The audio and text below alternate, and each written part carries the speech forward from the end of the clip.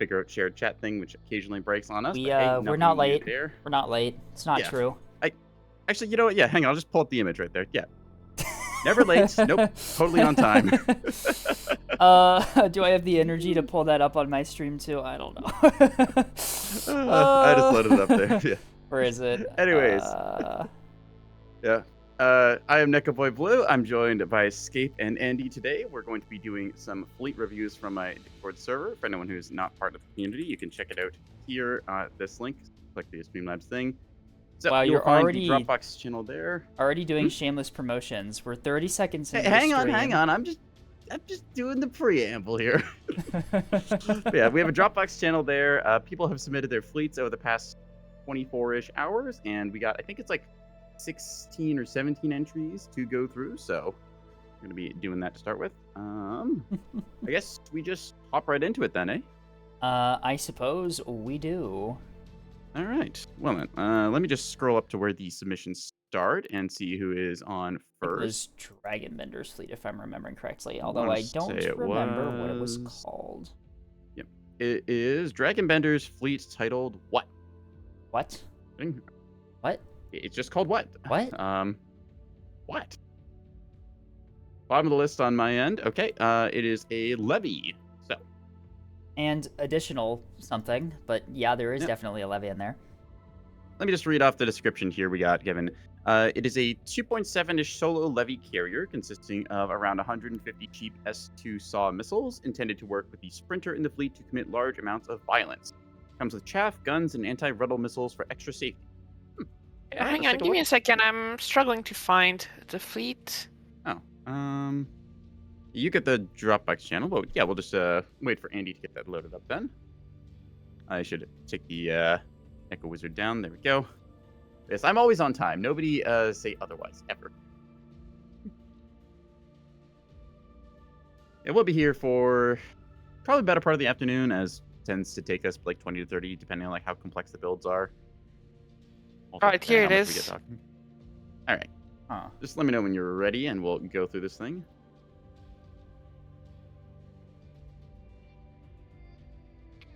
Probably have to move myself so I can... Actually, I'm going to do that. I'll just move myself to the middle of this. Mwahaha. There we are. Whee. I'm sitting next to Escape, so you can all see these sidebars. Yippee. Should have prepared this earlier. I'm sorry, everyone. Don't worry. I mean, it's one of our streams, right? So if we prepared, then we'd be outed as imposters, obviously.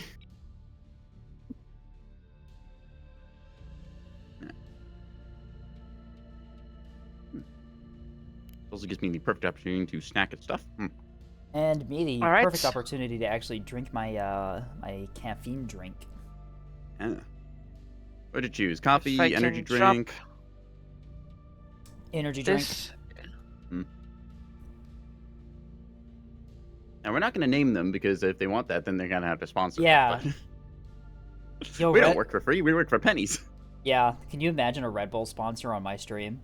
Holy shit. Red Bull See, gives you I've said it ADHD, before. I'll say it things. again. No, Red Bull gives you wings, but I already it's Canada called have Dry what? should sponsor us. Please just called what? It should be bottom of the import list. Yep, I have found it. Okay. So yeah, we got the Gnome of Haley and the Truce of Yeah. Wilson. All right. Let's take a quick look at this thing, starting with the mounts. Has a pair of Mark 61 defensive batteries. Honestly, like that, because levies, it's such a cheap investment. You can just pay the 12 points to get the gun and like RPF and HE ammo.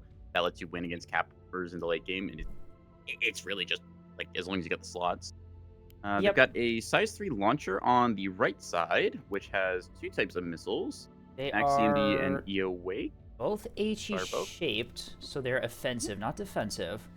I'm assuming direct. They're both direct. Interesting. I was Yeah, expecting these like are- a Yat Nub type thing here because Yeah. that Okay. That's a very interesting build here. Yeah, that's The, a not um, inexpensive investment. That's like 120 Streamline Mark points total. II is pretty standard. Because the thing is, I'm looking at the Streamline Mark II, and this is like pretty standard for Yat nubbing. EO, Wake, SSJ for dealing with AMMs, and then normally it would Yeah, just be crews. AMMs You just and send it, jamming you just the send, pieces it can do. You just send 2 of them to the enemy natural, and it's pretty reliable. Yeah. to Alright, direct, though. Hmm. Mm-hmm. I can I understand guess they're situations for if this thing defending is like. defending yourself if you get like fished by Yeah, I am some definitely definitely afraid Ruddles? of Ruddles. Okay. So these are anti-Ruddle. This is Yeah. anti-Ruddle tech we I- have here. Okay. EO Wake I is agree that- interesting. yeah, that EO definitely Wake makes is pretty standard. That's a fairly normal missile. I'd say the thing that stands out is the self-screening jammer. I do Most see typically for SSJ EO on. Wake directs like this, usually you're going to see hardened skin instead, as typically on direct with the min-angle wiggle, it's usually enough to get past a Pavise, unless it's a shuttle, in which case, well, Ruddles carry Pavise that often is the other thing. If it's a swarm, then see that. yeah, there's gonna Yeah. be Pavise in there.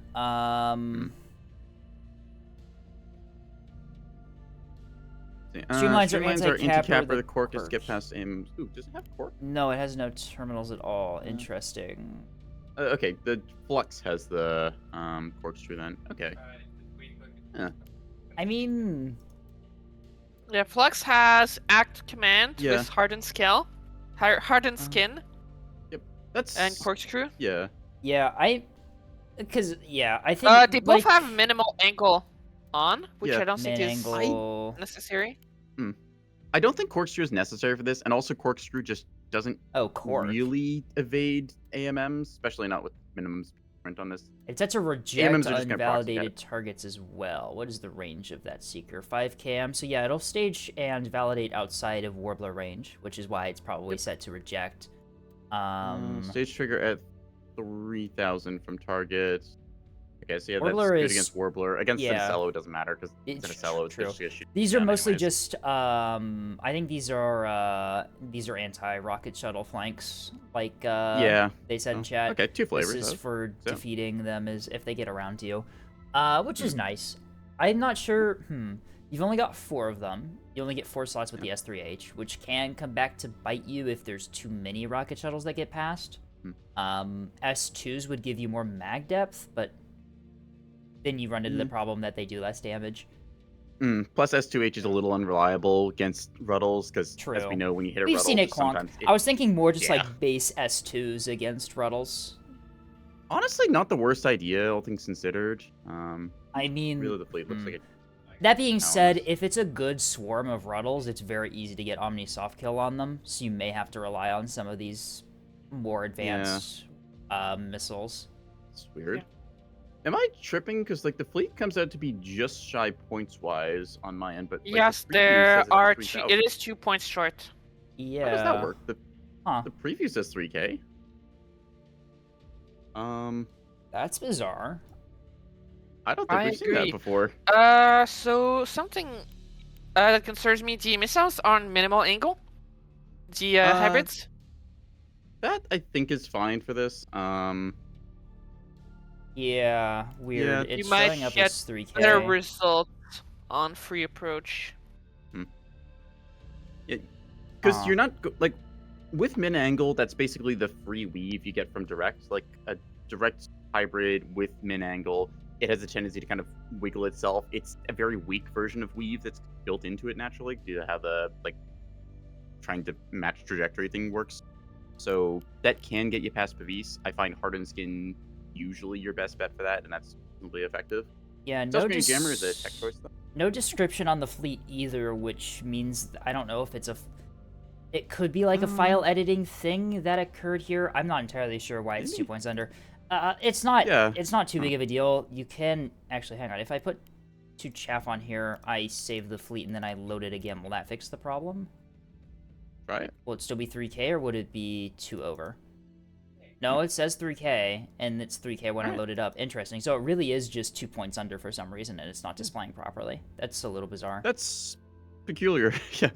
I don't have a good answer for that. Anyways, one other thing. missiles-wise, I think we covered that sidearm pretty well. It's got a chaff box on it. I You will can say fit one the thing bigger is chaff lacking an army launcher. missile. You can also fit the bigger chaff launcher on this side mount Ooh, here. It'll give good you point. more hit points for the same cost Yeah. of power and points. Point of anti-capper missile self-screening cork is realistic capper in command AMMs can't realistically defend. Yeah, like this is a defensive package. It's 120 points total counted the launcher and the missiles. You just group those. I think that this thing has 2 programming channels. Right? The levy, yeah. You know things are weird when we're looking at the levies base prog channels. Yeah. Does not actually have Nope. additional prog channels, so you can only It's fire one one at a missile time. per. Interesting. I mean, you fully buffed this thing out with FDTSs too. Oh, you put a para on here too. Ooh. Okay. Let's Interesting. take a look at. Yeah, let's look at the internals of compartments this thing. first. Yeah. RDC up top with a strike down center next to it. RCIC. I recommend if you're gonna pay for like the RCIC and the RDC, put them together in like the conning tower in like compartments 1 and 2. That's surprisingly hard to kill just due to the levies like targeting.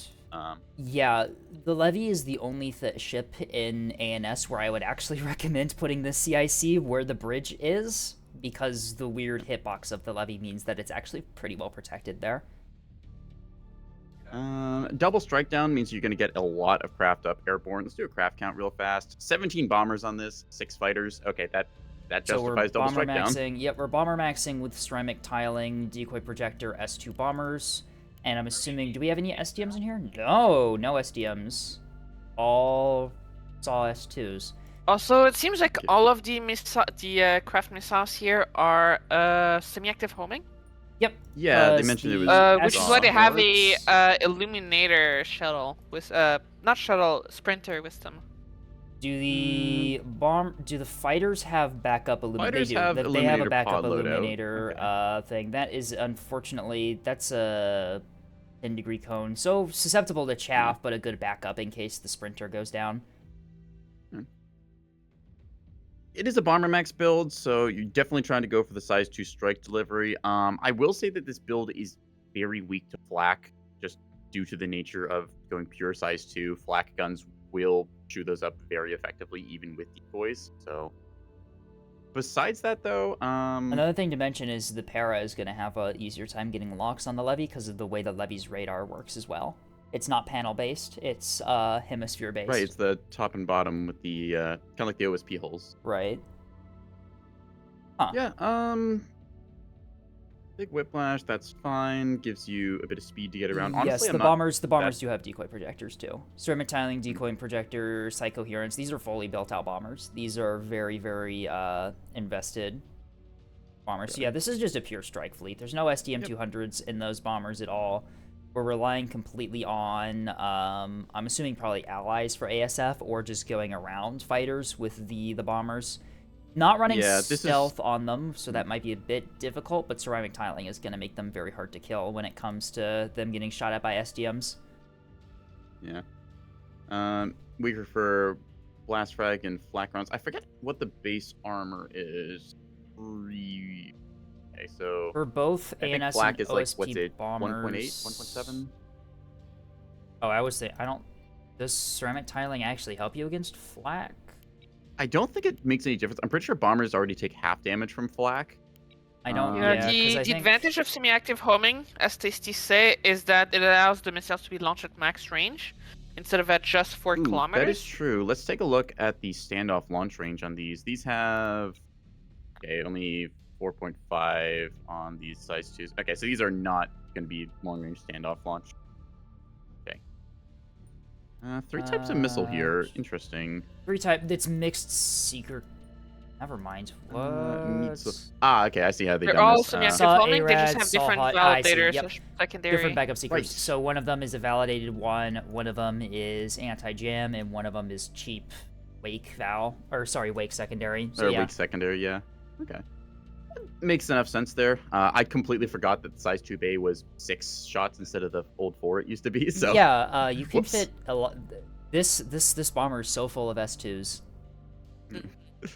Slaps through 5th bomber. This bad boy can fit so many size 2s. All right. It's an all-in strike build. It will be countered by flak. Besides that, I don't think there's too much to really talk about here. With decoy projector, if you launch them right, you do have a chance of getting through flak. Yeah. I think the only issue then is with decoy projector, depending how much flak the enemy has. Like if you get a couple bastions putting out volume, those could catch the decoys and then also end up putting up a flak screen that then the size 2s run into. So take it with a grain of salt. Like you are going size 2 spam, which is, in my personal opinion, not great. The But problem if you get is to... the problem is that for the points that the S2s cost, you have 3 times the S2s than you would have with torpedoes, but they're only half the cost, so you quickly run into cost problems with mounting them. Yeah. You can see that even these saw ones are like pretty pricey compared to like what a torpedo would cost, like 10 to 15 points. Do the math on the boom there, like Yeah. you can get a cheap No, torque for they have probably, managed like, to fit budget. 50 of each. They So do. that's They have 150 missiles. They do have a lot of 150? strikes with that. Would be, let's do a loadout count, 25 salvos, I believe, across 17 bombers. Yep. Isn't that right? That's pretty significant. Yep.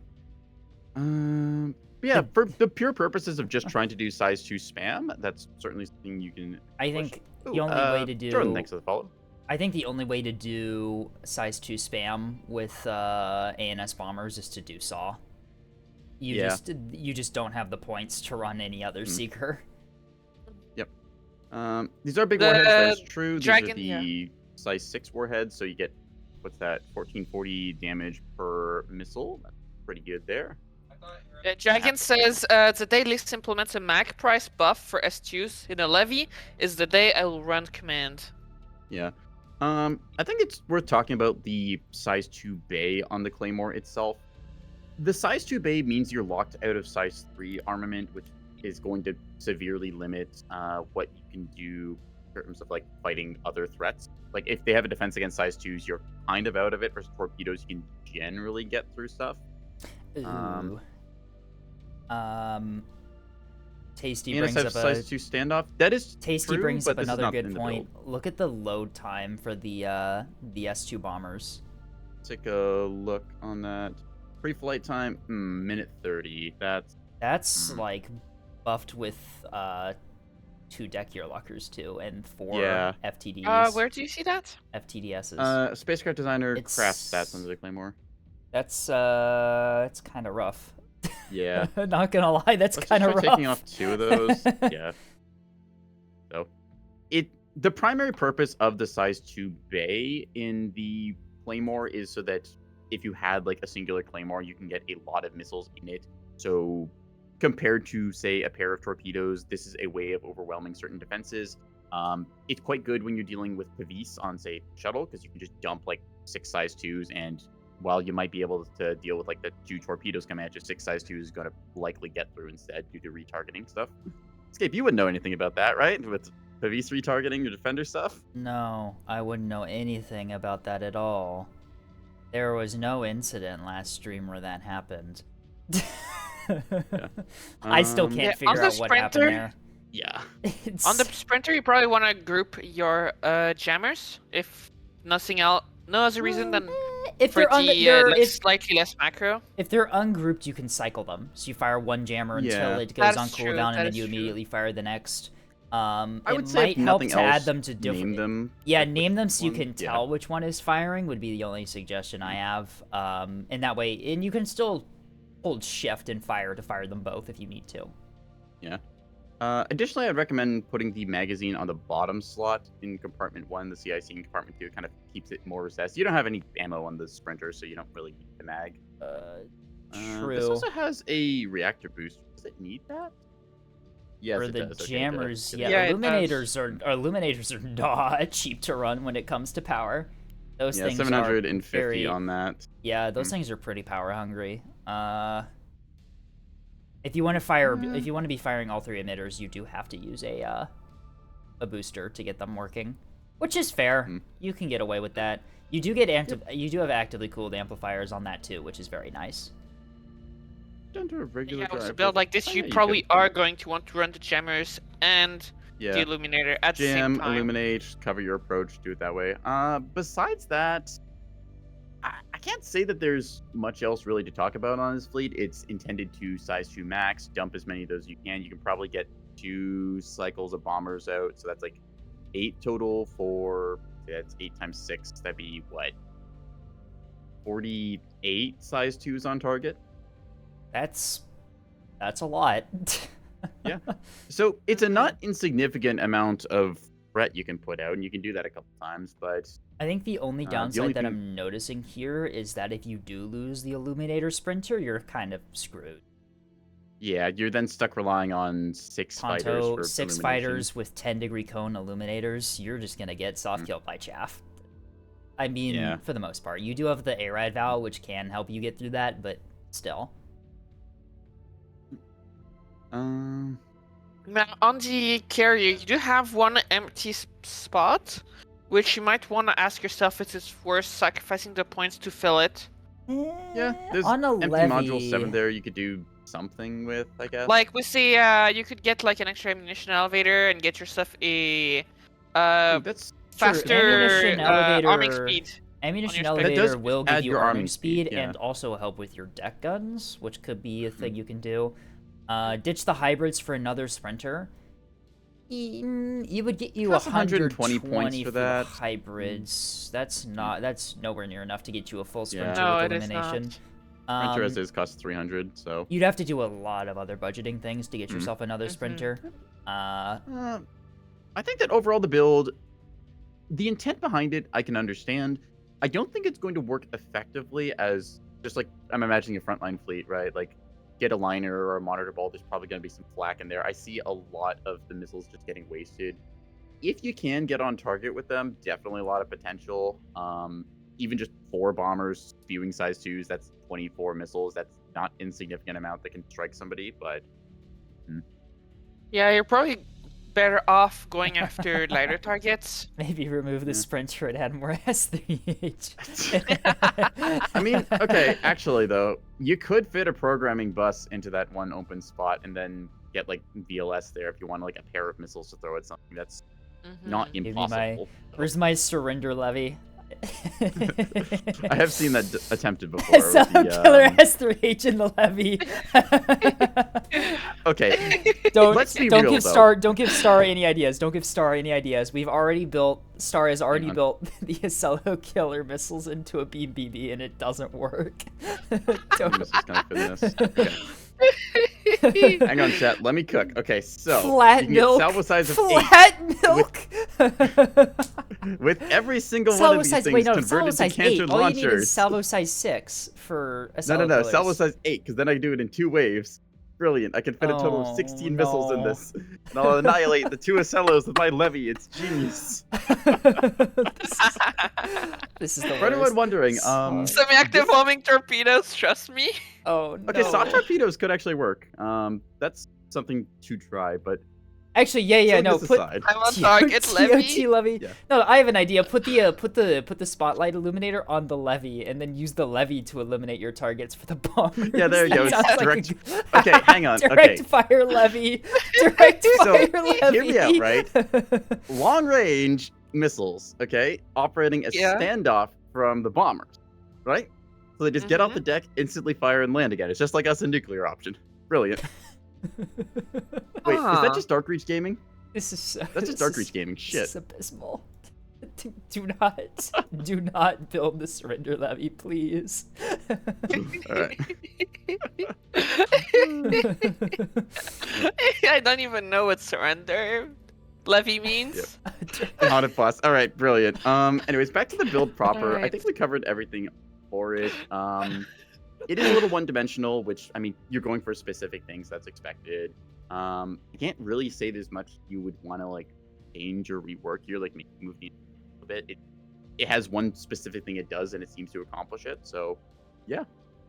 Hello, Jordan. We're on the first fleet still. We're on Dragon Bender's what fleet? That's what it's called. It's Size called 2 what? levy spammer, I guess. Yep. 100 missiles. Size 2 saw bombers with the jam illuminator shuttle with them. Shuttle? Sprinter?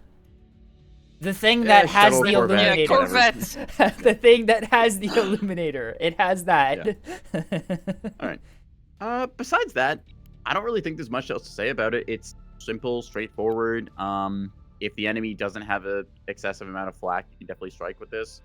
Fighters will kind of wreck you if they play forward and intercept you, because your bombers will just like get hosed. But I mean, you do have 6 coil Tontos. Not a whole lot on them, but you do have a little bit of something to help you out. But yeah, no. If the enemy has a carrier and is good at intercepting your bombers, you're kind of screwed. But, you know, that is always the risk with running a pure bomber levy.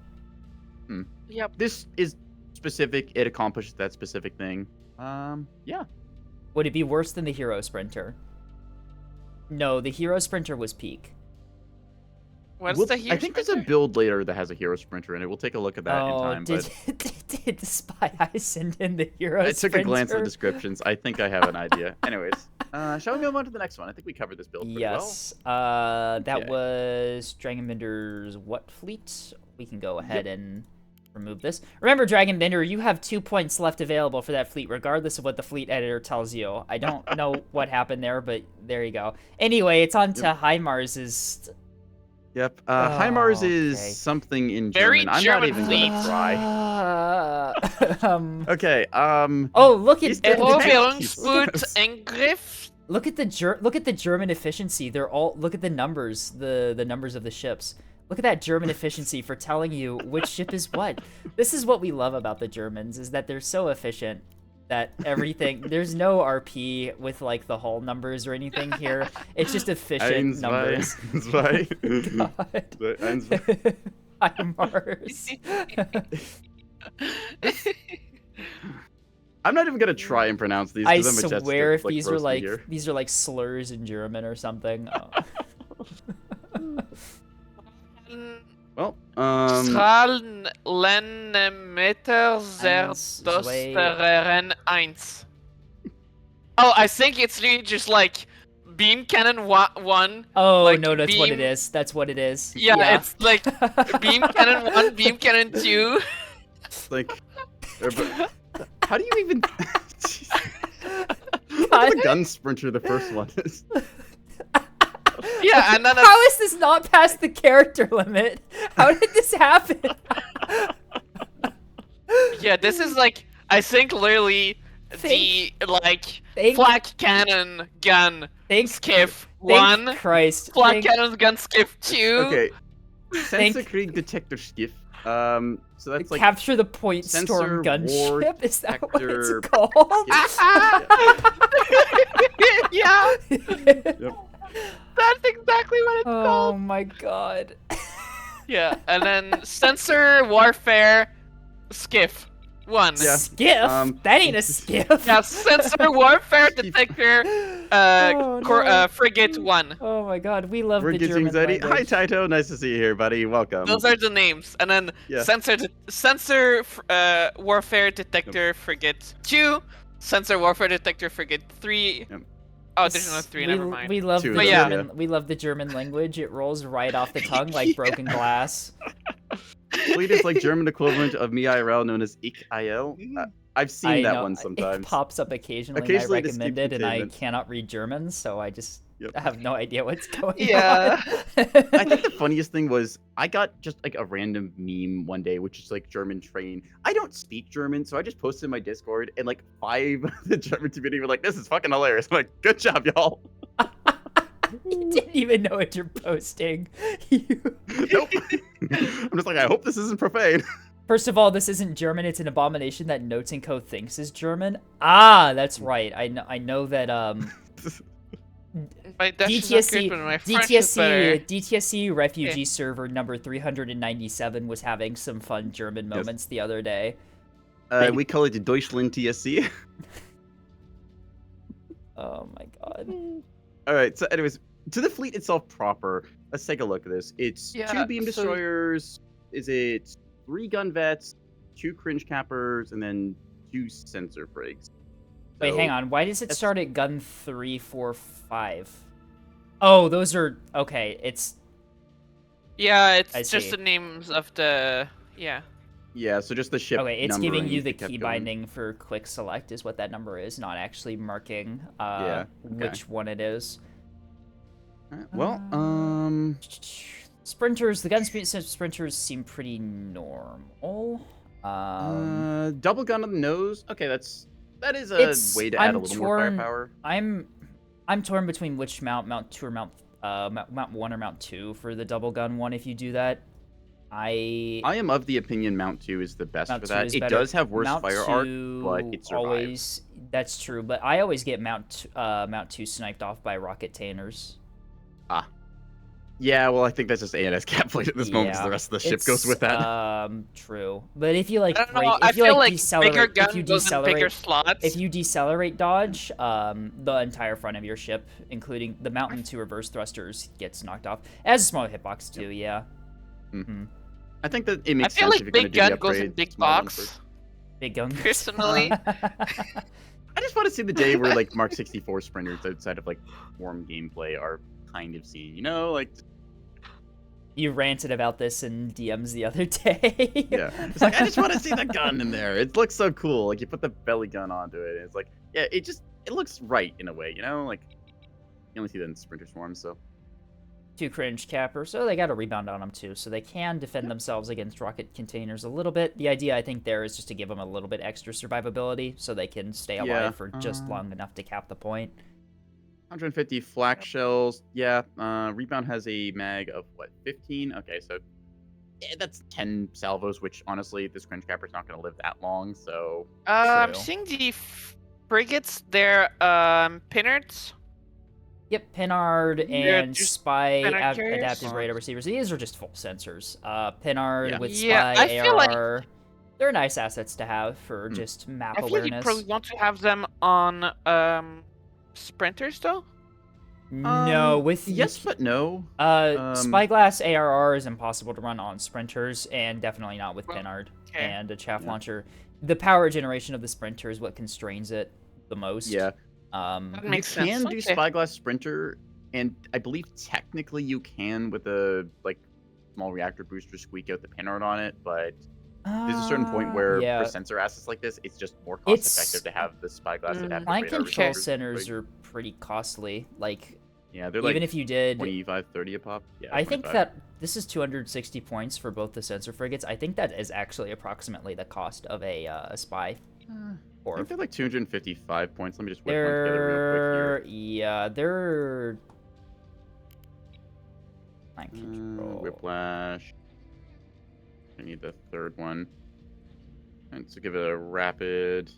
Yeah, 200 points for a spyglass only. And you do get the extra capability of the adaptive radar receiver in the Pinard, which is a full like. Honestly, with the adaptive radar receiver is 30 and the Pinard is also 30. That's an extra 60 points. That brings it up to 260 anyway. You're not paying anything extra for the frigate with what it has on it. They have plan control sensor, but no micro reactors. You don't need the micro reactor on the sensor frig here. So if you wanted to add more bells and whistles, you could add that. I just realized the name of the sprinter gave me is Bum Fake, so thanks for that. Jeez. Okay, Liz, nice naming convention. I mean, it's a nice ANS cap fleet. You get sensors in here. The problem is ANS cap fleets are ridiculously difficult to build right now. You can see you've got 2 beam stones. It's really good for an ANS cap fleet. You've only got 3 gun cappers, 2 cringe cappers, and then 2 sensor assets. Your last 4 ships are completely incapable of actually holding points to anything that has combat effectiveness. No guns, no missiles, no nothing on them, which means that you have realistically, like, in terms of like ships that can actually kill, you've realistically only got like 5 ships in this cap fleet that can do that, which is so rough with ANS. Well. It's so rough with ANS. If you run sensors like you're doing here, you sacrifice a bunch of potential capper holes, which is so rough. The sensors will definitely help. If you do have a team to like back you up, if you have CLs playing close to caps or capitals helping you push in, this fleet works really well. ANS is super good at holding territory it's gained with their cap fleets, considering how powerful their stuff like spy frags, missiles, and beams are at denying pushes. The problem is that if you don't have that support, ANS has absolutely nothing going for them in their cap fleet to actually take that ground in the first place, which... Yeah. I'm looking at this and just doing the numbers on this. The gun capper costs 230 points. You could trim that down to 220 by sacrificing the Mark 62 to be a 61. The 62 actually does give you some pretty nice capabilities because it does definitely help against double T20 shuttles. Yeah, it does improve that. I'm just saying you could cheapen it a little if you wanted. True. Each sensor frig, like Scape said, 260 points. This is a gun capper plus some, so you have to decide, do you need both of these? I'd say one sensor frig in a cap fleet definitely worth it. Spyglass Adaptive Radar Receiver is a wonderful checkbox for ANS awareness asset. If you don't have a AWACS like coding craft on your team, then just having that checkbox of, hey, scout out like our blind side, like say Nyx's Eye, maybe you play like the D point side and A point. You want to keep an eye on that left side, make sure nothing flanks your battleships or Axfords or stuff. That's a great asset. You can do top and bottom too with the spy frigs too, which is super useful to identify with the like pinarms, rocket definitely shuttle, can see the value there. rocket shuttle flanks, stuff like that. Even like torpedo Acellos and stuff like that, you can really easily identify with a sensor asset under the map like this. Yeah.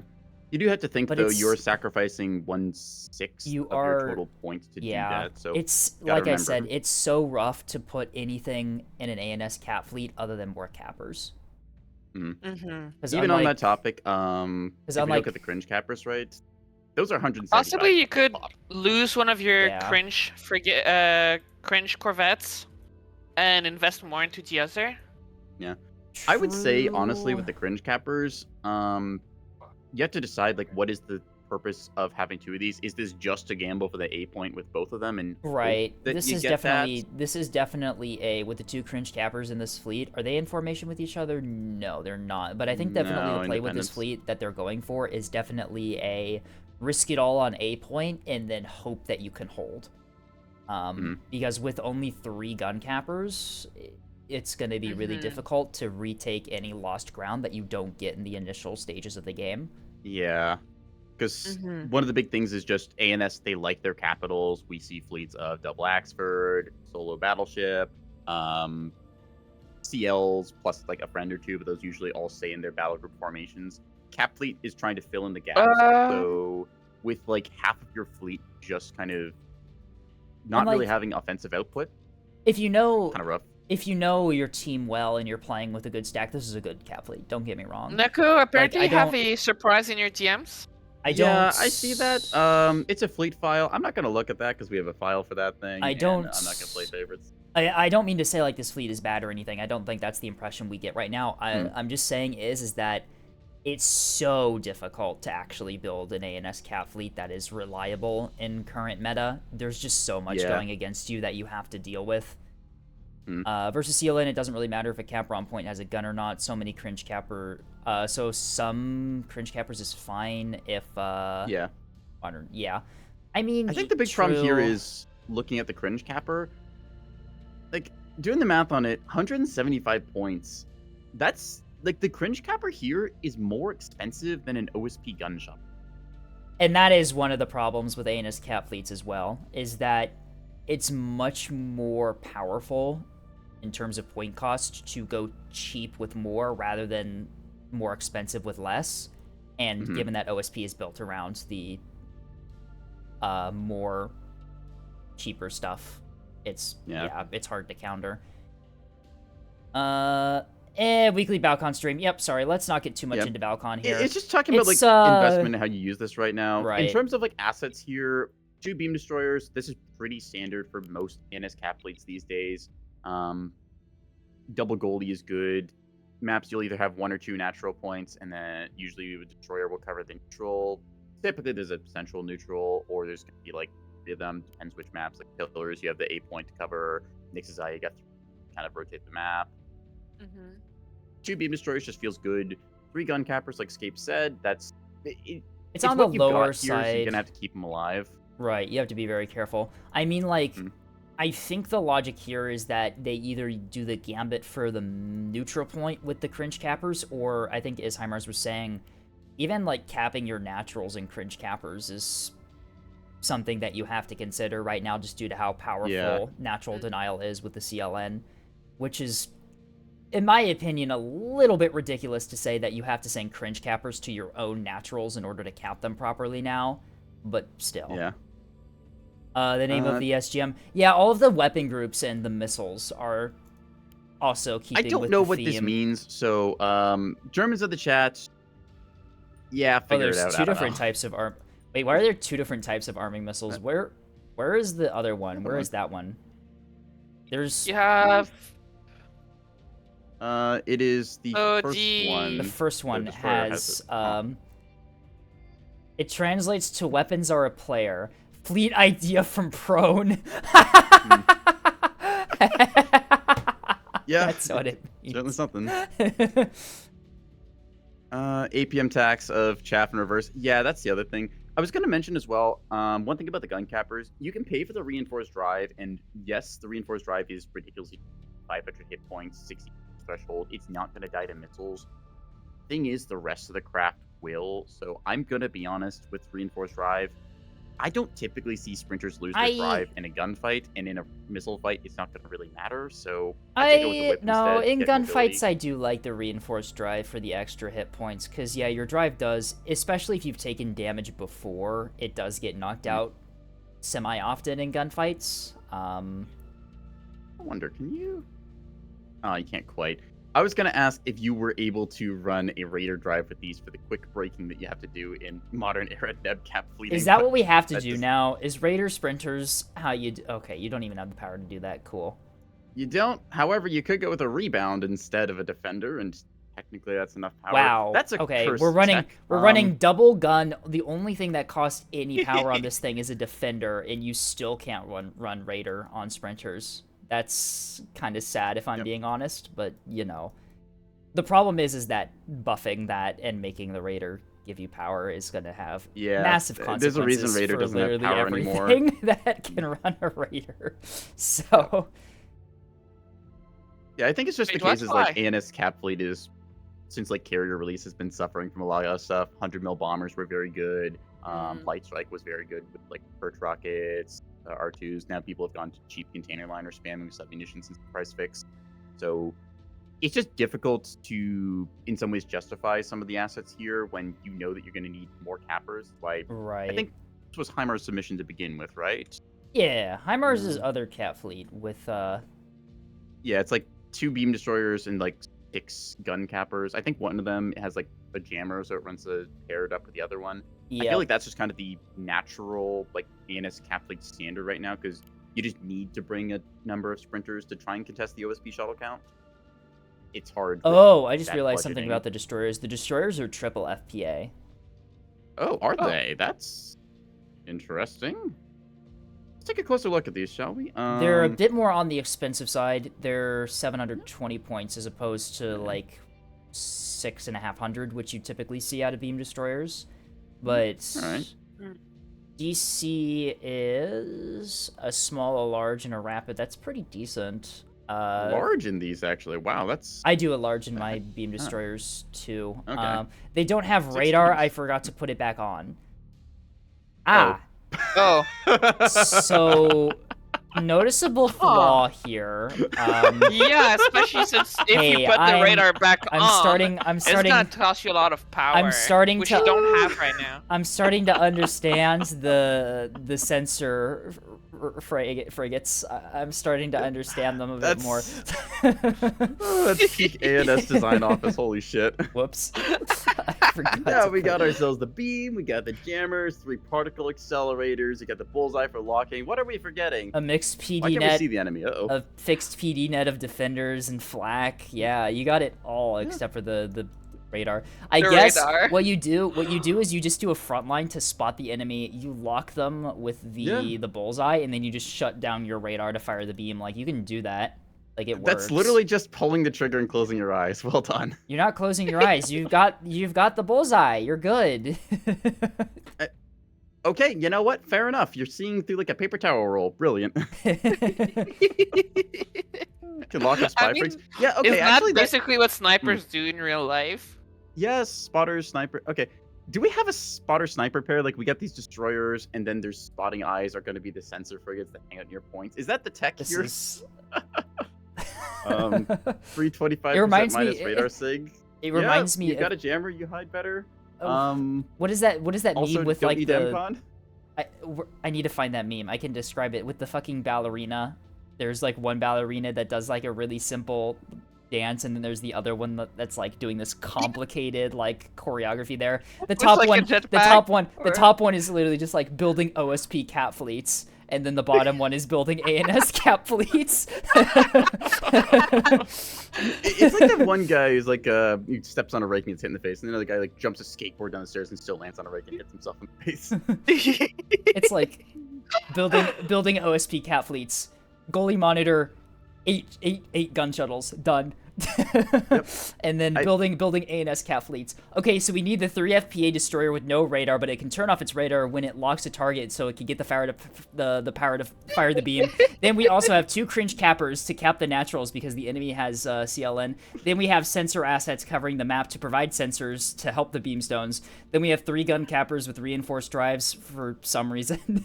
We can make this worse. Okay, we'll have to go with the whiplash drive in the destroyer, so it's able to push onto the enemy natural to remove the monitor there because we can't destroy it otherwise. I hate that I understand what I think I understand what 8ball just said in chat. I think that says something. I can very much tell that I can very much tell that the third word there is tech alarm. The tech alarm. I love the German language because sometimes that just happens. We with got words. Dragonfly in the destroyers, which. That's Dragonfly, which is fair, yeah. You either do Dragon... Honestly, I'm sort of becoming a fan of just the basic drive in destroyers because it's cheap, it still has decent turn rate, and it doesn't nerf like the linear thrust and speed you get from the Dragonfly, and it's actually a nice middle point between Raider and Dragon. But what 8ball say is not actually German. Oh, it must yeah, be no. No, it's like bastardified English. Is this this like really bad translation German or something? No, it's bastardified English to sound like German, I think. I see.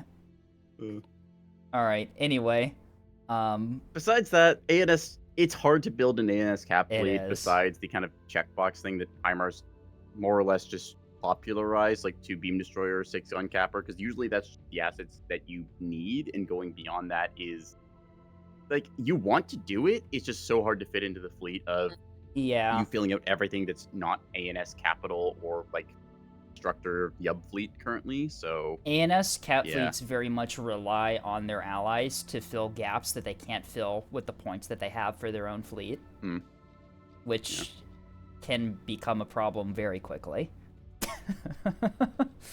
So I think like in terms of tech and stuff here, I don't like cringe cappers on ANS because in my opinion, anytime you're going for a cringe cap play, you should just be killing the assets on the point in the first place instead of contesting, or if you're just going for your natural and getting yubbed like that, delay capping it. Like I've started expecting there to be a container launch immediately at the start of the game, like back when EO decoy box was a thing. I just didn't cap the natural for the first minute or two because I knew there's a dozen containers coming that way. Right.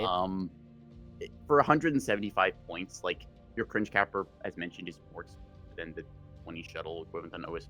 So honestly, just build it up as a gunship. It'll cost you 230, 220 for that nose gun, and that does decently.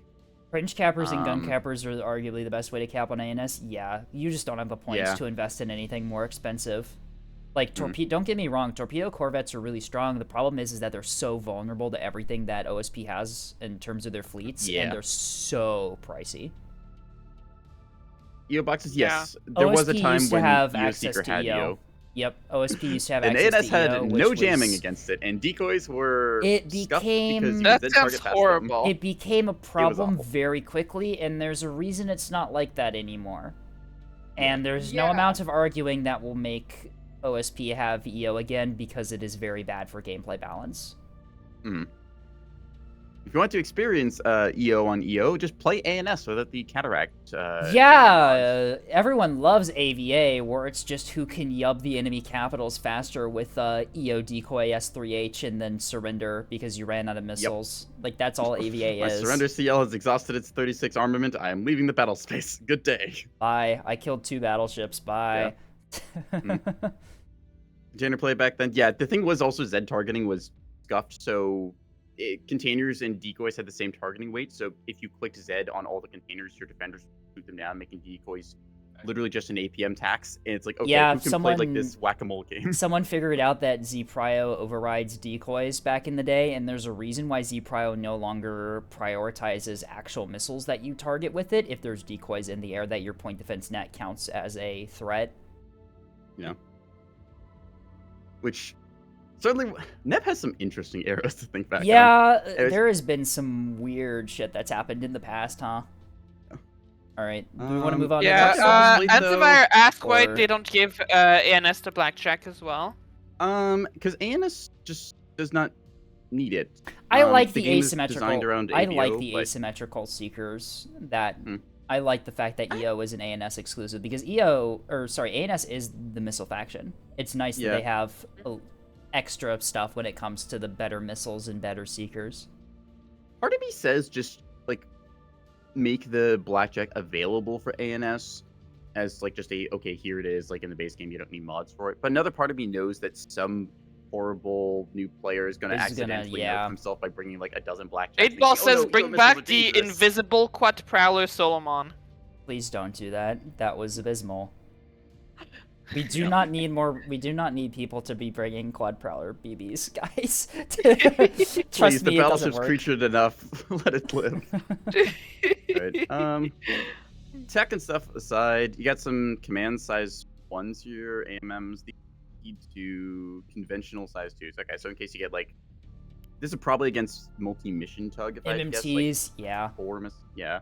So, bit of a coin flip with regular blast frag, only 50-50 odds of clearing that, but you also have flak and defender on this. That's fine. I know, I guess you had extra points, so round them out. They are expensive, like 4 points pop. That's 40 points for those 5 missiles. 10 missiles, 5 per.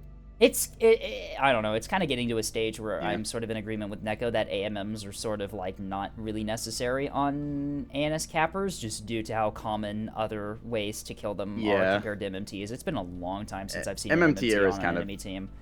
Yeah, they're still strong. Don't get me wrong. They're still very useful and very strong if you have them. The problem is that OSP has no shortage of other tactics to kill light ships right now.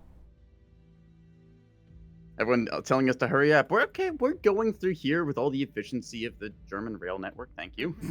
All right. Welcome to DB Fleet Reviews. Anyways, I don't think we got too much more to cover here. I think we do a quick theory. 3-minute ad break and then move on to the next one. Yeah. I just closing thought, like probably ditch at least one of the sensor frigs. I'd say like 3 FPA is nice, but you only need 1 or 2, so get your radar in that. Neko even DB is okay, now that hurts. I'm gonna run Transport Tycoon night now, where I just have to make all of the Germans in my chat just build a rail network, and then I'm gonna horribly bash it full of enemy trains. All right, 3-minute break. See y'all in 3 minutes. Yeah, we'll be back in 3, folks. So see you then. Meow meow. Meow meow meow meow meow meow.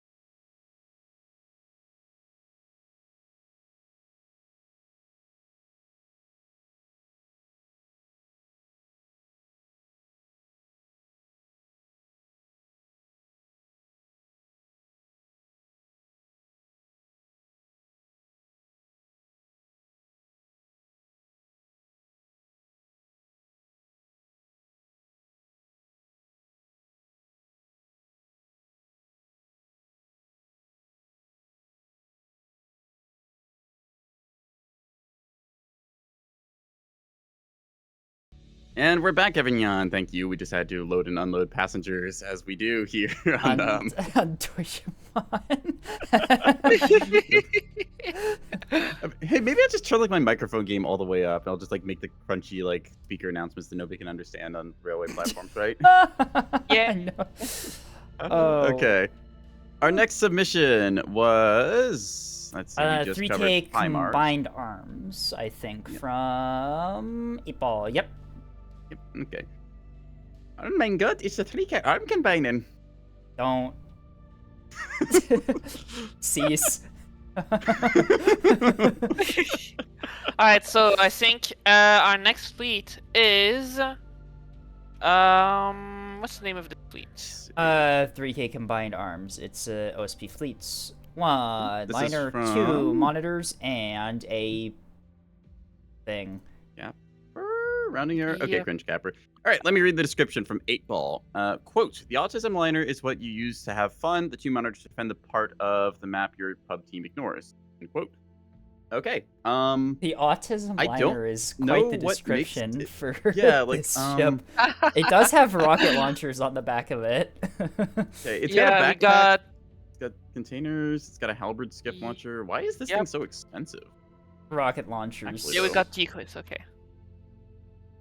Yeah, there's what are 2 in rocket those? What are in launchers the? Wait, on no, those this. are just decoy containers. I think it's just. Oh, and it the also got a backpack halberd. stuff. Yeah, it's just the backpack stuff adding up. I think.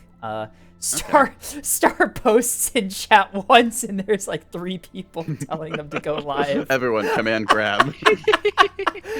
So yeah, we're going through my servers list.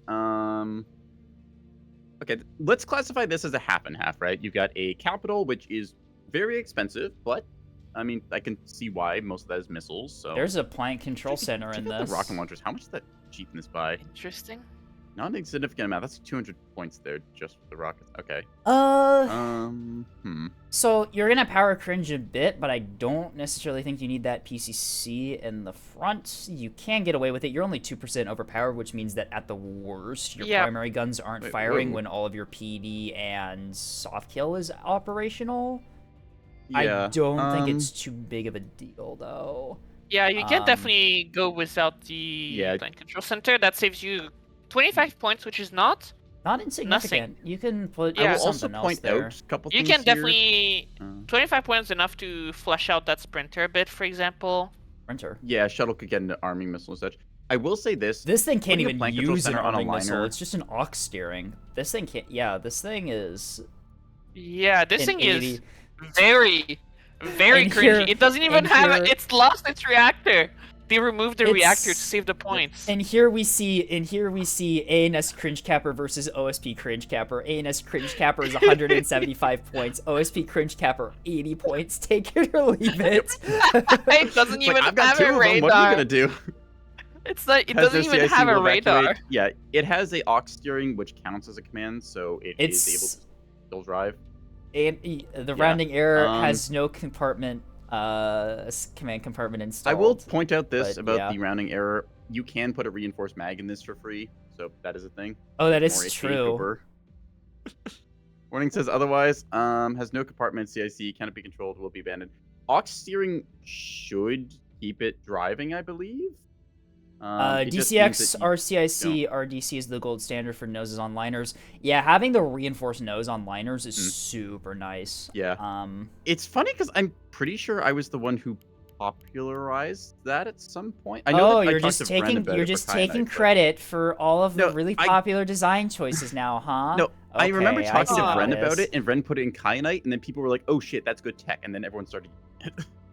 Uh-huh. So I'm not taking full credit for that because Ren, I'm pretty sure, was the one who like actually pushed it out there. But I'm just No, like, it hey, you can was- just get like 3. Tethys says it reinforced was things and that meanie. works. Tethys, you can't just say it was meanie. Meanie just lies. Yeah. Like, can I? If I'm being honest for a second, meanie just kind of lies sometimes. Also, by the way, Like I the large damage control center, it's a nose because it doesn't get shots there.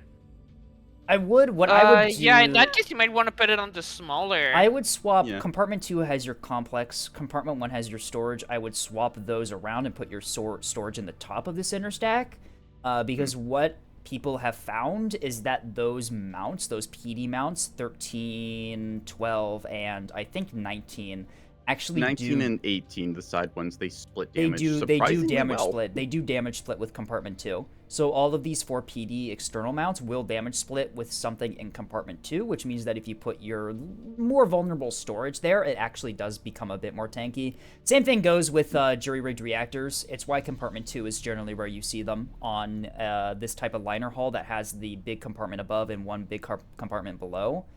You typically see the more vulnerable big one there. People saying I invested cluster bomb maxing tech. No, that was, I just saw Tasty that doing was it, and then Star, I gave him encouragement. that was Tasty, and then Star also did it in one of my videos with friends, and then it became a thing, and yeah. Yeah. Tasty did it for, yeah. I'd hardly call it Tasty, tech, and I'd hardly... Yeah, Tasty did it Tasty first. definitely did first. What do you mean? Weren't you doing it in... No, you were running Shadow Wizard Money Gang. Right, that was Not the Ucol cluster Bomber bombing. Max. Yeah. Cluster Bomb was Sorry. different. That match, I tried to, like, burn that match out of my head because of how awful it was. So, new chatter here. What's that? Hilai May, I think it is.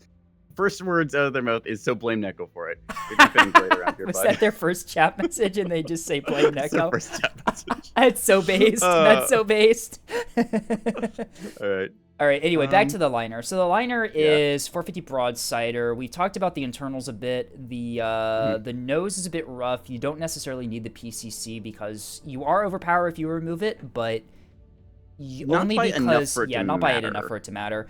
Worst case scenario is that I think some of your buff modules for your guns turn off when all of your soft kill and guns are firing. Like, that's manageable. That's whatever. So not necessary. PCCs are just super vulnerable in liners to begin with. Liners can't do bow tanking as effectively as ANS capitals do.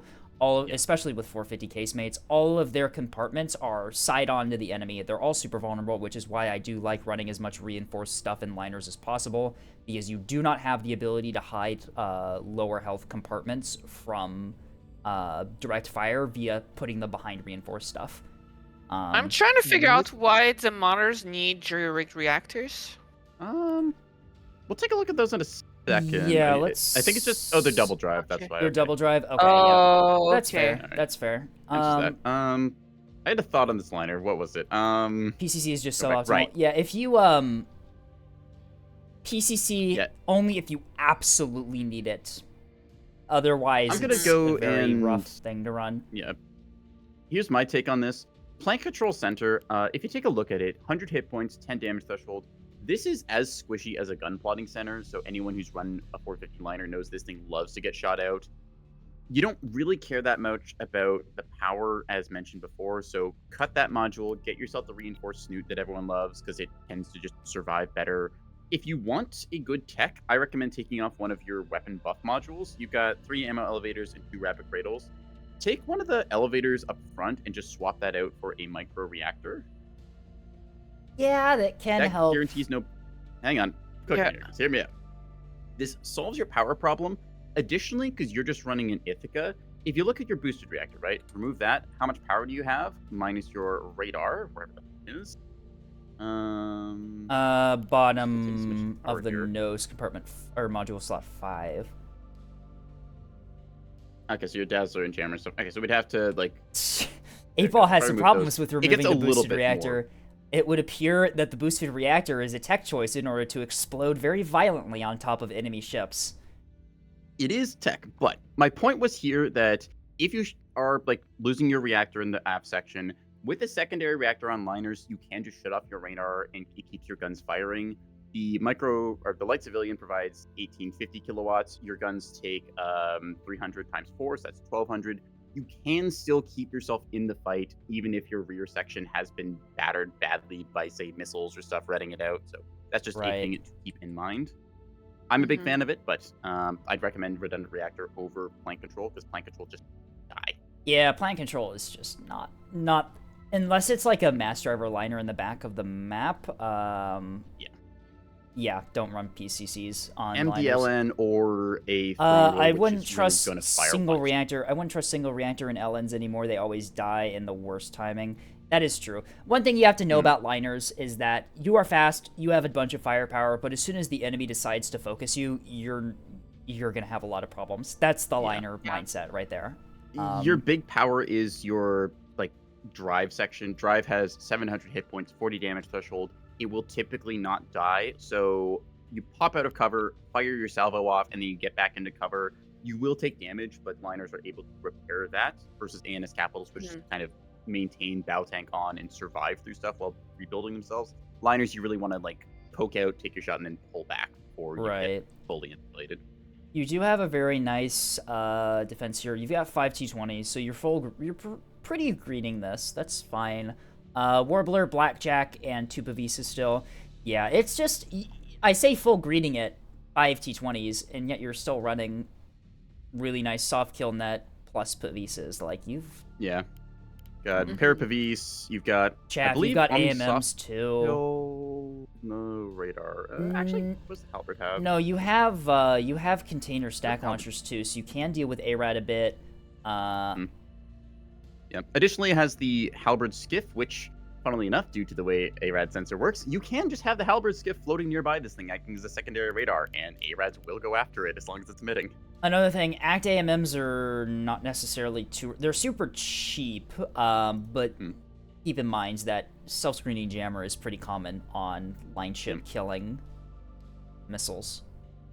These look pretty normal here.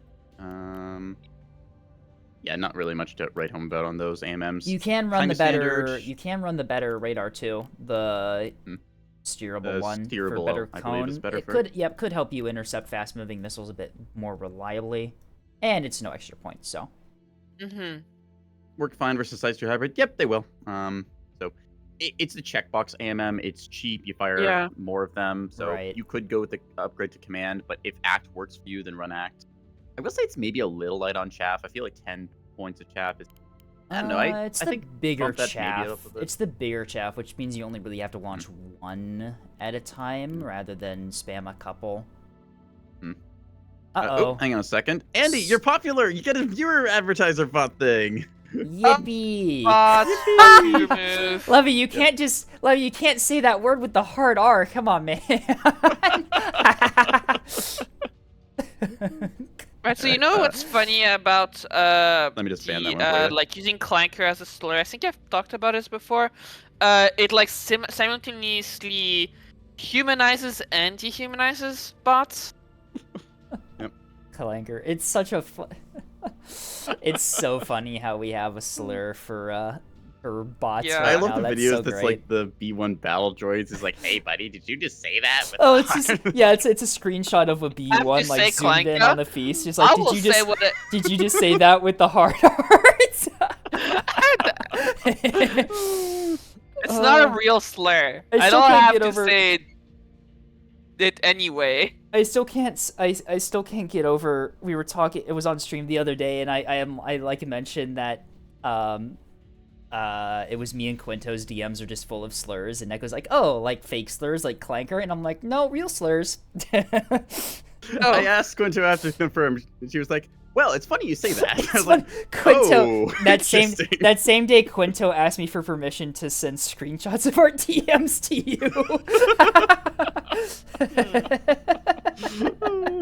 Our DMs are something else. I was just like, I wonder what they talk about. Because like usually I just send Quinto like a funny meme or something or ask about a joke, but you do like sending funny memes randomly to people, I've noticed. Like it's just the way I communicate to people. I'm like, hey, you'll like this, and I just slap it in their face like a piece of cheese. That's also me and Tethys's DMs, if I'm being honest.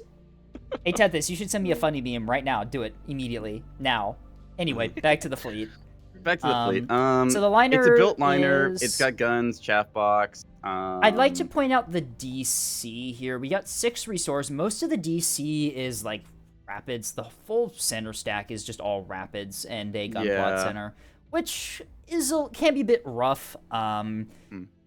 The storage is gonna go down a couple times probably in combat if this thing is like constantly in combat and constantly being repaired right and survives.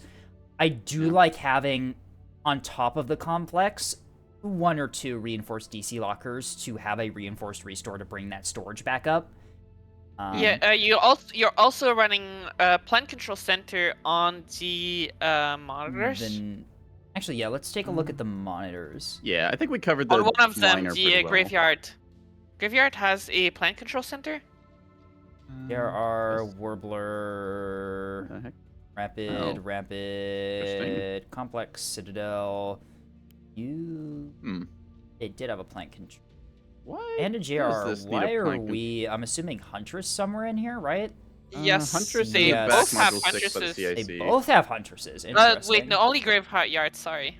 Okay. Only Graveyard, just one just has the Bridgemaster. What do you lose when you're overpower here? You don't lose anything really. You I can think you power crimp lose this, so 3 ammunition. No, you lose 2 elevators and a rapid cradle. 2 elevators and a rapid backlist, when yeah. your point defense and The most annoying thing here is like if you cut your Pavise, you can see you're just shy power wise Yeah. of running all of your things there. So like it kind of sucks. So maybe don't take like full buff module. You can cheapen this a little bit. Oh, he's escape. there. I will use I just saw Clanker that as too. people are dating fake anime women instead of me I by just saw that too. Leviathan. Thank you, Levy. And then Hilly I also, Miley says become the anime woman then. exactly. I'm just saying, we have the anime hammer. It is possible. Oh no. Anyway.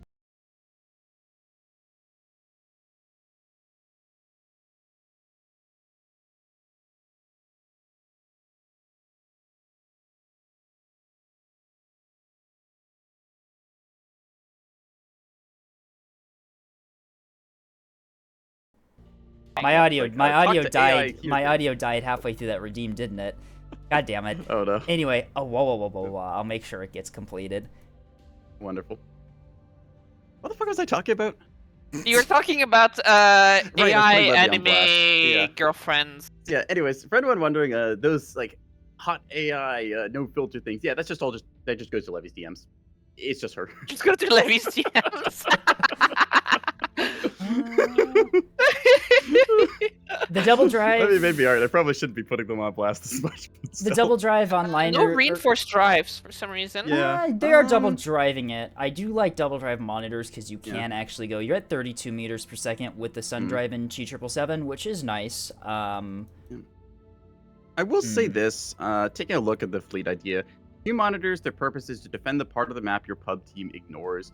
So Maxim it makes says me you have- question, like, Sorry. are these meant to be goalies? Are these meant to be run as a pair, and then they're like a heavy detachment over there? Because if these are meant to be run as a pair, why are these not just consolidated into, say, another liner, right? True. Yeah. Liner plus monitors.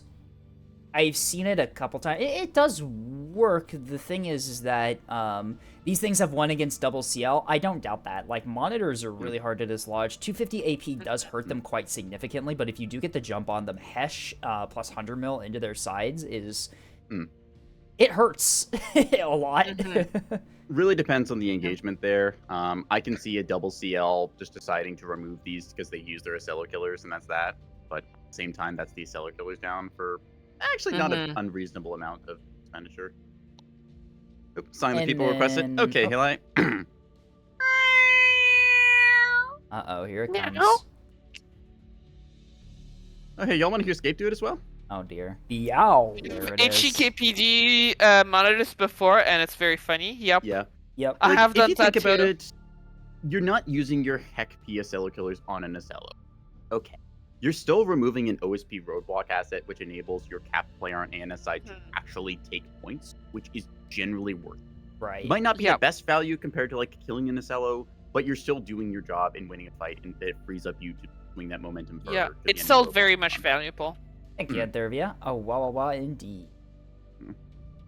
Anything else we want to Monitors angle by like 45 degrees and be immune Yeah, to angled 50 AD. That armor. is I've seen people try and do like turret mounts Yeah. on the face mount of monitors to have them angle Mm. at like 45 degrees because the thing is, monitors have like insane armor levels. Their armor thickness is better than 48 Axford's. centimeters. It's better It than is- Axford's in terms Yeah. of its thickness.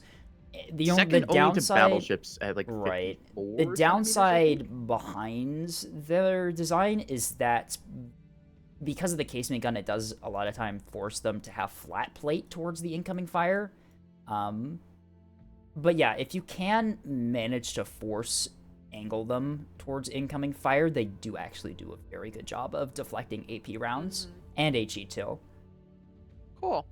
Does mean you're running without the fantastic final mount. True. Yeah, Remote Tanker says they learned about this when playing the Monitor Cap Fleet. Yeah. Oh yeah, right. OSP cap fleet, 9 monitors. Ugh. I hate the current meta, guys. me as an ANS cap player, I'm tired, boss. It's worth running monitors with quad grazer as a tech against the cellar killers. Not really. If you wanted those mounts and stuff, you could just get like you can do grazers. a cellar killer missile defense for less mounts than a bunch of grazers. I mean, there's better ways of that, I think. Yeah.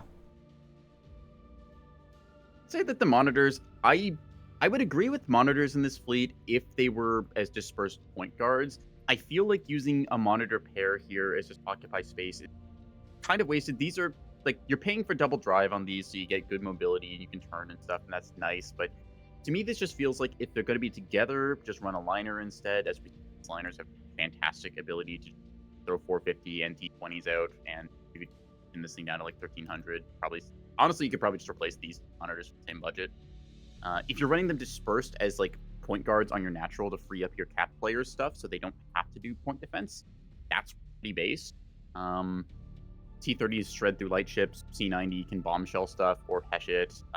Against light ships, C90s generally overkill because like if you hit a sprinter with it, then like you could have just gotten away with a cheaper gun than the 60 pointer. Like the C56 is 20 points, and that's good against light craft. So, huh? Yeah.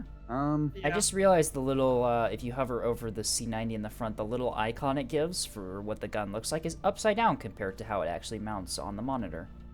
That is interesting. Huh. Oh. Wait, really? I never noticed that before. Yeah. Yeah. Oh yeah. Well, that's gonna bug me now. Thanks. Let's also, fix it for anyone- right now. Critical game flaw detected. Unplayable. Everyone doesn't know as well. The C90 cannon was originally it was the C64. I think it was. Yeah, there used to be a single barrel 450 gun for OSP, but the problem is that there was no ship that could mount the single barrel one that couldn't also just mount the double barreled one, so it was kind of pointless. Yeah, that does sound pointless. It was slightly different, where it's like it was sustained fire versus the auto loader, but then just nobody used it, so they it could fit turn on into tugs. No. No, that's in the early C53. testing, it could fit on. They were considering putting it on tugs, and even the lore of the tugboat. Oh no, it's the lore of the 450 double turret that talks about how they were trying to get it to work on tugs. Or was it the single C50s. barrel? I think it's the It's the double barrel one. Speaking of, that's the bad news. I don't know what Vance has been telling you, but there's no way we're going to be able to be fitting this on anything smaller than a line ship. The recoil cylinders is way too big, and they're going to have to cut pretty deep into the hull if you don't want them exposed.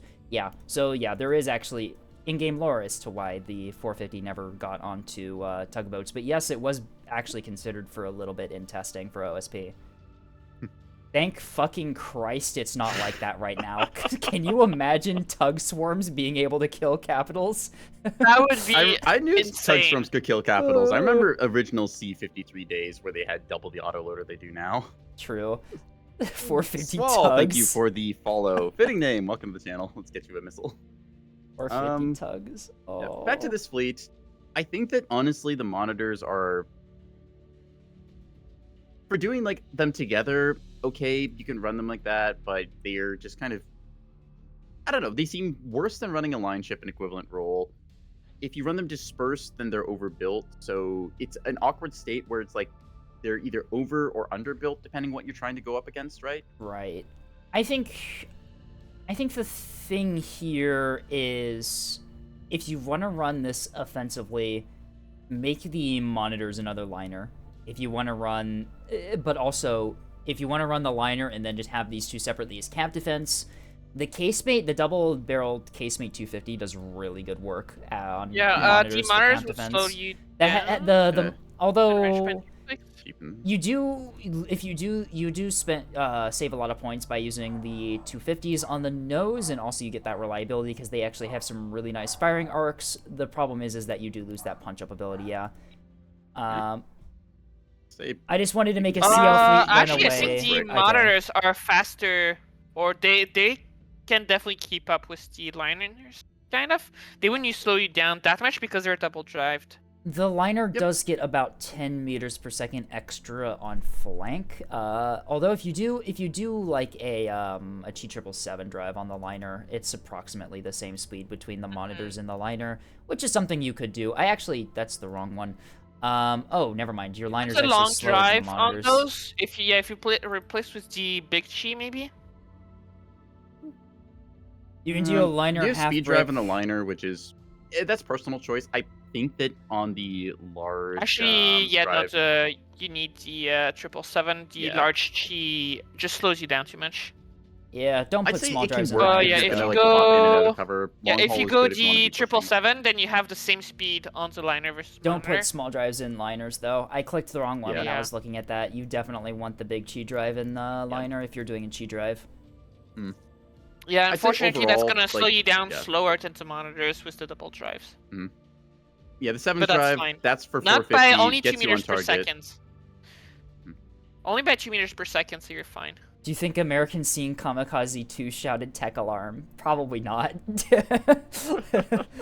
They probably shouted, guys, we need to put more fucking Orlikins and Bofors on our goddamn ships.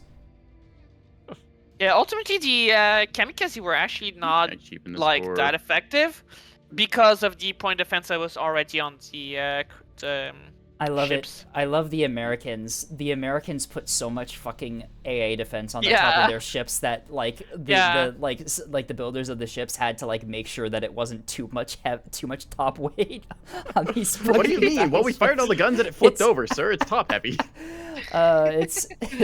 I love that little detail. It's so fucking hilarious that they actually were like worried that they were putting too much weight on these battleships and shit. From a So just doing a quick test of like some tech and stuff here. You can get a decently reasonable. These are big chaff. You don't need big chaff on the monitors, but yeah, you can get a decent build here for like 500 points or less, like C56 plus 30s. You can get full reinforced package. That's just a roadblock that will not die when anything hits it. Complex RCIC R drive, Citadel mag. This is a nuisance for any cap player to remove at like just shy of 500 points. So if you want to do that, you can run cheaper monitor and cover your points that way. If you want to go more expensive, then like we said before, running a pair of monitors. You're kind of paying double for buffs there. You're paying double hull tax. Like you're paying for a lot of armor. So yeah. Really funny. I just noticed the shuttle is using 0% of the 300 kilowatts it's producing. Yeah, well, there is no power earlier, and it just has nothing in it. Well, there's no power gen and there's no power draw, so it just displays as a 0. While the drive produces power. Do you think the Japanese saw planes with radar and had the same feeling we do about EO bikes? when the fucking Catalina flying boat is shadowing the Japanese Navy formation, they're just like, oh shit, it's an EO pike. I just pictured the Total War Shogun announcer filing a balance complaint for him. Yeah, they didn't have BBR, so they couldn't see the radar planes. Oh my god. Admiral... Shadowing our fleets, General. Shameful display. Admiral, do you think that when Admiral Yamamoto got shot down, do you think he complained about fuel range on fighters?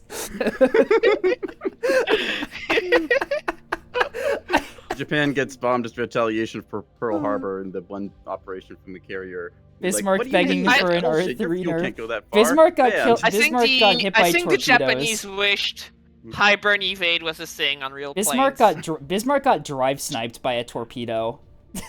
Like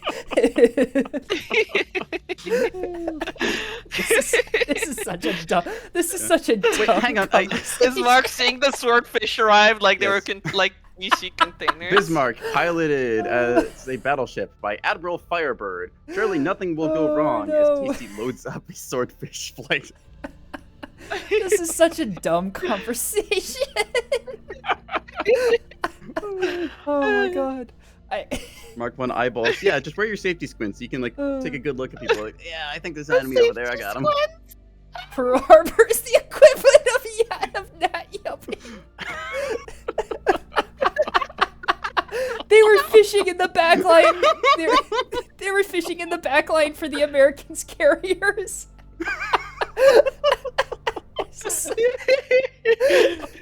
Police and carriers were out on a safari. They only found the battleship. I'm gonna lose my fucking mind. They were The Cleveland class. luckily for the Americans. Yeah, no, the Cleveland class these did carriers actually had have gone on to. a safari. The Cleveland class cruisers did actually have to have some of their stuff removed to fit aircraft guns. Oh my god, this is Anyways, so funny. back to the fleet we were Welcome. maybe reviewing Welcome, in here Airborne. sometime. Welcome The Airborne to rangefinder the... and catapults. Those feel like they're really important. Taffy 3 would have lived if they had a T-30 on their chairman. Well, T-30 did. It's you say that, but it's like Taffy 3 kind of won. Like they won the fight. Okay, before Escape goes full World of Warships on us, let's try and reel this back somehow. Anyway, we were playing Neb, I think. But yeah, Yeah, you can make kind a of. roadblock monitor for a decent price. I would say that if you're gonna do a monitor, one thing you can tech is putting an Intel center in it. That does bring the price up to like 600 points, but If with the you budget do- you've got here, you can definitely cheapen these monitors, have them as roadblocks for your fleet. If you have to get rid of the cringe capper, you can. Maybe even upgrade it to a gun shuttle if you want. There's options here. You've got a good liner built up that like Yeah, maybe well, need what a I couple of do- decimals, like flank control Yeah. goes and just take some else there, but What I do is remove the cringe capper and use the points to reinforce your nose. yeah, definitely some shuffling liner. there. Plank control for RDC. I think like what I'd even call like the standard layout on a liner these days is like complex and an RDC and a storage or like givens. And then after that, it's like whatever else you want to add on. Like you tack some rapids or small. Usually like 8 teams is a good number, so aim for that. Yeah, no, Taffy 3s. Yeah, the Taffy 3 escort carriers did engage with their deck guns. Like they did do that, and also the Japanese cruisers' torpedoes kept exploding on deck. They actually just fucking cook-offed them. They had 40 seconds to fix it. How could they not? Japanese damage control.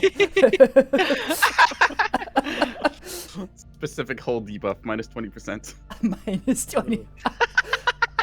Oh my, yep, on all Japanese ships, DC repair time minus 50%. 10% chance, All right, 10% anyways, chance of flooding the ship with explosive gas, causing your carrier to explode when someone drops a hammer or something. Yeah. Besides All that, right, like, yeah. just last thing to think about the liner. Redundancy liners are very good right now. Redundant reactor and then a redundant magazine as well has been getting popular. You can get Citadel in one compartment, get a reinforce in another, and that makes good stuff. I would say if you want a bricked up liner, Yeah. complex in Ashtal compartment says- 1, CIC in 5, and then your R4, and then you can put your like Citadel back in like 2 or 3. Yeah, Ashtal says the fleet respects CL so much that it sacrifices capabilities. Yeah, I think that's the other thing too. Like think about the monitors. Like you've got like so many points in monitors that it's like, what's that? 700 plus 650 give or take. So that's like a lot of your fleet budget right there to roadblock. Like, what, right? basically if you half have of 2 it. them- I Yeah, think like that's- another thing here, you have rockets on the back of the liner. What are you realistically hoping to engage with the rockets? Because you have 450s, you have anti-capital stuff, You have T-20s. You can kill light ships that get behind you and around you. Like, Yeah. I don't necessarily think you need the rockets. The other thing is that the RL-36 has, like, no elevation to it. It traverses really badly. It has no turret elevation, which means that you have to roll the entire liner to get them on target. Rocket Backpack was born as a response to Briculus BB.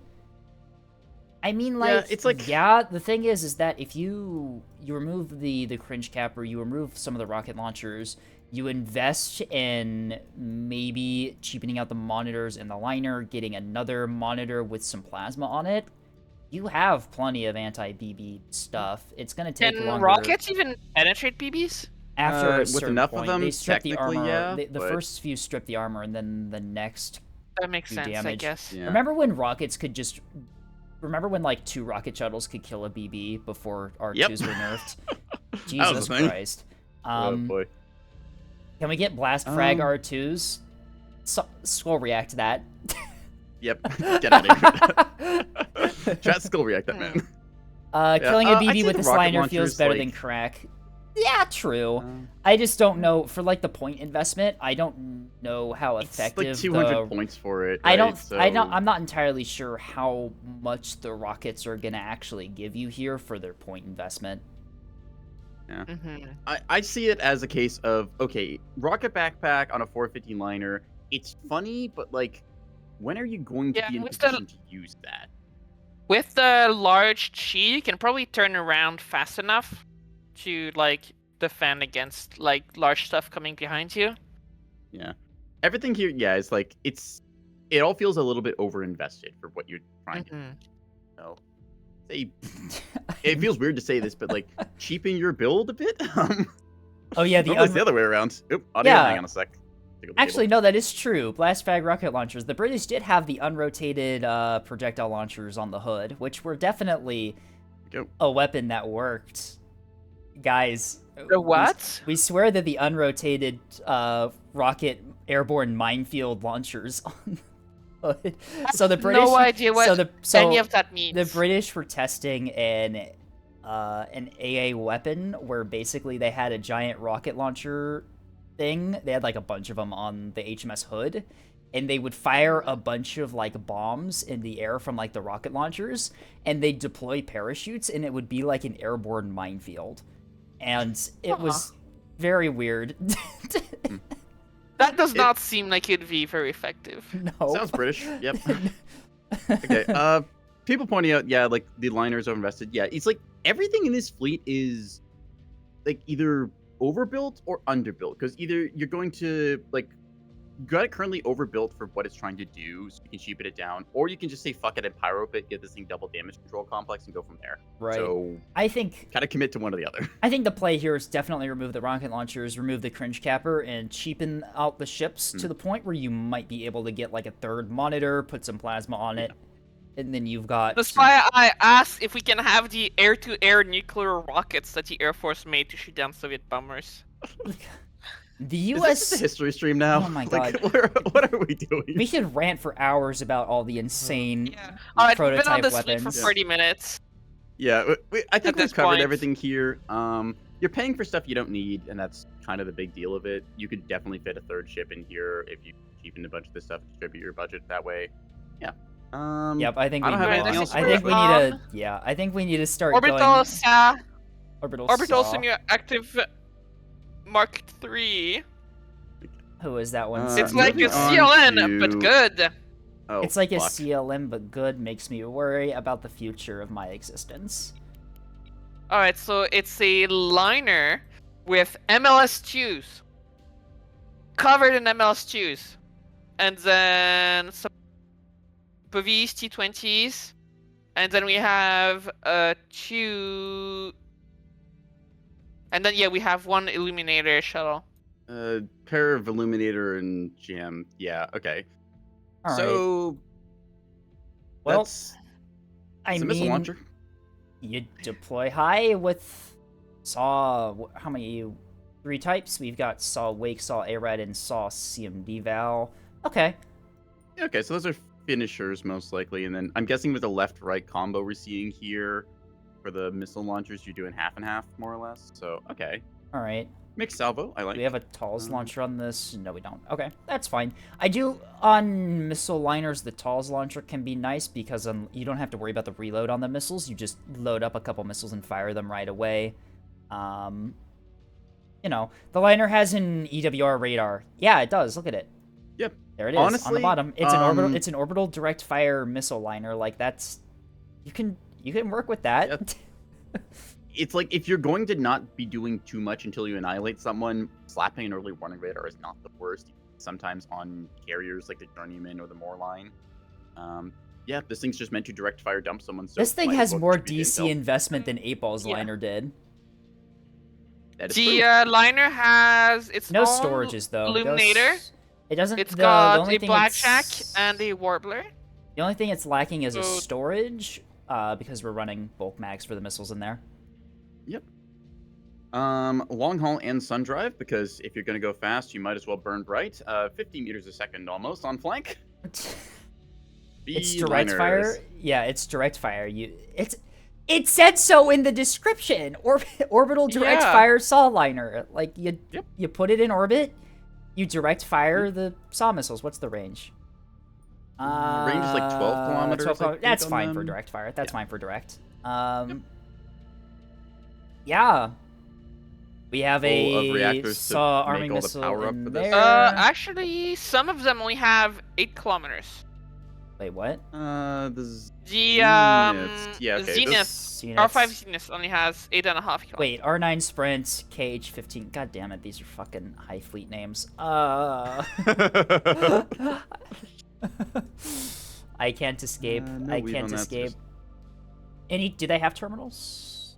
They have CMD validates based on weave. track quality, so early warning will None. validate the chaff, you think? I think that works that way, because if you click on the track and the chaff overlaps, then I believe that will. Show Does us how it command val validate? works. I thought CMD val was Intel based, not track quality based. I think there's some weirdness if like the track error is high enough and they overlap, but yeah. CMD validates a sphere around the target. Oh, I see. And Hmm. that sphere with the track quality error could be big enough that the chaff is inside it and it could validate on the chaff. I see what's going Yeah. on. Okay. Then perhaps I don't really know. Zenith is anti-capper specifically. Zenith Zenith is is The other anti-capper missiles or don't have finisher, the so- maneuverability to not miss. I see. That makes Additionally, sense. that's in why it Bridgemaster has range, lower so range. that's fine. Yep. So it's just a quick load anti-light chip thing. Okay, that's fine. Not much to talk about It's here. track quality it does what based, it says on the okay. tin. It's the second size 2 dumper of the day. If it's track quality based, then it could run into problems where it might validate chaff due to the sphere, but I don't know. The thing is, if you're relying on the EWR, I don't think is what's gonna. You might use it as a fallback option. The scouts don't have radar of their own, but the thing is that if you have any allied ship providing you tracks, then that immediately solves the problem. So I don't think it's as big as a problem as it could be. If it's a cap point, OSP's probably going to have eyes on it, assuming this thing is even within range Right. attacks at The cap thing point, is that this so- thing is meant to be firing on capitals, and I don't think capitals are going to be undetected by allied radar for long enough Yeah. for this to validate on chaff via being on an early warning track. I think that Plus, it's 16 realistically, missiles of the 262 of them, which are otherwise just going to be pure. and we're also yeah. worried about the CMD valve. These ones are the ones that are not meant to be fired on large ships, instead on cappers. So it completely Yeah. bypasses the issue anyway by it not being CMD on your main salvo. Instead, you got Wake A red valve, which will definitely not run into the track quality issues because the Seekers have their own radar and they do not rely on your ship's radar. Escape, yeah, for some reason, EMT never brings sensors. Yeah, they do that. Or rather, they don't do that. Yep. Player's choice of what they want to bring to battle space. Can't really control that. Yep. The names are really nice, though. Skylark, Finnick, and Triumphant. These are the names of some of the default ships in High Fleet. Skylark Oh, nice. is one of the little sensor tankers you can get. It's got some sensors and some fuel tanks. The Finnick is the weird, like, really shitty PD escort that doesn't do anything other than die to cruise missiles. And then the Triumphant is the one of the cruise missile ships that you can get. Hopefully, the names are not prophetic. Prophetic. Surely won't end like Scape's High Fleet runs do. Totally. No. Oh, no. That last stream didn't happen because we loaded from the checkpoint, remember? We're at the checkpoint now where we saved before I went on vacation. There was no High Fleet stream between my last one before vacation and now. How would you make this Sevastopol and Neb? The thing about the Sevastopol is that it would have to be a BB, right? It's a heavy cruiser in-game. It would be an S3H backpack Axford. It could be an S3H backpack BB too. You'd need cruise missiles, good sensors, guns, point defense. You'd also, if you're really RPing, you would have a secondary battery too, since its PD is dual purpose. You would also run just direct an S1 bay with a bunch of just Wake S1s because of the Zeniths, I guess. Anyways. Back to the fleet in question here as we try and stay somewhat on topic and fail. Oh, you'd also have to have orbital E-lens. liner. It fires missiles, saw illuminates, does its job. I don't think there's much else to talk about. You've got 2 shuttles here to try and mess up like defenses with the Bellbird jammer and then the lighthouse illuminators you're spotting. It's very reliant on those as spotting because I don't think you have your own illuminator.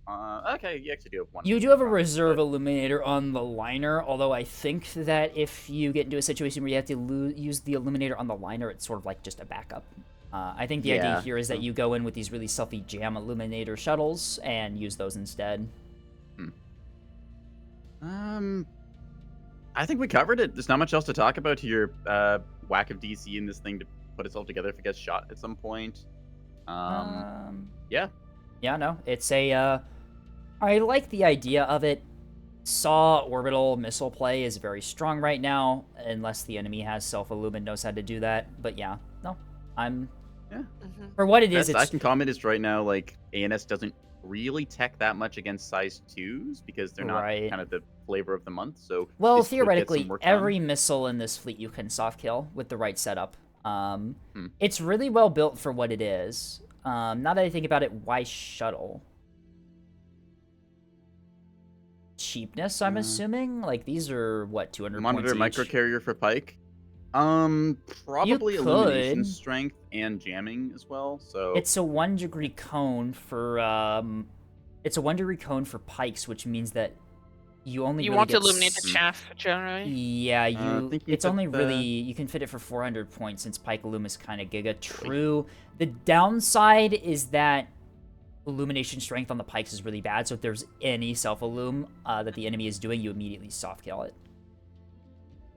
Doesn't have the budget for jammers. Yeah, I think that you'd have to strip a little bit on the liner in order to get a properly built monitor carrier with Pike Illum. I think that the shuttles are a good play here because the jamming I think definitely helps for jammers. Just cons of Pikes. Yep.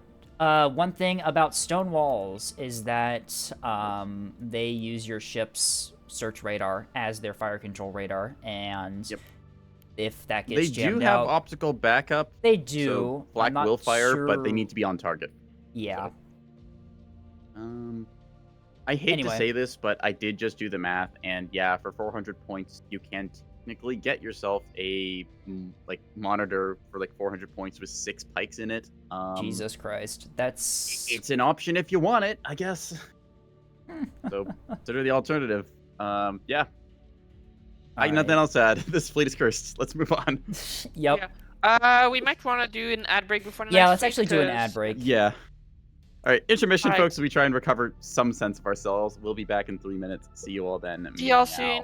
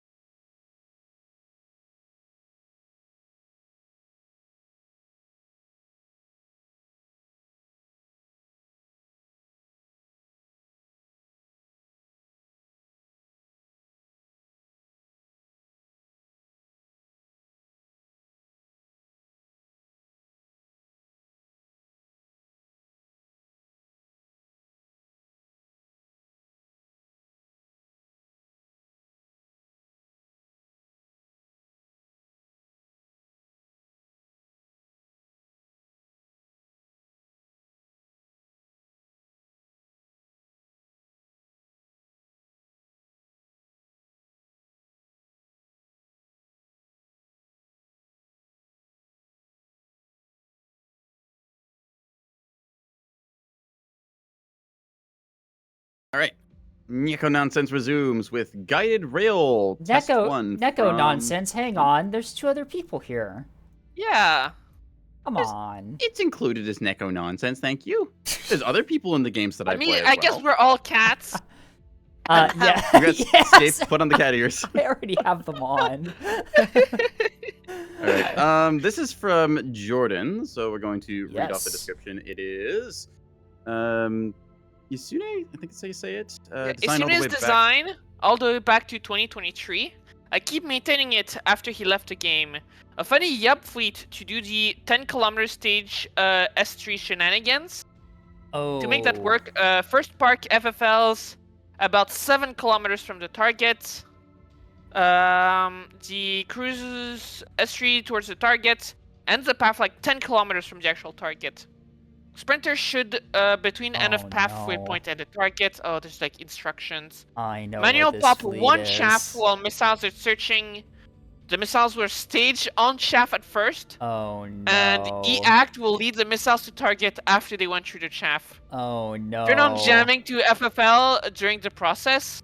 Oh no. A really hilarious way to play Yub and skip part of the cruise stage, lol. And trust me, I made that work. I know what this fleet is. I've seen footage of this working. So basically, what happens is that the cruise missiles stage, the cruise stage, is 10 kilometers, and you manually trigger it by deploying chaff from your sprinter, and it just you put the sprinter between you and the target. You stage the missiles manually on chaff, and it stages it like it has like a 10-kilometer stage range, so it just goes 7 kilometers towards the target at its like high speed. Interesting. It's I get the idea funny. of just like, I have seen this chaff work is neutral, before. right? And Yeah, chaff is neutral. It will stage these missiles. They do have act on all of them. Yep. Wow. Neko isn't a furry. He's just weird. Yeah, that is true. Yeah. Neko is. Not There was a furry, chart. I count as like unfortunately. 30%. Yeah, so where's come on? where's the furry chart? Where's the furry chart? We gotta bring that up. Where is it? It's somewhere in the files. I can't be asked to pull it up right now, but yeah, there you go. Neko isn't a furry yet. True. Is he? I told We you. can I fix count that. as We can 30%. fix that I gotta use my eventually. tail. That's it. Anyway, back to the fleet. The description was pretty thorough. I've kind of already described the idea here. You can see here how big the sprint stage thruster is. 10-kilometer stage. You can see how long that range is while still maintaining pretty decent speed and maneuverability. The idea here is that you're never in a cruise stage anywhere near the enemy, and you just very fastly close the last like 7-8 kilometers in the cruise mode, which is a very silly way to do things. The missiles themselves are going to be really weirdly built to accomplish that. Normally, you don't see a warhead this small on a hybrid. That is HEKP size 3. What damage does that do, actually? Hang on, I have to move over for that. That's like torpedo. Yeah, it's a small torp, I guess. That's like small torp damage. It's got the heck yeah. and then the torp, so yeah. I think that's like a size 3 warhead torp. Blade. Yeah, that's like nearly the same damage as size 4, size 3. I think it's size 3 torpedo warhead size damage, 3 about. which is not a lot. Yeah. Yeah, my one being concern honest, about this it's- is with the. Actually, no, that's pretty fine. It's 30 But points. you have a lot of armor penetration. Not entirely necessary on ANS missiles, but you know. Best I can say about this is that it still hurts. It's yeah, gonna if you hit somebody get- unexpectedly. If you get a bow or stern on liner, a monitor, or a bow or stern on a Cella, like this is gonna hurt. It's just, it's very silly. Don't get me wrong. It's absolutely hilarious that you can get this to work. The seeker types on the missiles are pretty nice. We have Act, A-Ride Val, and A-Ride Act. Those are nice, good seekers. It is very silly, though, and I don't necessarily think that this is going to be all too practical in combat. Considering... Yeah. Considering As a for proof the of concept, same... this is cool, and it's Right. nice that it's been maintained to this point as like just a kind of legacy from It's like really good for 2 dealing with years ago. Sarissas. True, it does basically make your hybrids immune to Sarissas because they are in that cruise stage after for like the last distance. Because if they stage at like 7 kilometers, they stage outside of Sarissa effective range rather. Yeah. So the warhead, I'd take Do these have any HEI terminals? for the current setup. What would be No. HEI damage? That's S2 damage. I would not take HEI. Yeah, I mean, the point of these is damage. it's a really fast Heck P that arrives en masse, and you get it that way. Right. Random German dude, thanks for the follow again. What the Germans today? What's the price of HE impact? You'd say 9 points per significantly missile. less. Yeah, you'd save 9 points per missile. Basically, yeah, Heck P is 8 times more expensive than HE. So, but it's like, you do HE impact, and it's like, great, you've got, what, 60 S2s? Yeah. Sure, they're gonna hit a lot better than S2s, but still. It's... Yeah. This is purely the I want to get somebody with Heck Ps from outside of usual stage distance. It's a very, very silly concept for a fleet. The thing is that for this type of S3H, you don't really have problems hitting to begin with. Like, if you stage your missiles properly and course them correctly, build them right, and just have them at the proper target destination, you will still be hitting, regardless of if you have this weird, like, stage tech or not. I'm not entirely sure if it's worth it. Right, the Sprinter I just wanted to is do a the bit trick over and laugh. Yeah, no, that's fair. The Sprinter is a bit over budget, cool. powers-wise, and I think it might be a problem because if your Pennard and your Blanket are working at the same time, your VLS isn't going to work. That is a issue. Since however, the VLS you can turn off the Pennard. Well, true. The VLS is required for the tech to work. Because this fleet relies the VLS on isn't going to work if the Pennard... I like how the Sprinter is also called... I like how together. the Sprinter is also called TRP track as well, which is really funny. Yep. The thing is that, yeah, this ship is necessary for the tactic. You need to drop chaff at the right moments on the ship to stage the missile early. And you just turn off the radar. It has to have radar. It does have radar. Yeah, you can just turn that off and manually fire the jammer. It's also like, if you're in range, then you don't really need the Pennard anyways. That's just like, I had, what's it, like 20, 30 points? 30 points. I might as well put V-Lint on this thing. Cool. Yeah, and you just flick the switch and turn it off for support. So, there's on your switchboard a button to turn the Pennard off, so it's pretty easy. So. As a very silly concept, this fleet is fucking hilarious. I have seen footage of this working where you stage it so early and it just bypasses flak and other point defense on enemy ships. It's one of those funny, like, those stage really early. Oh, those are really fast. Oh no. The thing is that I'm not entirely sure, because S3H, if you use them right, doesn't really have issues getting through defenses to begin with on the targets you're firing at, right? Like, if you build them properly for the target you want to shoot them at, like, you can get them through without using this. And this is I'd say, like, this is just a purely, this is possible showcase fleet. Yeah. No, and as that, it's... just you can't imagine how funny this thing, when it actually hits a target, is. Yeah, that is true. Like, this is... Don't, Jordan, this is fucking hilarious. Like... But in terms of practicality, I don't know if this is something you'd actually be bringing if you wanted effective S3H. The target got only like 3 seconds before impact for soft kill. Oh, that is true. It can actually bypass soft kill too because of reaction times.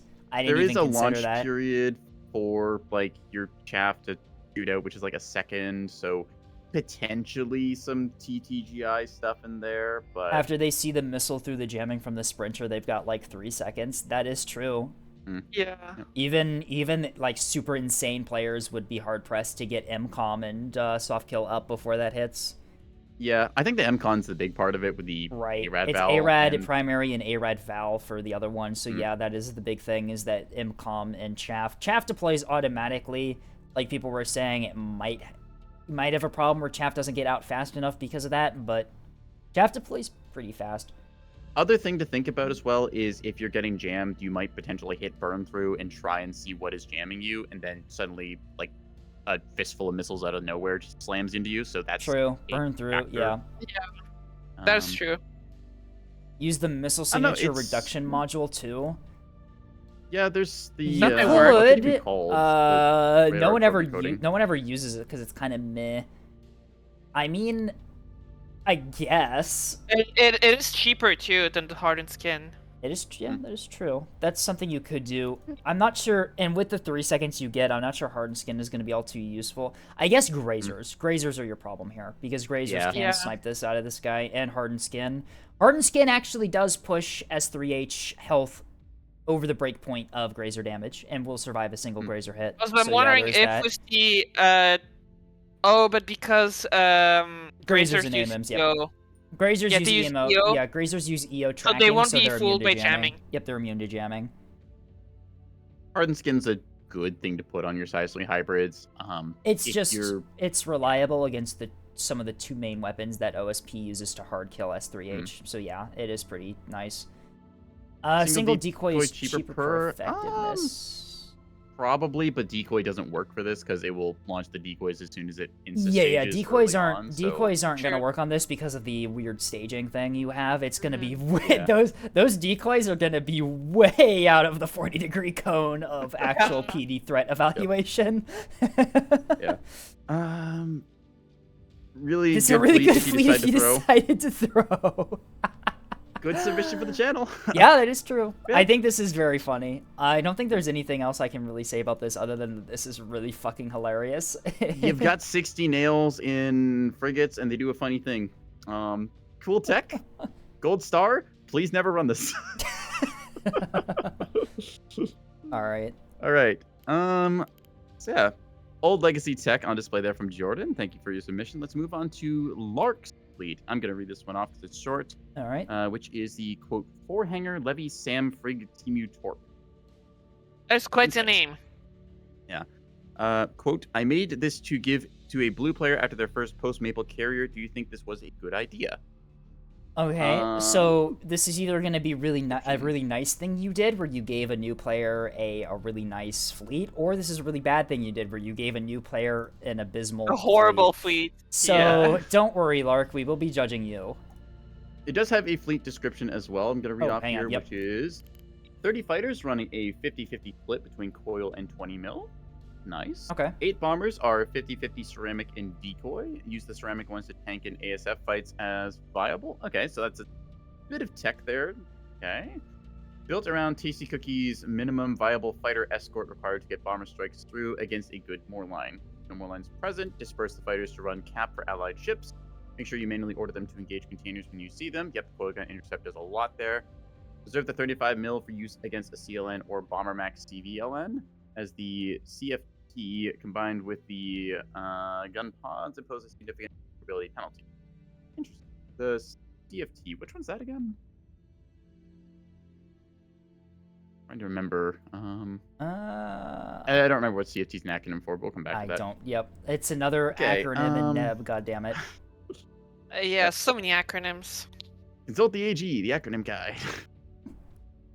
Orbital Samfrig is built to both safeguard allied frontline and to spot and mission kill ruddles before the carrier.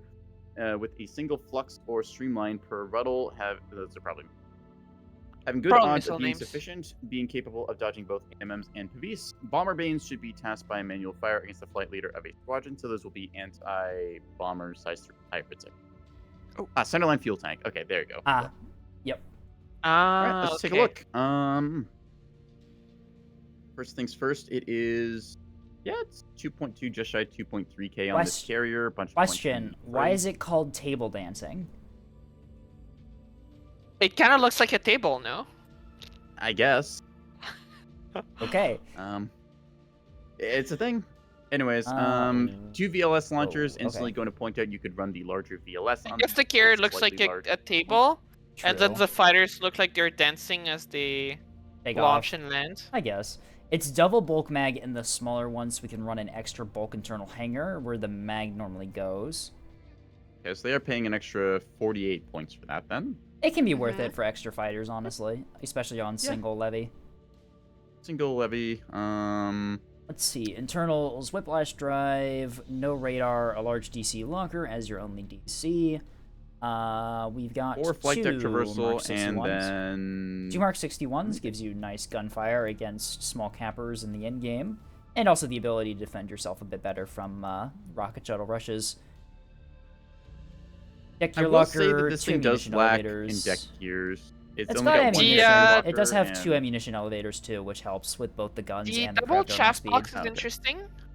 Double chaff box is for protection against rocket boxes, because the insta-stage Hmm. rocket boxes, if the chaff is behind you, they ignore the chaff, and so if you have chaff on both sides, the chances does are make a lot that of it's sense. poorly Yeah. angled. It's why you'll see a lot of ANS gun cappers nowadays are double chaff box on the 2 side mounts on sprinters because of that.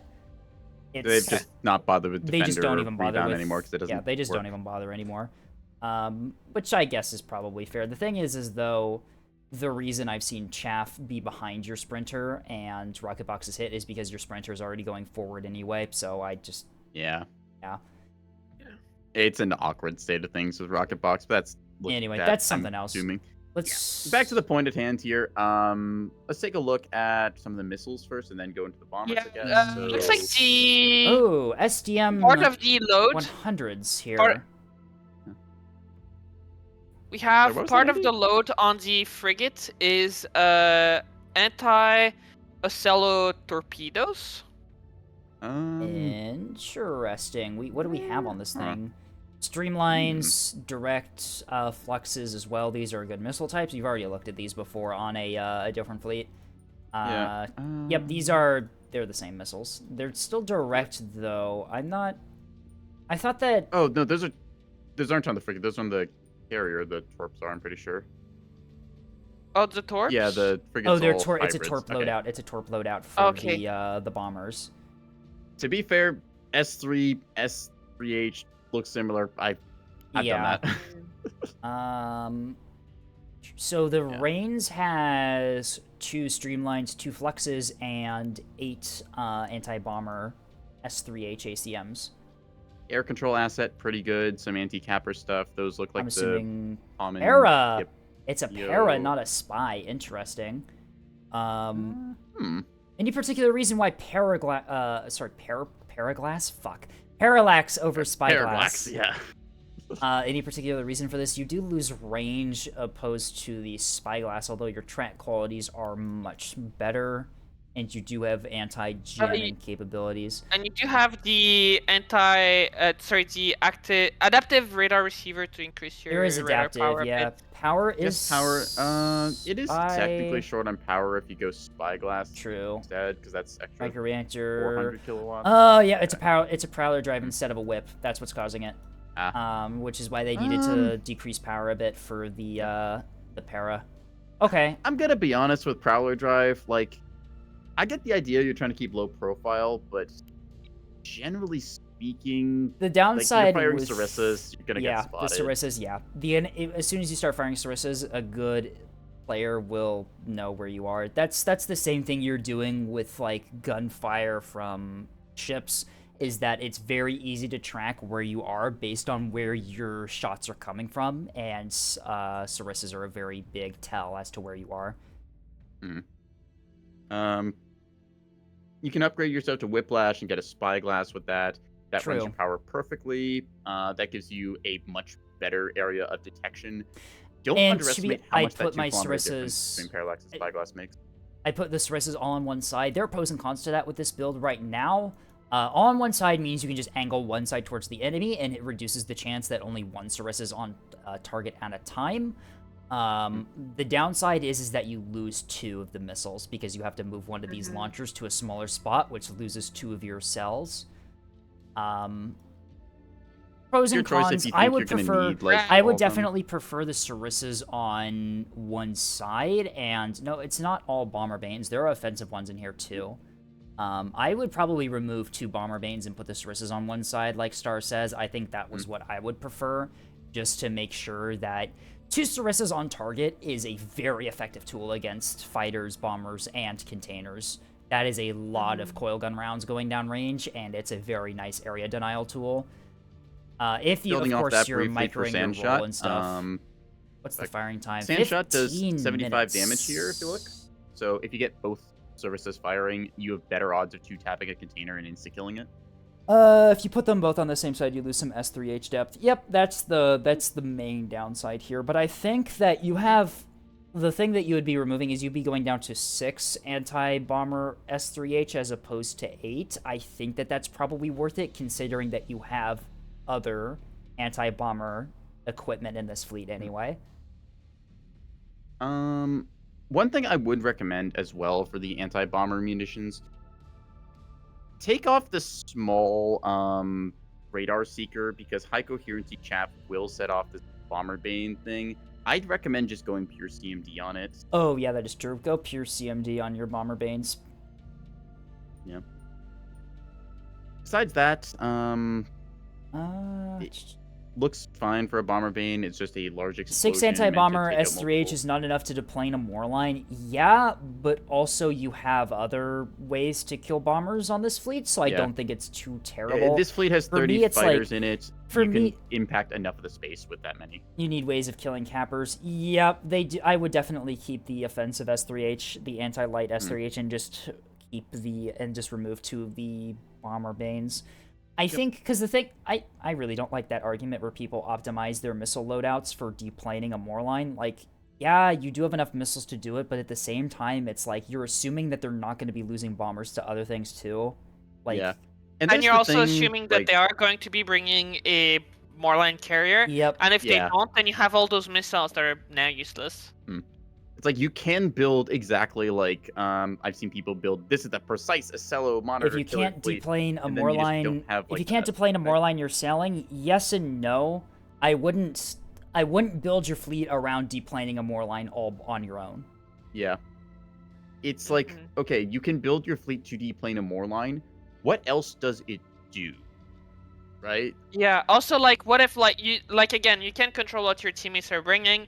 If you're not, like, planning and, like, stacking carefully, what if your other teammates, like, also brings a deplaning, like, Right. utility on your fleet, Yeah. and then, like, you have, like, you can deplane 2 more lines. Congratulations, but you have, The like, a lot of enemies, yeah.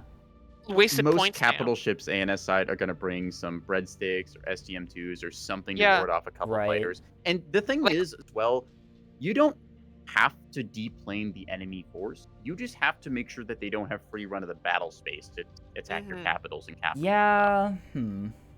Like, ultimately, like, ideally every fleet brings some anti-craft assets, and it's enough to, like, deny Combined, the Moorline deny player. the Moorline, yep. Yeah.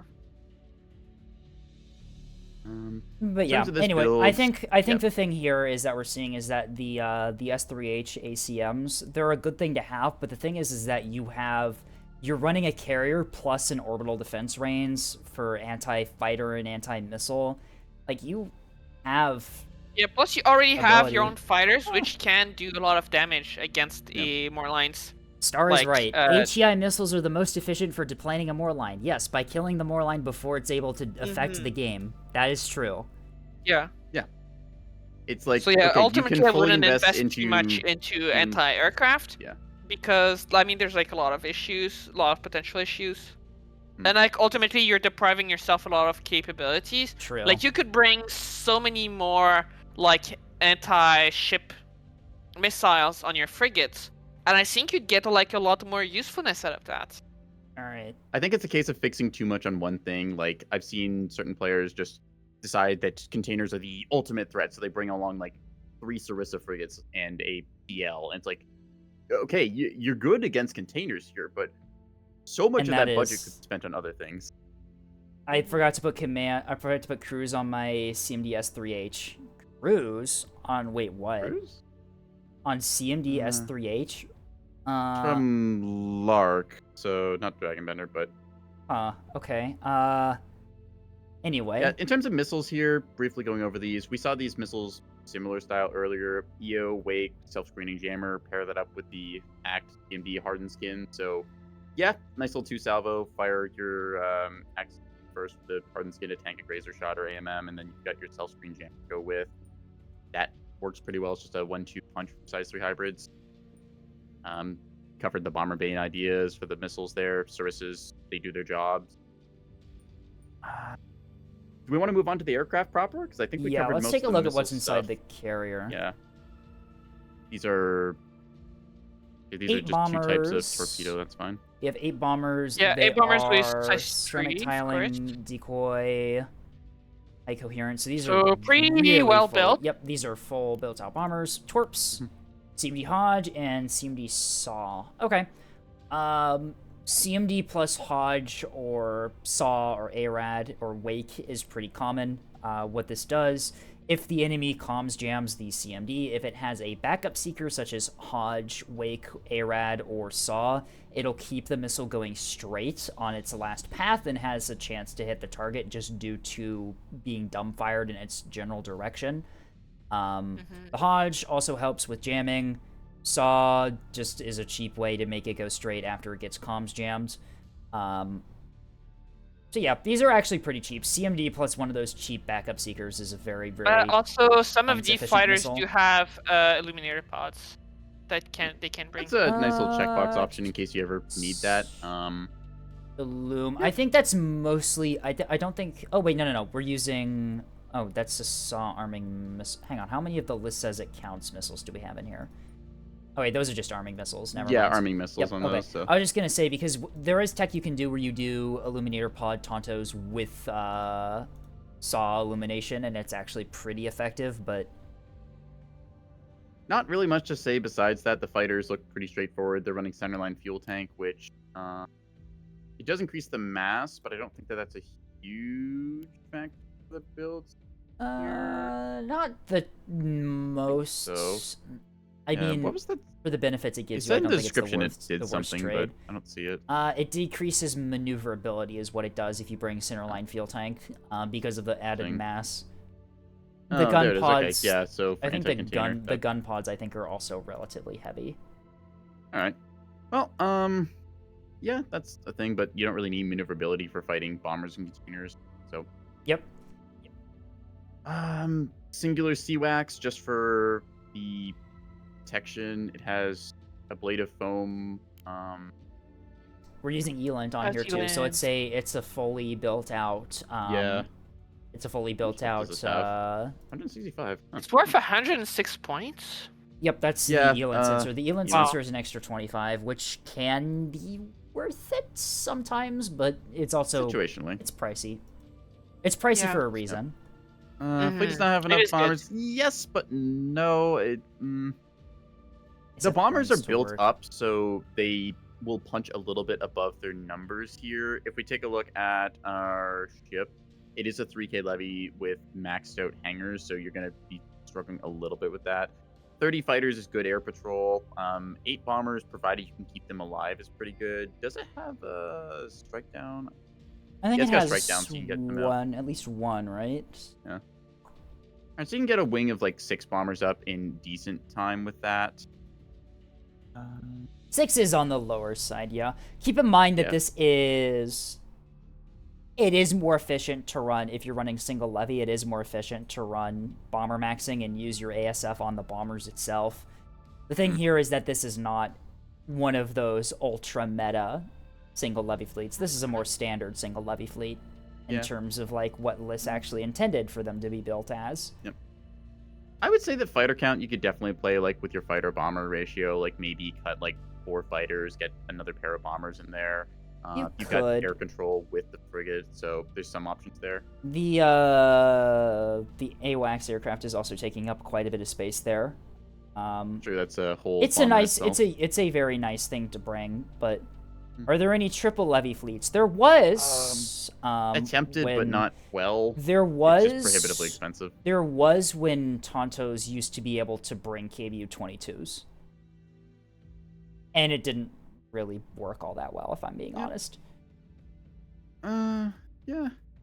could work better. Yeah, it's like you can change your ratios around. I think that in the case of wanting to have a bunch of fighters, this is fine. Definitely could try and greed more bombers into this if you so desired, but I think that this will work. Yeah, I think with the amount of fighters you're bringing, you definitely don't need nearly as much anti-craft missiles on your frigate. Right. Noticing they've got the SDM ones. We don't see these too often, but is kind of refreshing in a way. Coming out here will handle a one-shot of Barracuda. They're set to threat size 2-3 all, so they will also be fired at missiles. Yeah, if loaded on a craft though, it tends to ignore setting, but yeah. The one thing I have seen for SDM 100s is a really nice interceptor for SDM 200s. And also, conversely, if you're on OSP, they're a really nice interceptor for the S3H ACMs that you typically see on They AMS. are cold launched. I don't know if that's an issue. Not really. Oh, that gets overridden by yeah, craft. It's don't worry about it. Yeah, it's fine. I mean, doctrine settings are ignored by craft. Yep. And also, one other thing is that because this is a fixed installation of Yell Blast Frag, these missiles are very expensive. You're paying with SDM 100s, you're paying for their ability to just go into any loadout, regardless of what's already on it, which can be good or it can be bad, right? Like, you don't need an S2 bay or S2 launch capability or remove your fuel tanks to run the SDM 100s, but yeah, no, they're very pricey. I've seen these have a place more on OSP side because the Tanto has less health than the Barracuda and drop the warhead size down to 3. Makes it cost 7 points, does over 50 damage, which is enough to one-shot a Tanto. So that's something you see a little more on OSP who are trying to counter like oil gun Tantos on the Joust, but fighter versus fighter is not the most common, as usually a lot of it is fought through standoff. That's a tech that can exist. In this case, it's just needing a good missile and loadout. Was it the Randos? Yeah, they elected to go with the expensive lunge over the possibility of, like, I don't know, a pair of size ones. I don't know which one would be more effective here. Both can accomplish the goal. You're paying a lot for the SCM one, so your choice. All right. Anything else to say about this one?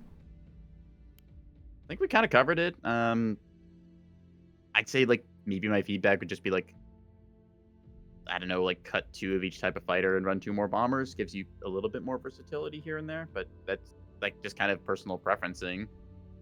We talked about changing the Sarissa side over so that you get like 1 belly towards enemy, top or bottom or whatever. Right. I think that was. I think that kind of just covers it. Yeah. All right. Yep. CMDS or CMDS DM1 for OSP is dead if Tanto has stealth. That is a if. Stealth coding usually, yeah. Stealth coding on Tantos is not the most common on account of the fact that it's 8 points and Tantos, it gets expensive fast. So that's a if. More commonly, you might see like a blade of foam to buff their hit points, but usually Tantos aren't. That's it's an ever-evolving warfare. It's like people saying that AMMs are dead because ANS runs hardened skin on their hybrids. So, yeah. Yes, but no. Anyways, shall we move on? Yep. Yes, next fleet is TF Midnight Oil Missile Revision Fleet. This was sent in by Hello build. Yep. Who wants to I had a dream where I got hit by a command-guided missile or rocket container or bomber or something, and I couldn't sleep after that, so I made this fleet. A few weeks later, I decided to revise this fleet, but instead I ended up spending 2 hours designing the Starlight missile, so I'm going to explain that. Command hybrids aren't supposed to do minimal angle weave. Unlike semi-active homing, ARAD or EO missiles that only knows the direction of the target, Command knows where the target is and where itself is. And anyone who's watched that one, missiles know where it is, the missile knows where it is video, knows that any deviation in missile courses will be corrected by the guidance computer. However, almost all hybrids wiggle a little bit when they stage. This is why the Starlight has a fractional cost. This specific engine tuning means that when the hybrid stages, the engine's performance is so abysmal that it can't fully correct the wiggle, sending it flying to the target with a big, stupid, janky wiggle that sometimes doesn't even work. All this to avoid paying for weave. With how slow the hybrid is, I could have easily afforded it just by a normal weave terminal. The other ship in the fleet are normal Ewar Escort, a not normal Ewar Escort, and a really cringed Railstone. I have another version of this fleet that swallows the Railstone for 2 cap vets, but I don't really like that one. Sorry about all the words, I like yapping about missiles. Interesting. Alright. So we've once again run into the Neb thing where basically we do all these complicated things to solve a problem that could have been fixed by paying 1 extra point per missile. Yeah. Yeah. Yeah, we're making love the Neb. missile so much worse. We love Neb.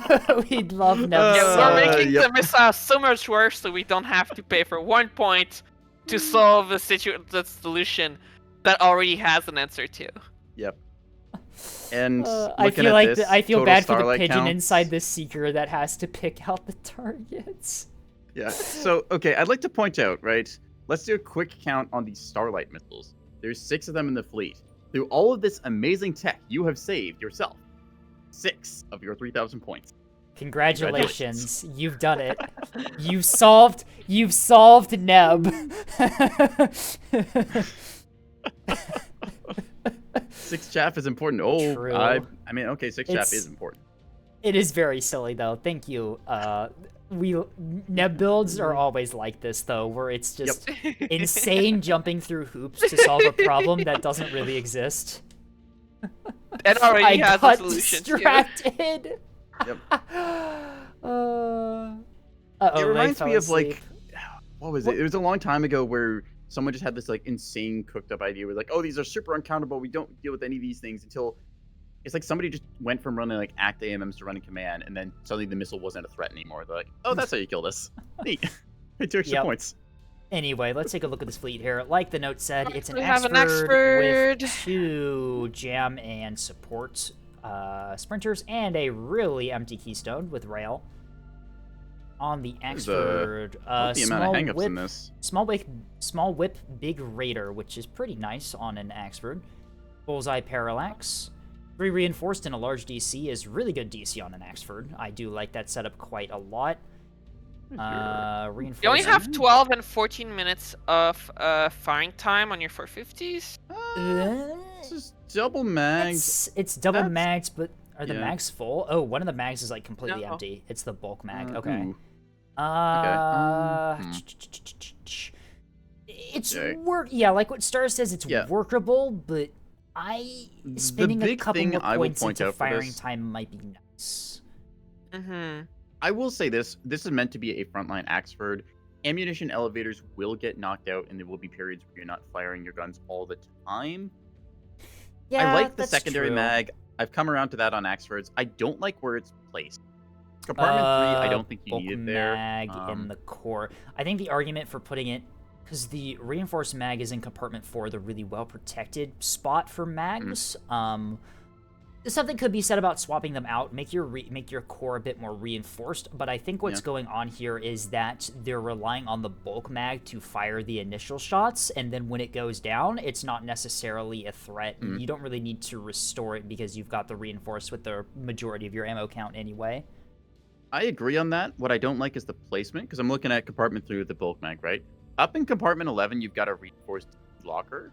If you just take this bulk mag, put it up on the tower, you have enough space there, and you can put that reinforced in your core and have it damage split a lot better. So the tower I'd is say if you're just very going for surplus, vulnerable. The that's fine. tower is very vulnerable, but yeah, like what you said, you're going for surplus. You're going to fire all the bulk mag stuff and then not bother restoring it because you've got the reinforced backup anyway.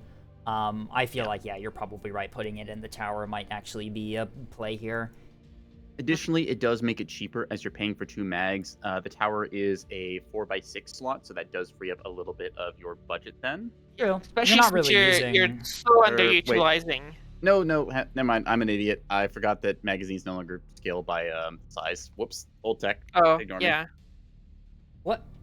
But still, yeah. You're already underutilizing your mag, so it won't suffer from the smaller spot.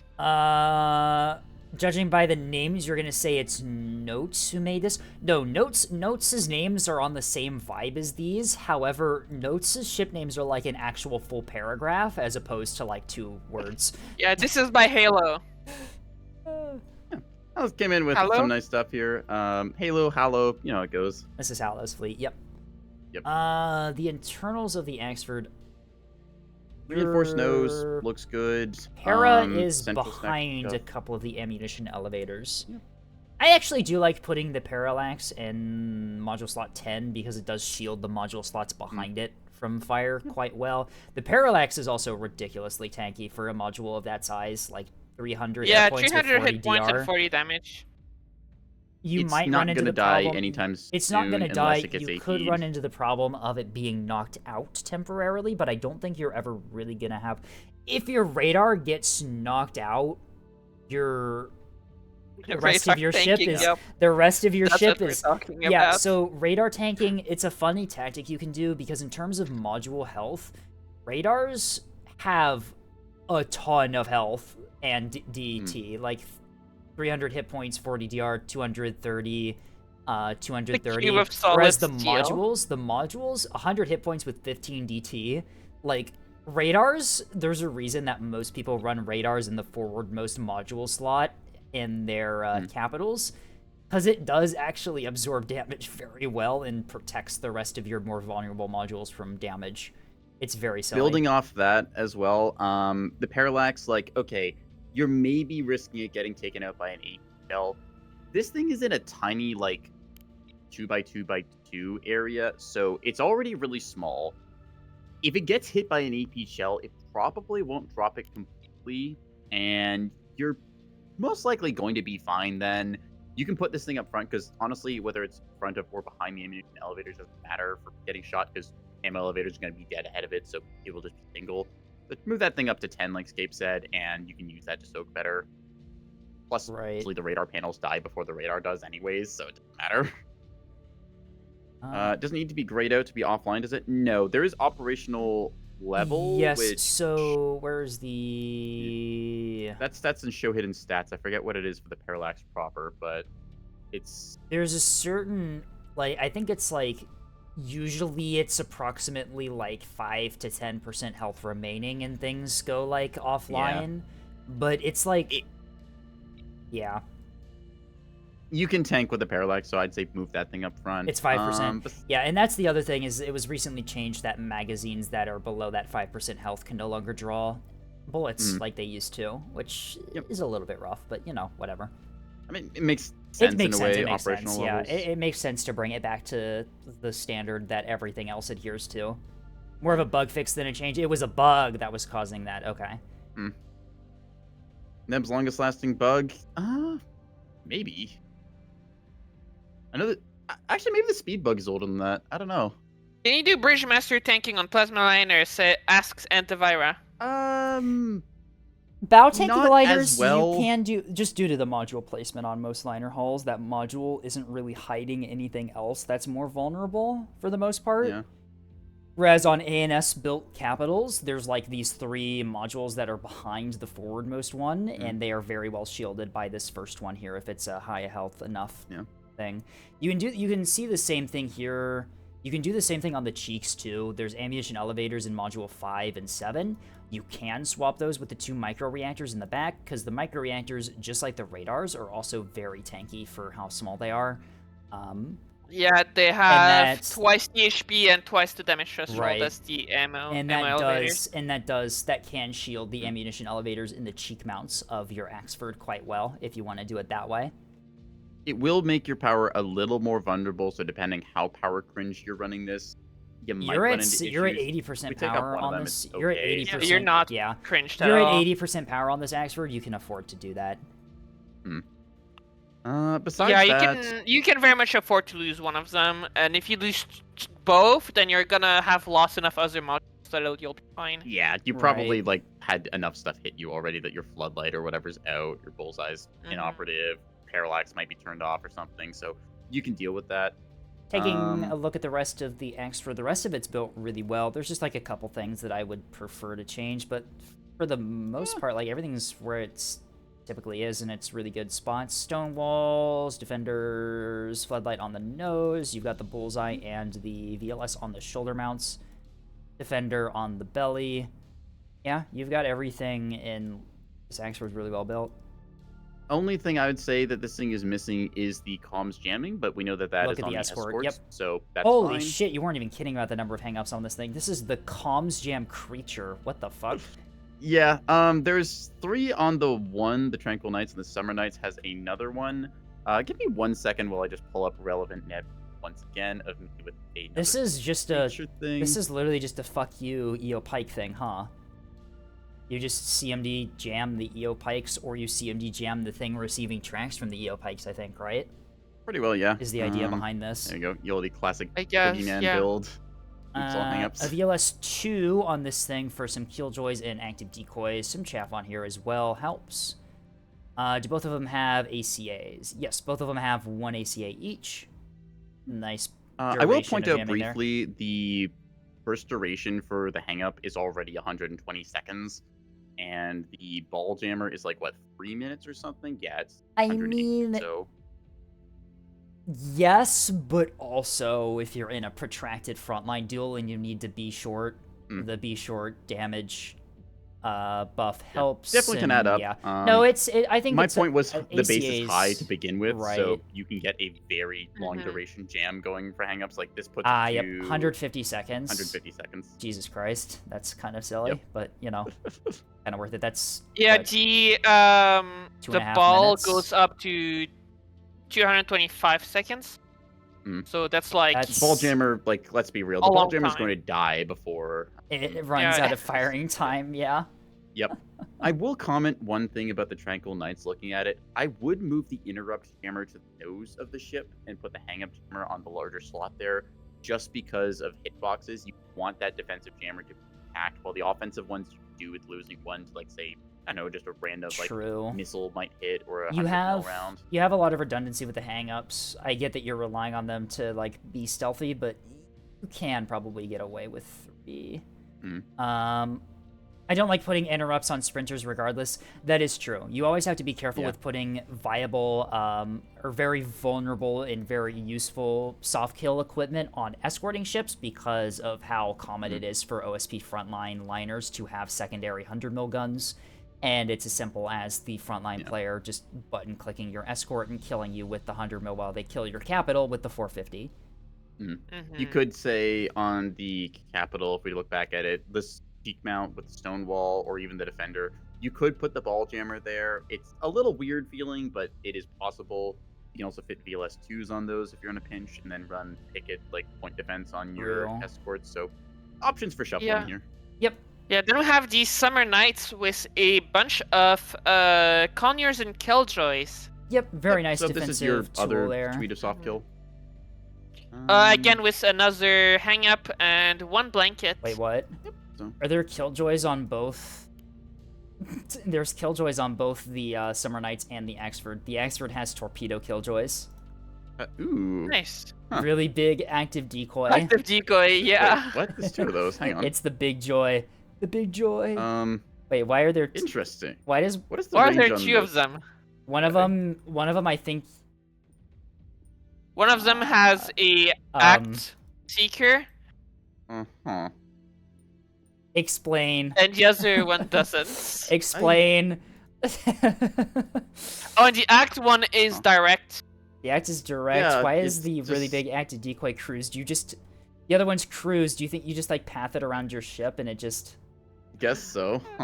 Huh. Act seeker for the funny, I suppose. This is very long burn duration, I guess. Like 8 kilometers. To just go for each. a while. 9 kilometers. This is kind of funny, actually. Not even set to detect small. I don't know why that's there. Anyway. Like, I understand the direct versus cruise. That makes sense, but... The cruise one orbits. Yeah. I think that's the thing here. Hot launch for these missiles? Yeah. You want them away from your ship. You want them close enough to your ship, but also... Yeah. Not immediately next to it, immediately.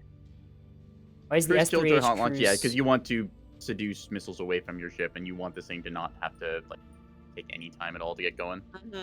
We're also running carrier crumper. Once again, we talked about this with the last fleet. If you're running CMD anti-craft missiles, you don't need a backup seeker because both wake and active okay, radar so will Ash cause says issues that with... the idea is that you want them to lock onto an enemy and then lead home on jam missiles back towards the enemy. Okay. Oh, that'd be silly, I mean, but you know. I guess you could. It's the steerable, so like 2-kilometer radar.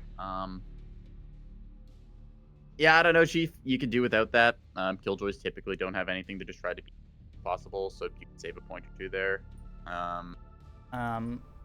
Back to the carrier crumpers. You were saying, yeah. Remove the radar because both active radar seekers and wake seekers have like a weird interaction with Heiko chaff, and it sometimes does override the command seeker. It's a very strange interaction. I think it's a bug, but yeah, if you're doing now, if you're doing CMD primary ACMs, just do CMD only. Yeah, maybe you want to go home on jam instead. Yeah, Hodge, your anti-craft even specifics Hodge, are just even your Hodge command. is not. I mean, Hodge maybe, but the thing is, I don't know if Hodge is ever going to be useful because the fighters, for the most part, that you're firing this at are bombers that can't jam to begin with, and even if they could, I don't think they can jam out your ship's radar enough for you to lose track and lose the CMD. Yeah.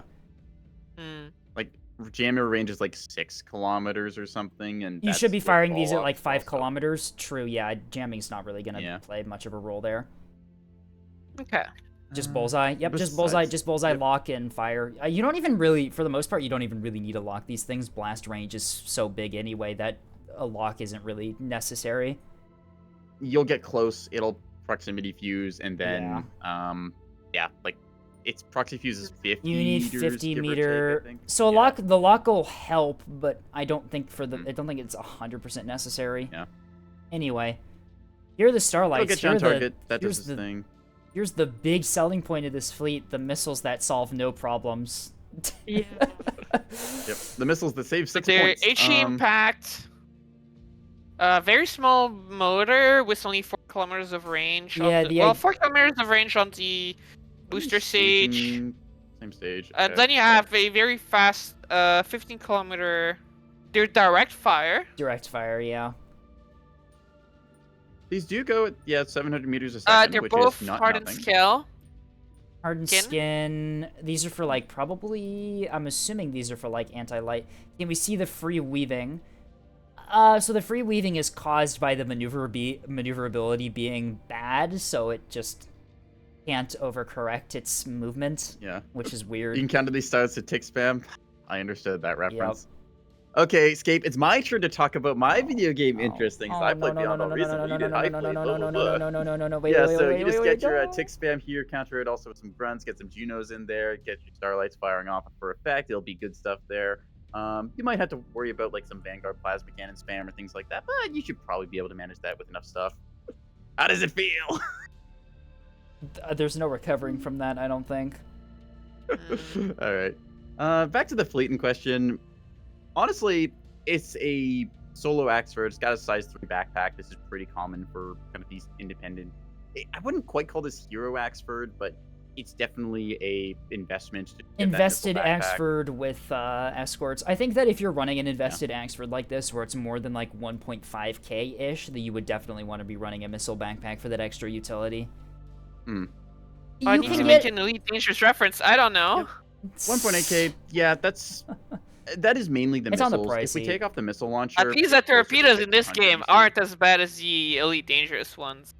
Yeah, I you don't take know. off the missiles and it immediately brings this Axford down to how Axfords are typically priced. Yeah. Oh, sign with people in a big sippy. All right, I'll do the sippy first. I have a feeling I'm going to get some donations requests in a moment here.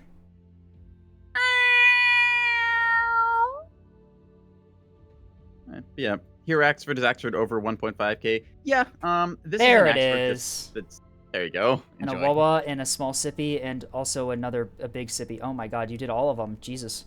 Alright, well, someone needs to redeem something on my end. I don't want to be left get out. Andy as well. I don't think there's too much else to talk about for that. Like, Yeah. you've got EWAR support Corvette. Thank you, Nalosa You've got Vicen, for redeeming a meow. Oh, there you go. And water time. It's water time. We covered all this. Only thing we haven't talked about is the rail destroyer, which is It's a certainly there. 430 point railstone. Like it's literally just a reactor, a railgun, a CIC, 3 E-regs, and a drive. Like that's. Yep. That's. Yep. It's damage control, right? At least one. It has damage Yeah, it's got a control, rapid. right? It's got a rapid. Overinvestment. it's Overinvestment. Overinvestment. Yeah. Wait, how did I lose? You got Wait, 3 what? E-regs. How did I lose 6 20 minutes points? worth of. I did something. Did you mess with one of the missiles? Oh, I took the Act Seeker off of the. That'll do it. the Hey, gunner thank compass. you, Yep, Now we right. can afford Haley leave. Melly We for did following. it, y'all. We figured out the fleets. Also, Yeah. off to Thank you, CB. Haley Melly, the for following. follow. You're my 61st follower, so congratulations. Thank you I for was the gonna follow say as well. something, but now I Yep. feel bad saying it in comparison. I'm gonna bite my tongue on this. What follow number was that, Neko? I hit 800. We got 800 Yippee! people Good who are job! watching this clown show. Yippee! Please Congratulations. be sure to follow my co-hosts. They already did. Well, they on Uscape? Come on. Yeah, no, they're there. Look at them. Even the animation popped up. Yippee! Excellent. Yeah. I guess that's kind of the fleet rounded out. Then there was budget for a rail destroyer. It's a tech piece, so you get that rail checkbox. What would a hero liner look like? Ask Hero Pyrope. I Right, was or about to the say Ask rocket Pyrope. backpack? I was about to say Ask Pyrope, and Star immediately Yep. said it. Yep. Yeah. Oh boy. Thank you for the award. Neko Yeah. Boy Oh, Blue whoa, whoa, Ballin. whoa. Other streamers. Thanks, Avoxel. Love those comments. How are you doing today? Developer from Age of Wonders 4, who hangs out in my community, by the way, is that guy. I do have an animation of Escape Volley being hit in the face with money if you want it. I'd have to start like a Patreon for that, and I don't want to start a Patreon, so Yep. nah. It's worse ways to make money, I guess. There are worse ways indeed. Yeah. Yeah. I think that's this fleet pretty well covered, and that runs us basically into another ad break lining up here. What would the Yep. weapons on the hero liner be?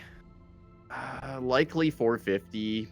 That's generally most expensive, so it also Yeah, seems most 450. line to default to it.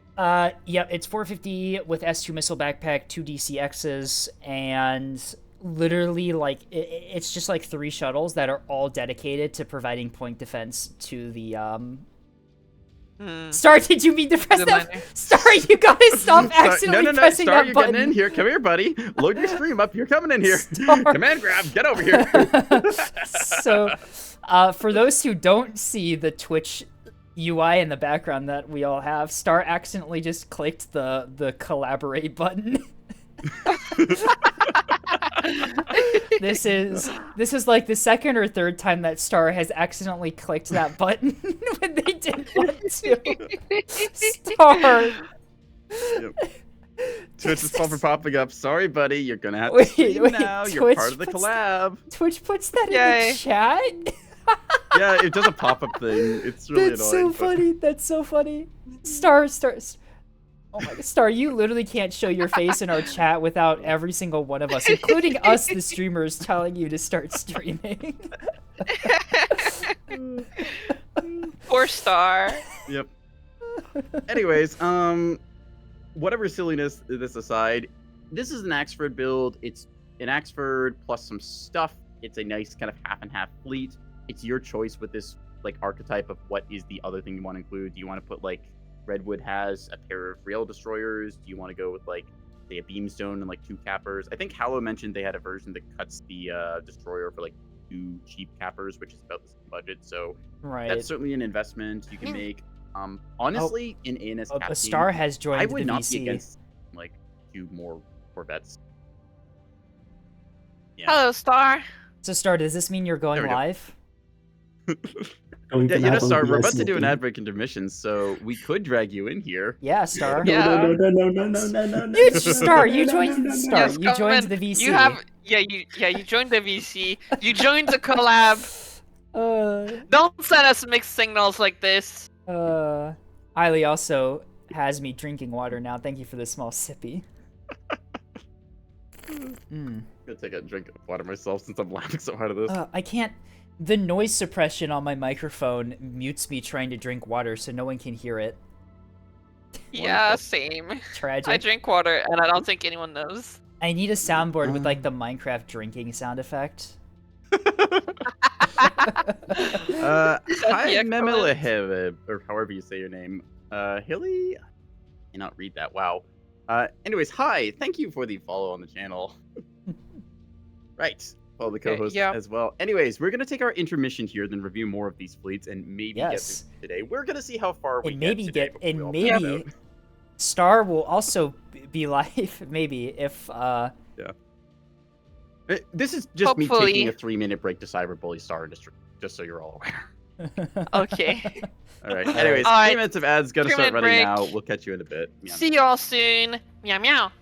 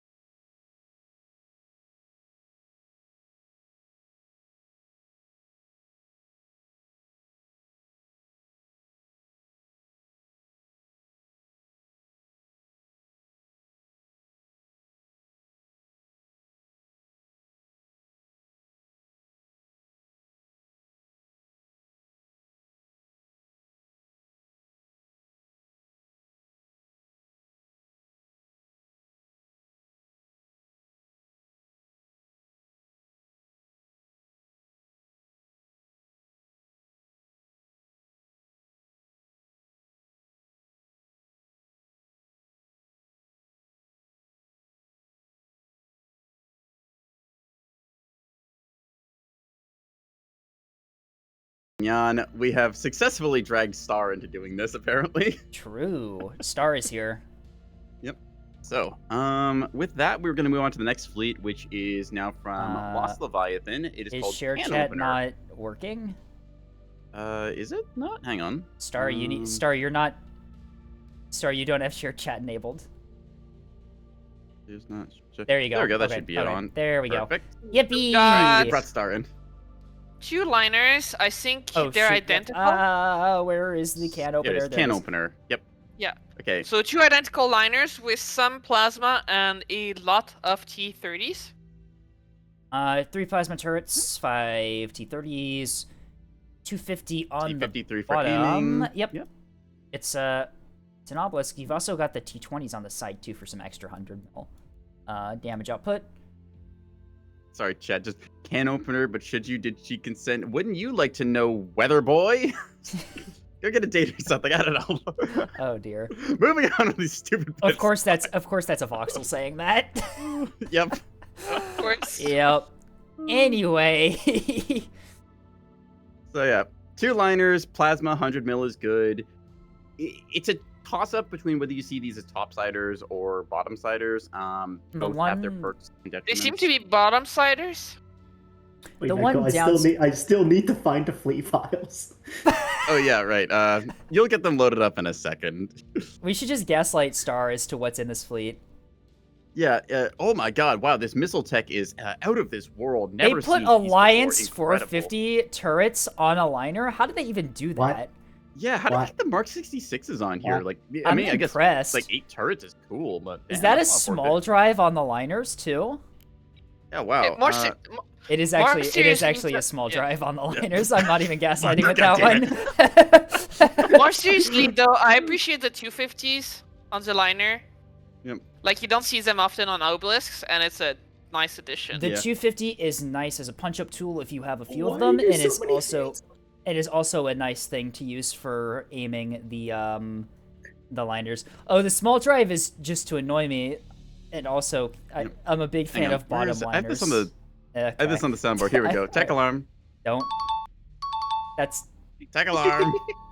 Anyways, That's not- for anyone not familiar that's with not what the these, tech alarm sounds like. That's not what the tech alarm would sound like. That is not what the tech alarm sounds like.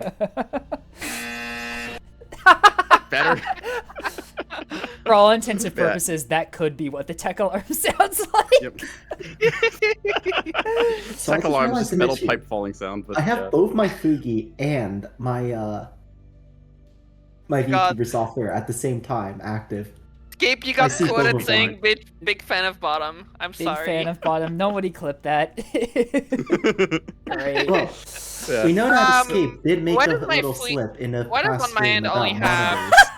Wait.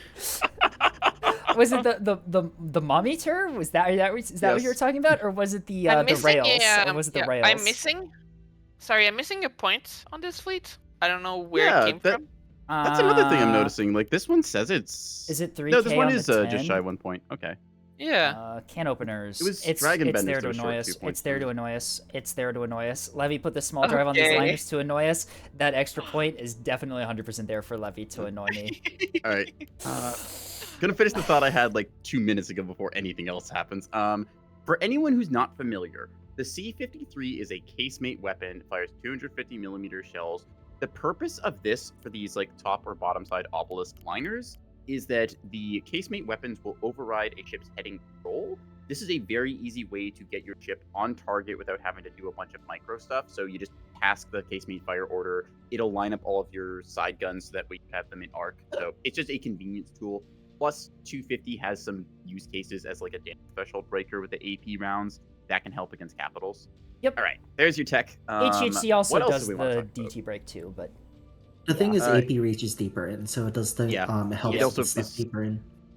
Also, difference between AP and the HEHC shells. One explodes in a radius, the other one is just like single target that it It hits. just dumps all its damage in the first thing you hit, unless if it overpens, which it shouldn't be Yeah. at the on whatever a you're shooting capital, at. on a capital, I sure hope On a 250 AP is capital. not overpinning. Won't liner just do that with its own without bottom guns? With Yes a and roll command, no. it will be weird. It's Gonna be liner- weird about it almost like every time. Yeah, the The 250 aiming just definitely helps. the 250 It's just not necessary by any means, but Yeah. it's definitely helpful. it reduces the roll micro you have to do to get the guns on target. That said, it also comes with a bit of a caveat, which is that it does mean the liner starts ignoring heading and roll commands, so it will behave a little bit funky, and you might notice them getting kind of wobbly in formation. So use with a grain of salt, but it's Sure. generally more convenient than not. Anyway, small drive on these liners. I hate you, Eddie. Why would you do this? Mhm. Uh, I mean, it's cheaper. It's points cringe. No, it is I not suppose. cheaper. It's not You cheaper. have 2 liners and a tug. They're Why are the you same- point stringing here? They're the same point They're the cost. same What are price. you talking about? Yeah. Are they? Wait, why are they the same? Yeah. Wait, why are they the same? Yeah, OSP, They are. OSP, Why are OSP, they the same? OSP big and small drives don't have the points difference that A and S ones What? do. It's literally just throw. OSPOP, please nerf. It's They literally really- just throwing Shit, they to don't. not bring the small drive, to not bring the big drive. What do you mean it's just better? What? That's not fair. It Why is. does OSP There just you get go. better things? Yeah, welcome to Balcon. There you go. Balance the Trust game. We'll me. just add 5 points to the liner drives. That'll totally fix everything. Just Trust me. fix everything. Trust me, as an ANS cap player, I am aware that OSP just gets better things. Yeah, I'm sorry, Skate, you win clip. Gabe, I'm terribly sorry, but Tasty clipped you. Tasty just Excellent. clips me like that all the time. It's fine. Tasty is just. Wait, hang on. Tasty just I clips love. people. I love Tasty Twitch's thing for like differentiating clips because this one's tag is short nasty intern D Illuminati. Is this the show reference? Short, nasty, intern, the Illuminati? What the hell? Yep, that's. Yeah. Oh boy. Who knows? Maybe one day they'll add an F words into the mix, so you'll see something like The one point of chaff grubby- is because okay, Levy, like you could just up your like flak ammo or something, right, on your escort, and then even No, you just drop in one. Add an small arming chaff. mister. Add an arming missile. Add an arming an missile. arming mister. Yeah, Arming mister. it's Mr. John arming himself. Oh no. Any Also, he doesn't Wait. have AVLS to put it in. I have a very important Yes. question. on the liner. Where? Also, AMM? liner, yeah. Where AMM? On They're an probably doing what I obelisk? am, which is Uh, ignore AMM, just volume. There's Hang on, what's AMM the cost of these on- liners that you There's don't MM have? on the Corvette. How expensive is this tugboat? What did you do? It's Where's a the- arsenal loader with There's some almost Are we not looking at 2,000 the same points. ship? There's Are we- almost 2,000 points of flak shell. 2,000 ammo of flak shell. that's That's probably why. It's Bastion fine. I Max, think. right? Is it? how much is that actually? It's not Bastion Max. Wait, what? 26 points. That's not bad. Where's the flak? Wait, wait, are is we on looking at the the- tug? Yeah, the it's tugboat like- has it's a 2 lot, but flak guns on it. Wait, what? Why is it 2,000? Hello? honestly, that's Yeah, not there's that bad. 2,000 Looking at ammo shells count here, of like flak. Actually, wait, no. 26 Bastions do points fire would be worth. fast. There's not. Yeah. I mean, I'd bring 2 minutes. but What's it's the 4 firing minutes. time? It's That's 4 minutes. I I would wouldn't bring 4. I would divide that by 2. Yeah. I'd bring 2 minutes Yeah. personally, just because I can't Because that's afford it. what's wrong with this fleet. Yeah, just- That's the problem. That's the problem. That's the real problem. There's your Address the real Okay. problem. Um, One downside back to the liners, to eh? obelisks, that's just due to their design. The turreted mounts for OSP, these ones in particular, have like no health and no DR, and you're running 8 of them. Mhm. This thing is gonna burn through restores incredibly quickly. That is just kind of an obelisk thing, though. They do tend to do that. Your restores 3, 4, 5. So you're running 9 restores. So you do have the restores that you kind of need. You want to go heavier on restores than better like DC teams on obelisks, in my opinion, just because you need the restores to fix things. I mean, the guns are going to get knocked out very quickly. Yeah. They have DT-15, Mhm. which is Star- absolutely Alright. nothing. Star, you Two have quick some things audio here. problems Yeah. by the looks of it. Oh, Yeah, start. I Audio have problems audio are prob- my thing. Get your own. Yeah, what? only what? only Neko's allowed to have problems with OBS. Yeah, get your own. Wow. Wow. Back to the matter at hand here. Looking at the magazines and stuff, Oh, I this see large that's mag could probably be a Citadel, but honestly, if you're gonna go with like expensive obelisks like this and do bottom side, you might want to double large storage them, because compartment 1 and 2 you can fit a storage in there. Bottom towards enemy, you can put your complex in 3. That tank's kind of there, and then like compartments 3, 4, and 5 are like your reinforced stuff. So there's a bit of that. You're going to lose guns in this doing frontline slugging unless you've like gotten jump on somebody. So you're probably going to take a hit or 2 there. So double storage is not subject to compounding costs. Like where are they? Are. So you can definitely do that and get yourself 8 restores, which you'll need for the number of guns you have. So Yeah. 9 restores is pretty restore heavy on a liner. It definitely does help. You do need as many restores as possible on a an obelisk, just due to how quickly those turrets go down. yeah. Besides double storage tech, like as I mentioned, magazine number 2, that's pretty close in capacitance to small mag on the liners, so you could move that somewhere else and definitely fit that. Like cut one of your rapids instead and put that there I'd and like get to yourself mention like upgrades.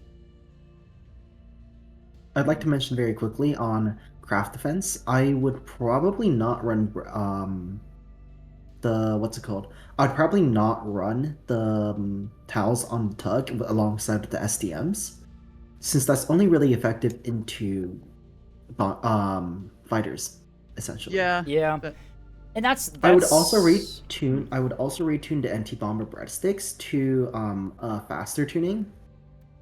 I think I can probably send the information in chat, like in the chat, like in a moment when I find it. But you can get a faster tuning on them with about 2.5 Gs of maneuver that pushes your intercept distance further out, so you don't get torped.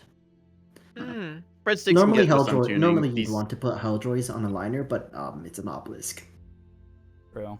You can't put there's some tech to be Helljoys on done an there. obelisk. Besides that, looking at the liners here, they're triple plasma setup with buff modules. We got 1, 2, 3, 4 rapid cradles. So a lot of this is based around the burst. Since you're doing burst and not reload, I think that the idea here is definitely probably do single mag and just max out your restores. You just pop out The idea fire and being go that- back instead of being like sustained. Yeah, Staying and like power. with the honestly with the amount of space you have in each of these mags, you can definitely probably like cut one of your mags without reducing your ammo capacity. All you're losing is single mag. And if you cut- If you're fighting Battleship, not BBs, you're gonna get yeah. magged. Yeah, that's the only downside. Yeah. This is it's a really tough fleet. Obelisks are just a really tough fleet right now, just due to how quickly you get your turrets destroyed. I'd recommend like maybe magazine and say compartment 5, and then like either 8 or 6, and then like pair a reinforced locker or like reinforced CIC with them, because you get redundancy that way. You'll always have a magazine up because you're meant to be brawler style. You get the jump with your plasma guns, 6 plasma turrets, and then however much T30 follows it up, and that's ideally enough to win the fight. Right. Besides that, power is a bit of an issue. I noticed a plant control center in this thing, which I think was needed to be run to facilitate comms jamming. Okay. Comms jammer even on this thing. Oh, top side. There we go. Yeah, you could. Still a little bit on the power heavy side. What's that point defense? Point defense. Yeah, a little awkward on the power side of this. Actually, if you go to a large drive, does that fix it? No, it's the same power generation. Yeah. Little Point awkward control trying to is get the power. rough. Point control just dying. Yeah. I'd say probably ditch like one of the rapid cradles, because once you get up to 4 rapid cradles, I feel like that's excessive. 3 of them definitely worth it, but the 4th one, just to make it so you don't need that plant control, I'd go with the reactor. Let me check the fire rate on that. I think you're right. Yeah, an extra reactor, remove the PCC, maybe invest in more damage control, more restores if possible. Yeah, because honestly, like a difference between 78% and 6%, it's there, but you're already dumping your magazine so fast. Yeah, okay. RCC is just 25% instead of 15 that you get from ammunition elevators, so yeah, you do drop off really quickly. Considering that you generally only really need 1 burst from the 3 plasma cannons to open up a target enough to start dishing out decent amounts of damage, I think you might be. I'm not too sure. I don't build obelisks, but I think you might be able to get away with the ammo elevators for the T30s. Yep, you can get away with ammo elevators, and additionally, building off that, the jury rig reactor is viable as an option. Since as an obelisk, you need to get closer. Plenty of people like to double drive them. Things like the super fast rushes with sun drive plus long haul drive that lets you flank at like 50 seconds to get with brawling distance. yes, it does debuff your plasma cannons with 25%, I think it was. Yeah, 25% Reload time, reload yeah. time. But the Yeah, idea I is once you've do. marked out like 8 times 6, so that's another 48 plasma shells from your guns. If you hit, they're armor stripped. If you miss, you kind of fucked either way. So Right. Also, yeah, Levy, I will say, I do like the names of this fleet. Burnt Monument is a really good name for a an obelisk. Real. Mock Testament too is really good. Gray Title. Yeah, I like it. Good names. I like the utility that you brought along, like bringing the tug here with Dazzler. That's a very good asset. Just having a jammer in there as well, messing with stuff. Like you're not gonna hide a liner, but just checking the box of, hey, I've got a jammer at you. That's quite nice. Yeah. I do actually like offensive jamming, escorting my liners. At least one of them actually does help with soft kill a lot of the time. Because what it does allow you to do is that if you get torp bombered, most torps that you're going to get hit with are CMD Hodge, and you can use the jamming to attract the Hodge away from your target. Yeah. And given the maneuverability of torpedoes, you can just drop the jamming once they're past your liner, and they will just miss because there's no target for them to acquire onto afterwards. Speaking of jamming, I'll point to another thing. The only radars I'm seeing in this fleet are Ithacas, which is great up until the enemy fires a singular jammer. I'm okay with the Ithacas, because the argument here is that these things are going to be ambushing at close range anyway, that I don't think a Huntress is going to give you a noticeable benefit over a Bridge Master. I think it does matter. The Huntress, yeah. I think it does matter, in my opinion, because the Pinpoint has very good jam resistance, but you still need a burn through track queued onto. True. Yeah, so just having at least a Huntress in the fleet, that could be fit for power reasons onto, say, the Tug, I'm pretty sure still has the Tug is probably the best option here. You can boost that reactor, get this That's thing true. a Bulwark Huntress. I don't think it's necessarily the biggest deal. You don't even need to boost the reactor. Oh, wow. Hard kill will save me. No, we are not. Oh, no. We are not. Yeah, you're up. 2 flag turrets and PvZ. We are not. Save you. We are not bringing up that will guide. not save you. We are not bringing up that guide. The guide, follow the guide. Oh no. Escape, follow the guide. Light raid cruiser. The only problem, they didn't have Citadel CIC. That's why they lost, obviously. And then Notes is casually chilling in the messages. back line. Notes is casually chilling in the back line of ANS, firing missiles from ANS back line. That will be a video, by the way. Capitals. Don't worry. I've got one video planned, but it was a really close match, and then I have those 2 videos where Dashort did the fucking cringe, and then the one that had the OSP Civil War. Those will be the Tech Expo. We are not calling what Dashort brought. The Tech. This is why people come to our streams to get there is of so the guide. So on the Steam Workshop right now, there's a Neb guide for a particular Acello build called Light Raid Cruisers. It has some decent. It has some decent ideas in it. The problem is that most of them are argued in a really bad way, and the overall idea is highly flawed. The idea is that they put 250 turrets on a Acello with double sun drive raider, and they just rush down the enemy, and the problem is that they're forcing an Acello into a role that's already filled by other ships, and that an Acello doesn't do good. Yeah. I mean, like they have good ideas. A really fast rush at ANS is a pretty good strategy. It works a lot of the time because you catch the enemy unprepared. But on Acellos, it's just like don't Acellos for it. And also, it's like you see the fleets of like double sun drive monitor. They go so fast, and then you look. Oh, I could just put long haul sun on a liner. It's a fun idea. The problem is that it just doesn't really work for the investment that you're putting into it. Yeah, his argument is that their argument is that you want to broadside in Acellos for it and fill them up with reinforced thruster nozzles and only rely on hard kill. Their argument is that because soft kill modules have low health and get killed fast anyway, that there's no point running them, which is a really stupid argument. Which is a really stupid argument considering that hard kill turrets also have low health and get killed off very easily, so, right? I hate it here. I know. It's they have decent ideas in the holistically they have decent ideas in the guide, but the way that they're executing on the ideas in the guide is really bad. It's funny because they could replicate this exact same thing by doing With a 250 liners with Sundrive yeah. and Long Haul. Man, if only if only OSP had a really fast ship that had insane amounts of firepower. Jeez. And a very strong broadside. If only they had a ship that could do that. You could probably just take these obelisks we're looking right now and just use that. Yeah. Levy, make light raid cruisers, but make them liners. No, that's just that's his 250 charger. That's just the 250 charger. Exactly. Yeah, we have tech for this. We have tech for this.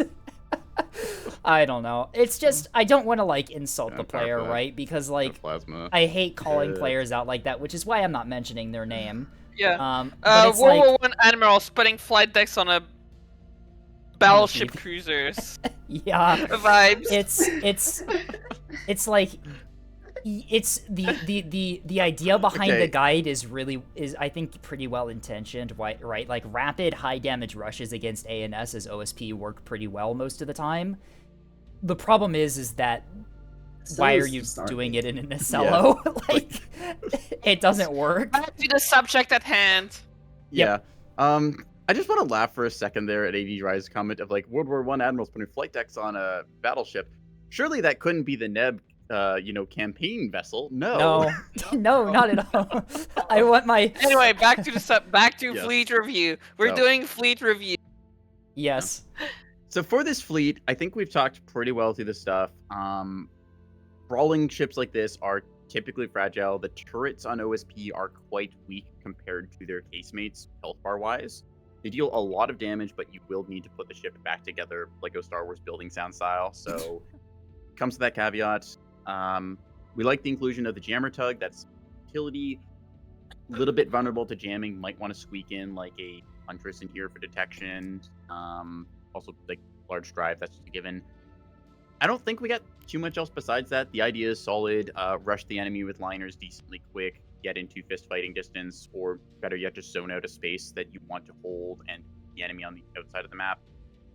I think that pretty well covers it. I mean, we can sit here for a very long time talking about all the flaws with the obelisk fleet, but honestly, that's just kind of obelisks right now, if I'm being real. It's an awkward thing to get. So. They're very difficult to build and difficult to play because of how vulnerable they are, but they work when you get them on target and put them in the right positions. And I think, for the most part, this is a very well-built obelisk fleet. Yeah. Shall we move on then to Jar's submission, which is 3.1 Eclipse, shipping near the top of your list? Yep, because it is numbers. It's at the very top of the list. All right. Let me read this quote off. Quote, I'm short on time, so this is untested and unrefined, but here's an idea. Brilliant.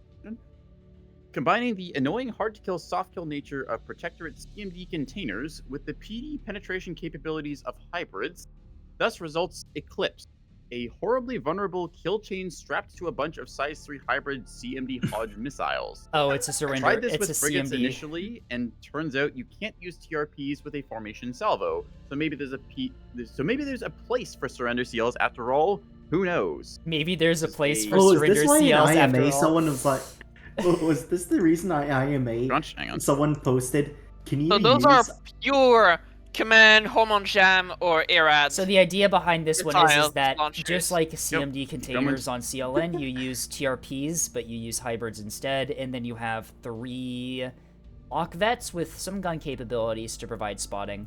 Whoops, I mean, if you Prowler lock vets, there we go. Audio fix. The thing that was hard for the thing that's even harder to soft kill technically is command saw with Pikaloom, but yeah, you can't exactly get pikes on ANS, thankfully. No.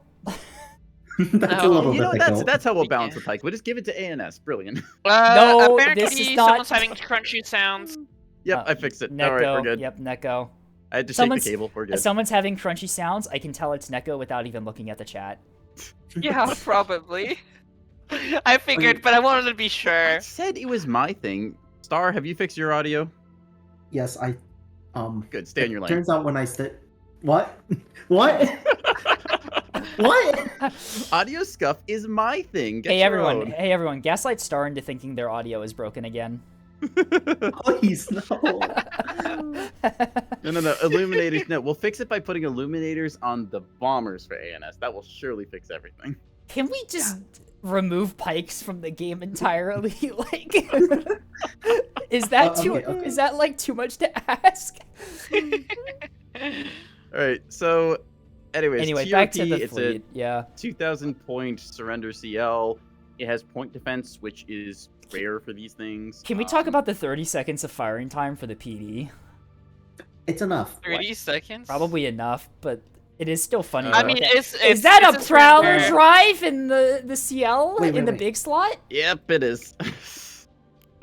Okay, you know what, Intel Levy? We're gonna center. ignore This thing you has an doing Intel small center. drives. It has just an in Wait, case. Intel center. no strike planning center on a missile boat? There Really? is one. There is one. Wait, really? Where is Yeah, I it? see it in I'm the blind, middle I'm of the blind. floor. Why is it in the middle? There is one. Open your eyes, Star. It's right there. Star is so conditioned to the most optimal spots to put compartments Why on is it CLs not that they don't steering even consider it being in the good spot.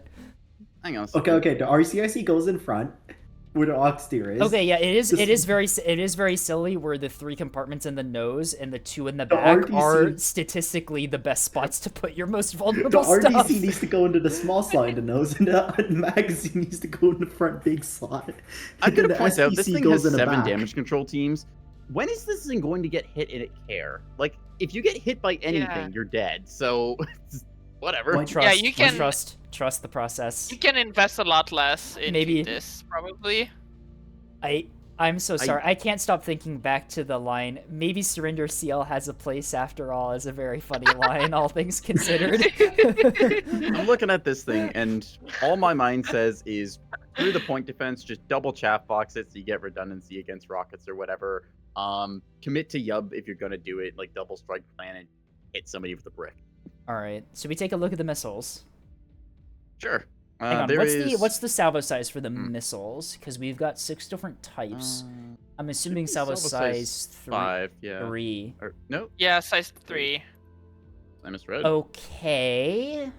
Why is the salvo then. size 3? They have 6 different types Some of are Hexy, some are missiles. HEI. Okay, so they're Yeah. doing a mix of 1, Are they 2, doing 3. Are they doing TOT Yeah, they have with the 3 TRPs? I think they're doing TRP TOT, right? Yeah. They have to, right? Yeah, I think so. They're doing TOT. Okay, Simon yep. target, TRP, 3 different types. The last light one has got Void Launcher, last light 2 has got Self-Screen Jammer, and last light 3 is just empty for price. Yep, and a similar looks like the same similar thing with the story Fate Blooming, except that there is a hardened skin on the last one instead. Yep. Designed to Yep. pen PD without TRP. Okay. Is Oh, this just like huh. direct Without fire? TRP decoys, without wait, hang on, boosted without and without fired. TRP or without TRP or without TOT? Without TRP would be weird. Without Yeah. TRP. Without TRP That's would like be white weird paper considering cruise, that your then. crew CMD TOT. Okay, there it time is. on I was target, got right. it. All right. Yeah. Okay. Sorry, Okay, all so- it's all these acronyms are so difficult to keep track of and Yeah, so we have one decoy, What one, the fuck is a TTGI? self-screaming. Yeah. One Best I self-screaming can jammer surmise- not yeah. boosted, and then one heart skin. Help, Yeah. I hope I'm being drowned. Oop, there you go. Drink water.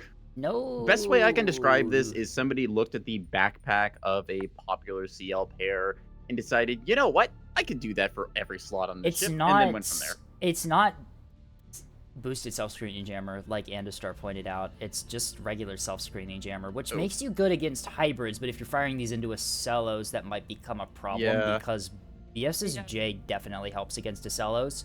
Just Mm-hmm. due to how bad people don't understand how bad the Aurora's FCR is. Like it's It's so bad. It's so worthless if it's jammed at all. The important thing as well is that the self-screening jammer has a range of 2.5 kilometers. Auroras have a range of 3 kilometers. Yes, and that's So the you other want big the thing. boosted for If the you're if you want to use jamming against Auroras on Acellos, you do need BSSJ.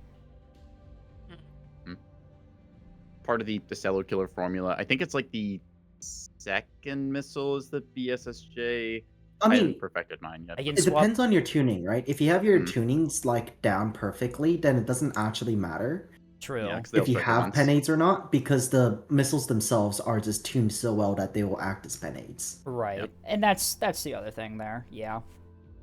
I mean, unless the Acello pair that you're firing these things at is like super on top of their game with their Acello killer defense, like most of the time if the Baristas missile or other stuff. yeah, they'll get through.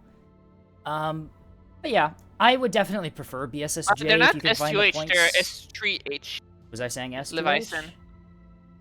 I think Levy was quoting me. Okay. You did say that now that I think about it. No, Yeah, because you I didn't was- mention S3H. I misspoke you were pretty badly there. specifying I with misspoke the- pretty badly there, which is Yeah. why Levy's quoting me. Alright, Okay. so I believe what you were trying to say was the Helps against jammer Auroras. helps against Auroras, yeah, yeah. Auroras and AMM. Yeah, the hybrid you missed.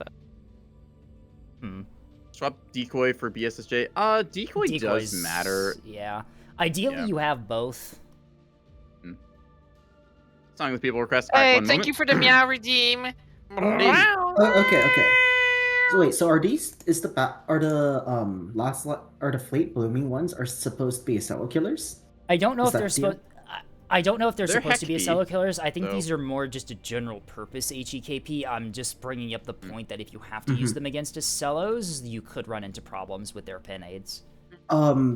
Not just with their pennies, their whole tuning's messed up. Do they stage at the wrong? They don't stage in a 4 chain, do kilometers. they? No, their staging Yeah. distance, everything, it's not going to work It's- versus yeah. Acellos, but They're gonna be too spread out. The Auroras are gonna pick them apart. Jardir is supposed to be Acello killers. Okay. If you want, I can send you my Acello killers if you want a reference, but what you'll need to do is you'll need to... Do you have these speed tuned? Hang on, let Okay, me. so Leading? Jar says they're 850 and even. moderate killers. Okay.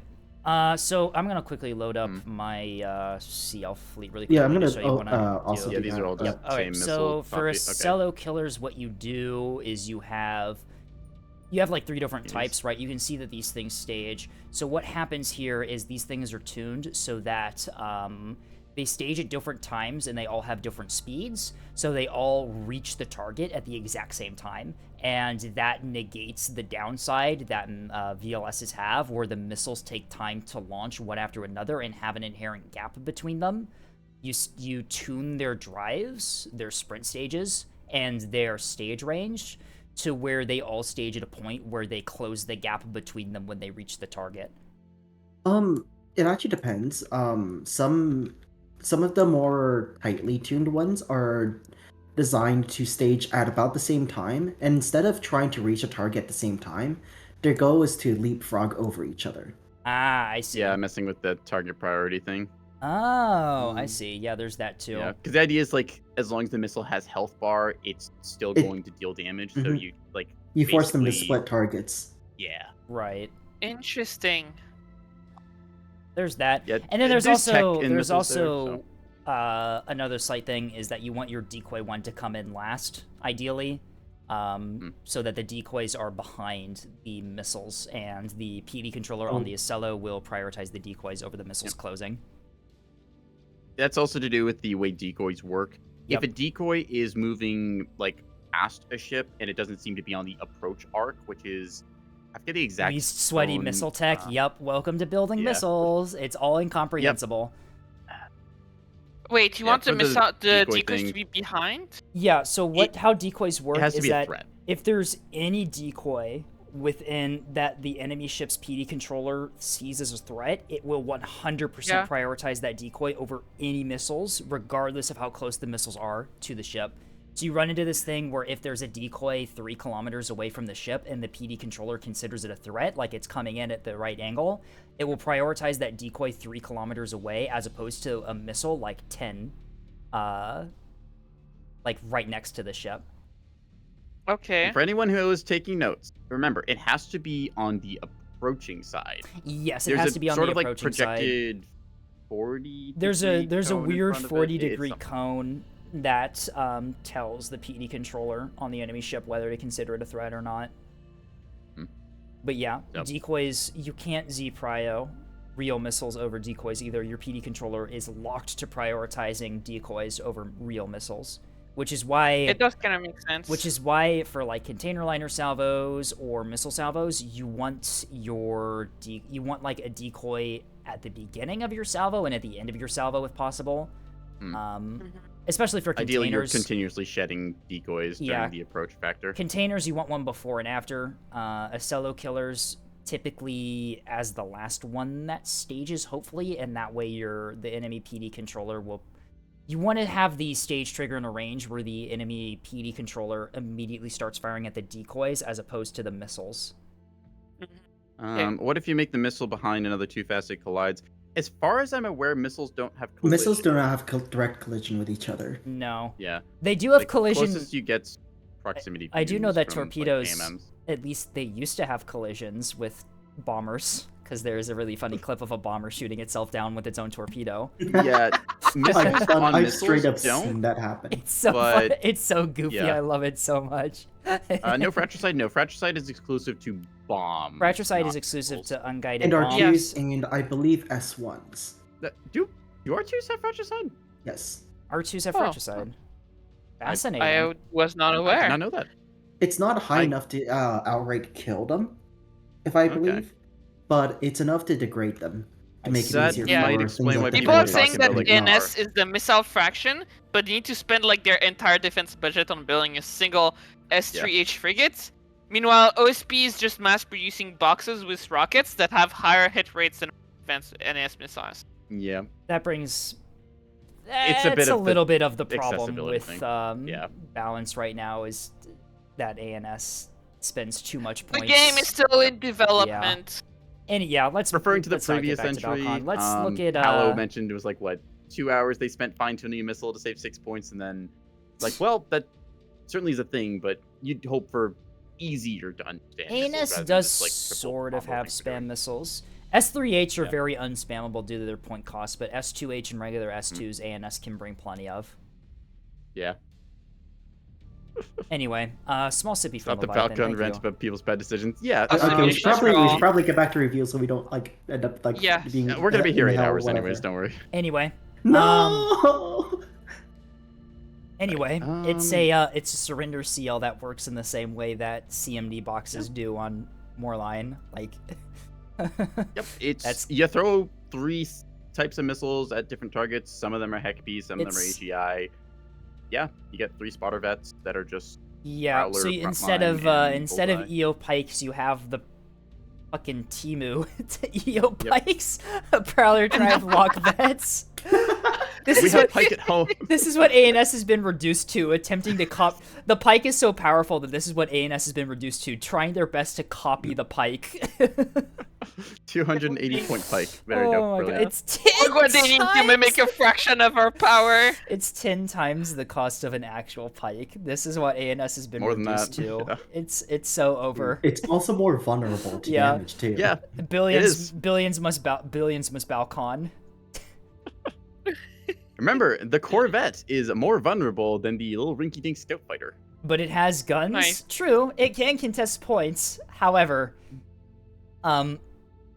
you've got 3 of them, and if they die, your fleet is kind of Felter fucked. has fallen. Yep. Billions must point cringe. Yep.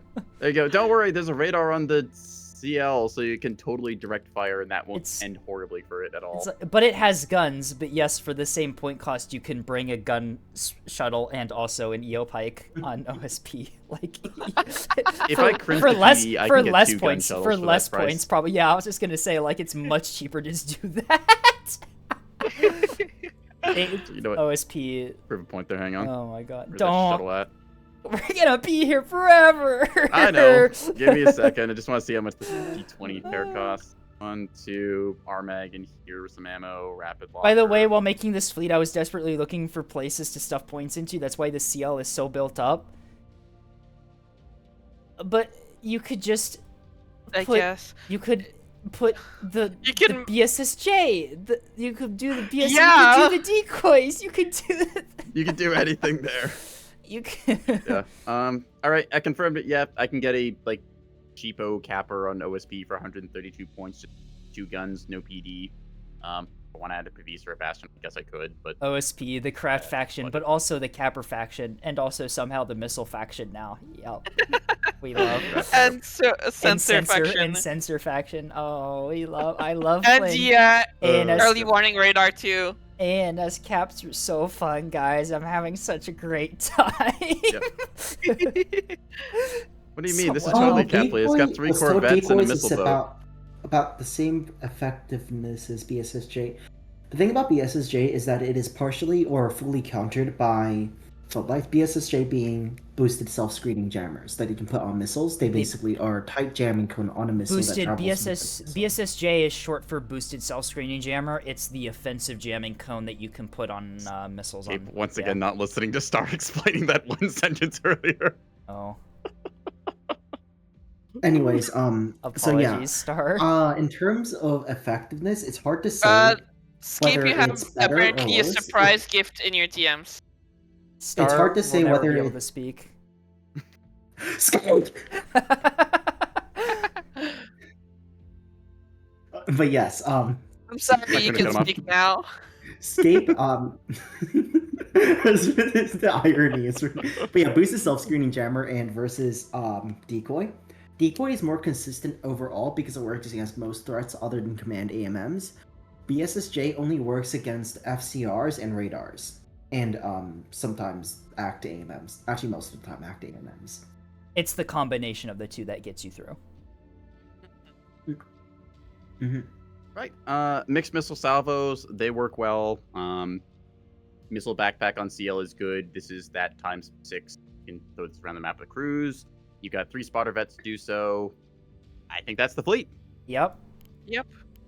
All right. Let's move on then to Warless's submission. The Milkman fleet. Oh my god, there's still so much to go. There's still so many fleets. Oh. Okay, so Big Milk. Is it with just a lot big of milk? It's Big Milk with a lot of milk.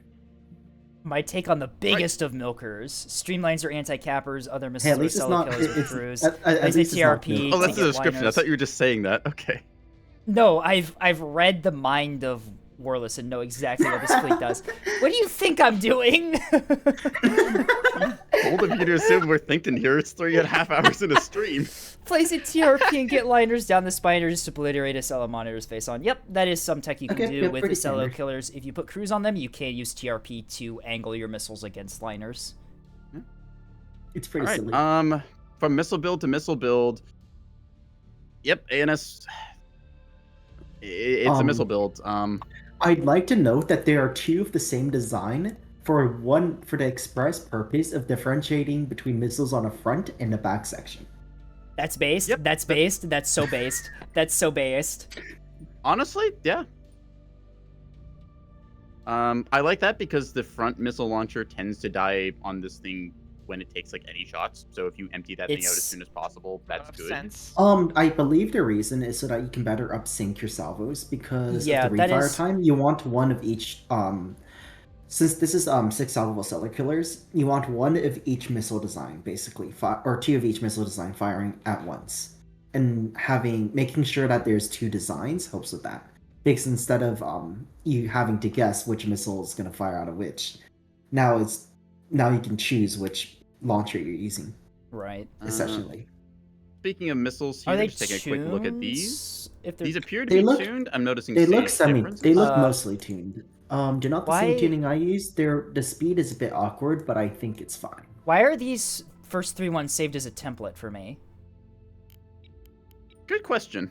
Oh, because we Um, both stole them from are the those same the person. Malacos? We both stole them from the Are same these the person. Malacos? No, they're Aries. We both stole them from Oh. the same person. Yeah, no, I'm pretty sure the have Ceres no- arming missile as well. Is that like Spadices, I think? That's funny. Oh my god, I love that we're getting to the point where like we have them saved as templates and they just this Like, this series, looks familiar, the huh? series- Okay, So, I wait the day when like I randomly end up getting pulled into a fleet review, and I'm just like, and why ask do I? why people don't use the bottom slot for missiles. Can hold, beam. I think, 20.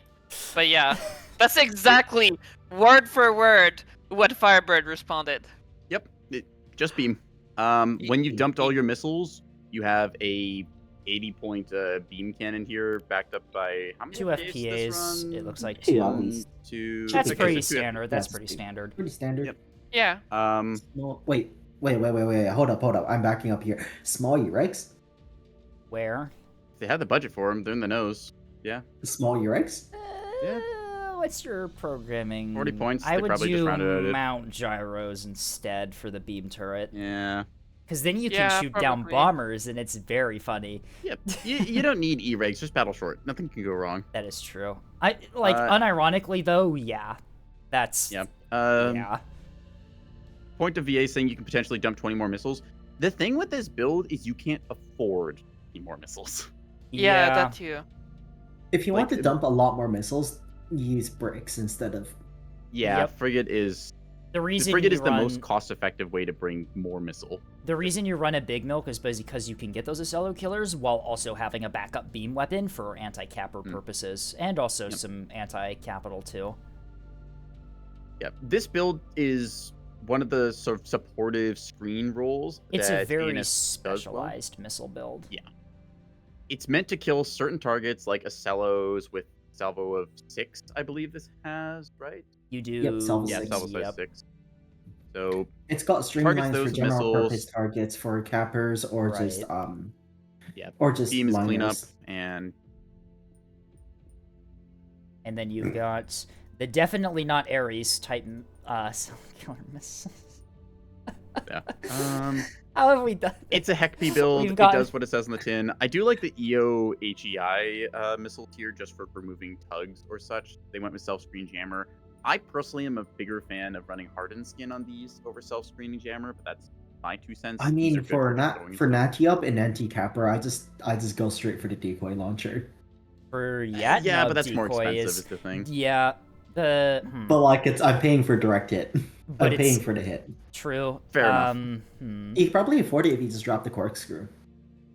It has If you're cork. anti-capper. Yeah, it has Oh. cork. You weave, right?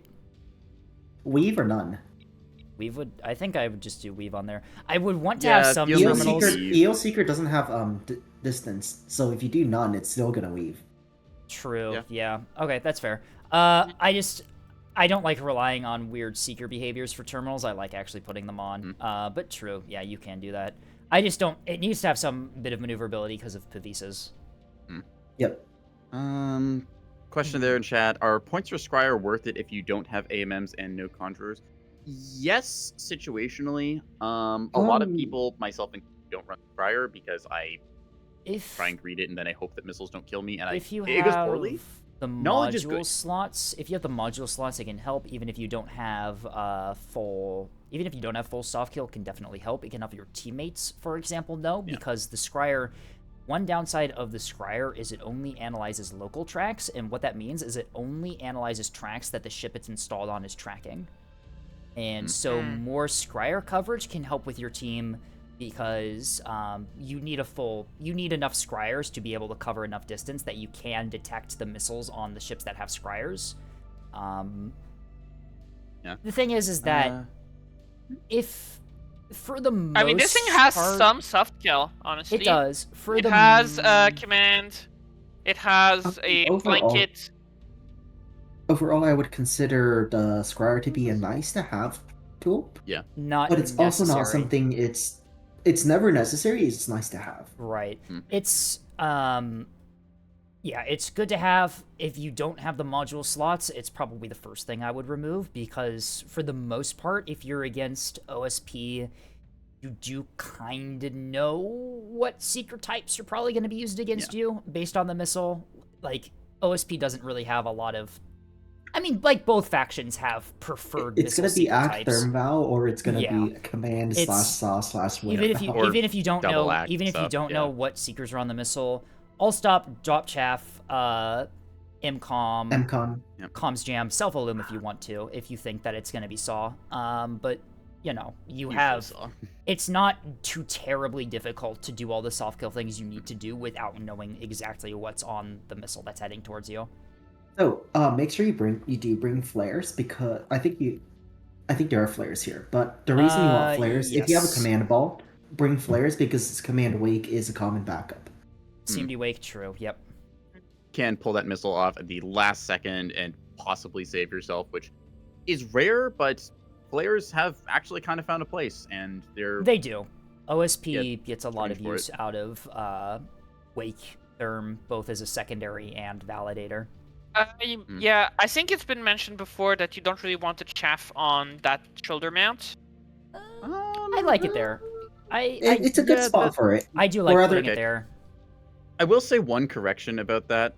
Chaff on the shoulder is fine, but the floodlight The being where it floodlight's in a is- really bad spot. Yep. Yeah. I would put the floodlight on the front. And move the bullseye to the shoulder. You already have a Yeah. para on the Axford, which does help with the bullseye not having the best arcs there. And if you put it on the nose, you can self-illuminate your chaff, whereas on that shoulder mount, it doesn't really have the arc to fire up and behind you that well. Yeah, it's got the red dots you can see, so it doesn't go through the hole, unfortunately. Yep, OSP gets a lot of use from literally any OSP tool. Correct. What Hang on, I OSP can do tool that doesn't better. see much use, actually? Well, tool we had doesn't to see think of it much because we can't. Strobe correlators. There you go.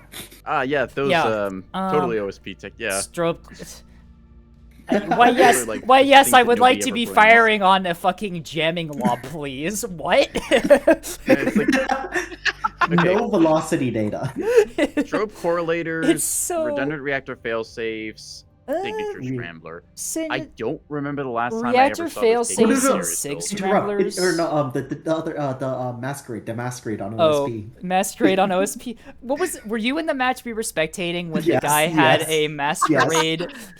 This guy was running double rail Acellos, and they had a masquerade on one of them set to fucking battleship. It was. They said in all chat at the end of the game, I brought the wrong disco ball. Yeah, they said in all chat. They remembered at the end that they brought the wrong fucking ball jammer. It's like, don't worry, guys. Those command missiles are key to hit Acellos. I'm obviously a battleship. And us seeing the OSP BB walk up to the battle space. the fucking what? Shall we move on? Yeah.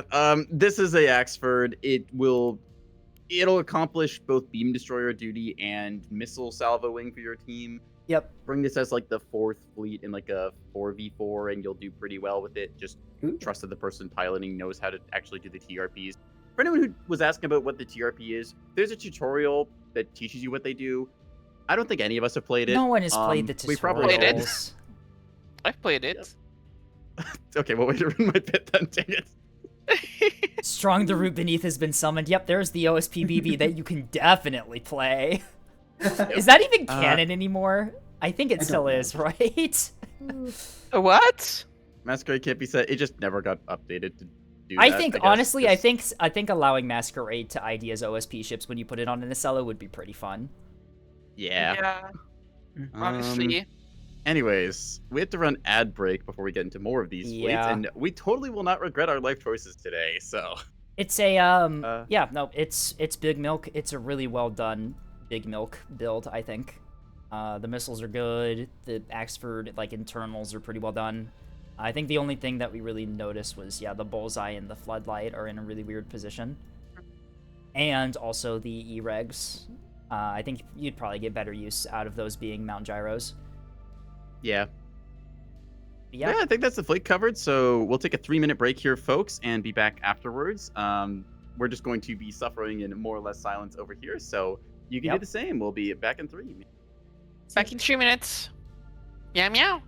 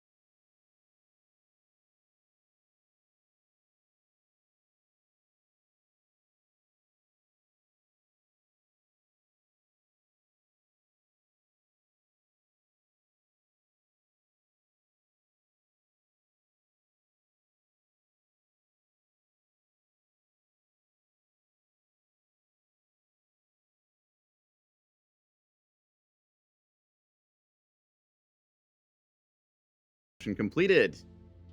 Going to be moving on to another fleet here from Welcome back, everyone. Turbo. Yep, this is Nemesis. Nemesis. Well-rounded support fleet centered around the Axford cruiser and 3 scouting ships. The heavy cruiser Nemesis is equipped with 450 guns for direct fire support, track-correlated spyglass radar, and most importantly, a cruise missile backpack. 3 UN sprinters allow for spawning unexpected backline ships, providing targets for your S3 missiles. Okay, so it's a... I've been seeing a lot of these more often where we have a frontline asset with the ability to do some like support or backline aggression. So taking a little look, bit of more stuff for something like the cap. I have an Awala before we can go on. A Wawawa. I got a meow as well. I have a meow. Hang on. I stream with these people willingly. I stream with these people. Not willingly. Not willingly. Who you're calling these people? I cannot say for various reasons. Anyway, yes, I'm hereby Hang on, I'm just gonna drop something casually in the coordination chat here for y'all to look at. I also need to drink water. Thank you, Yes, Andrea. Anyways, I that's should explain coordination.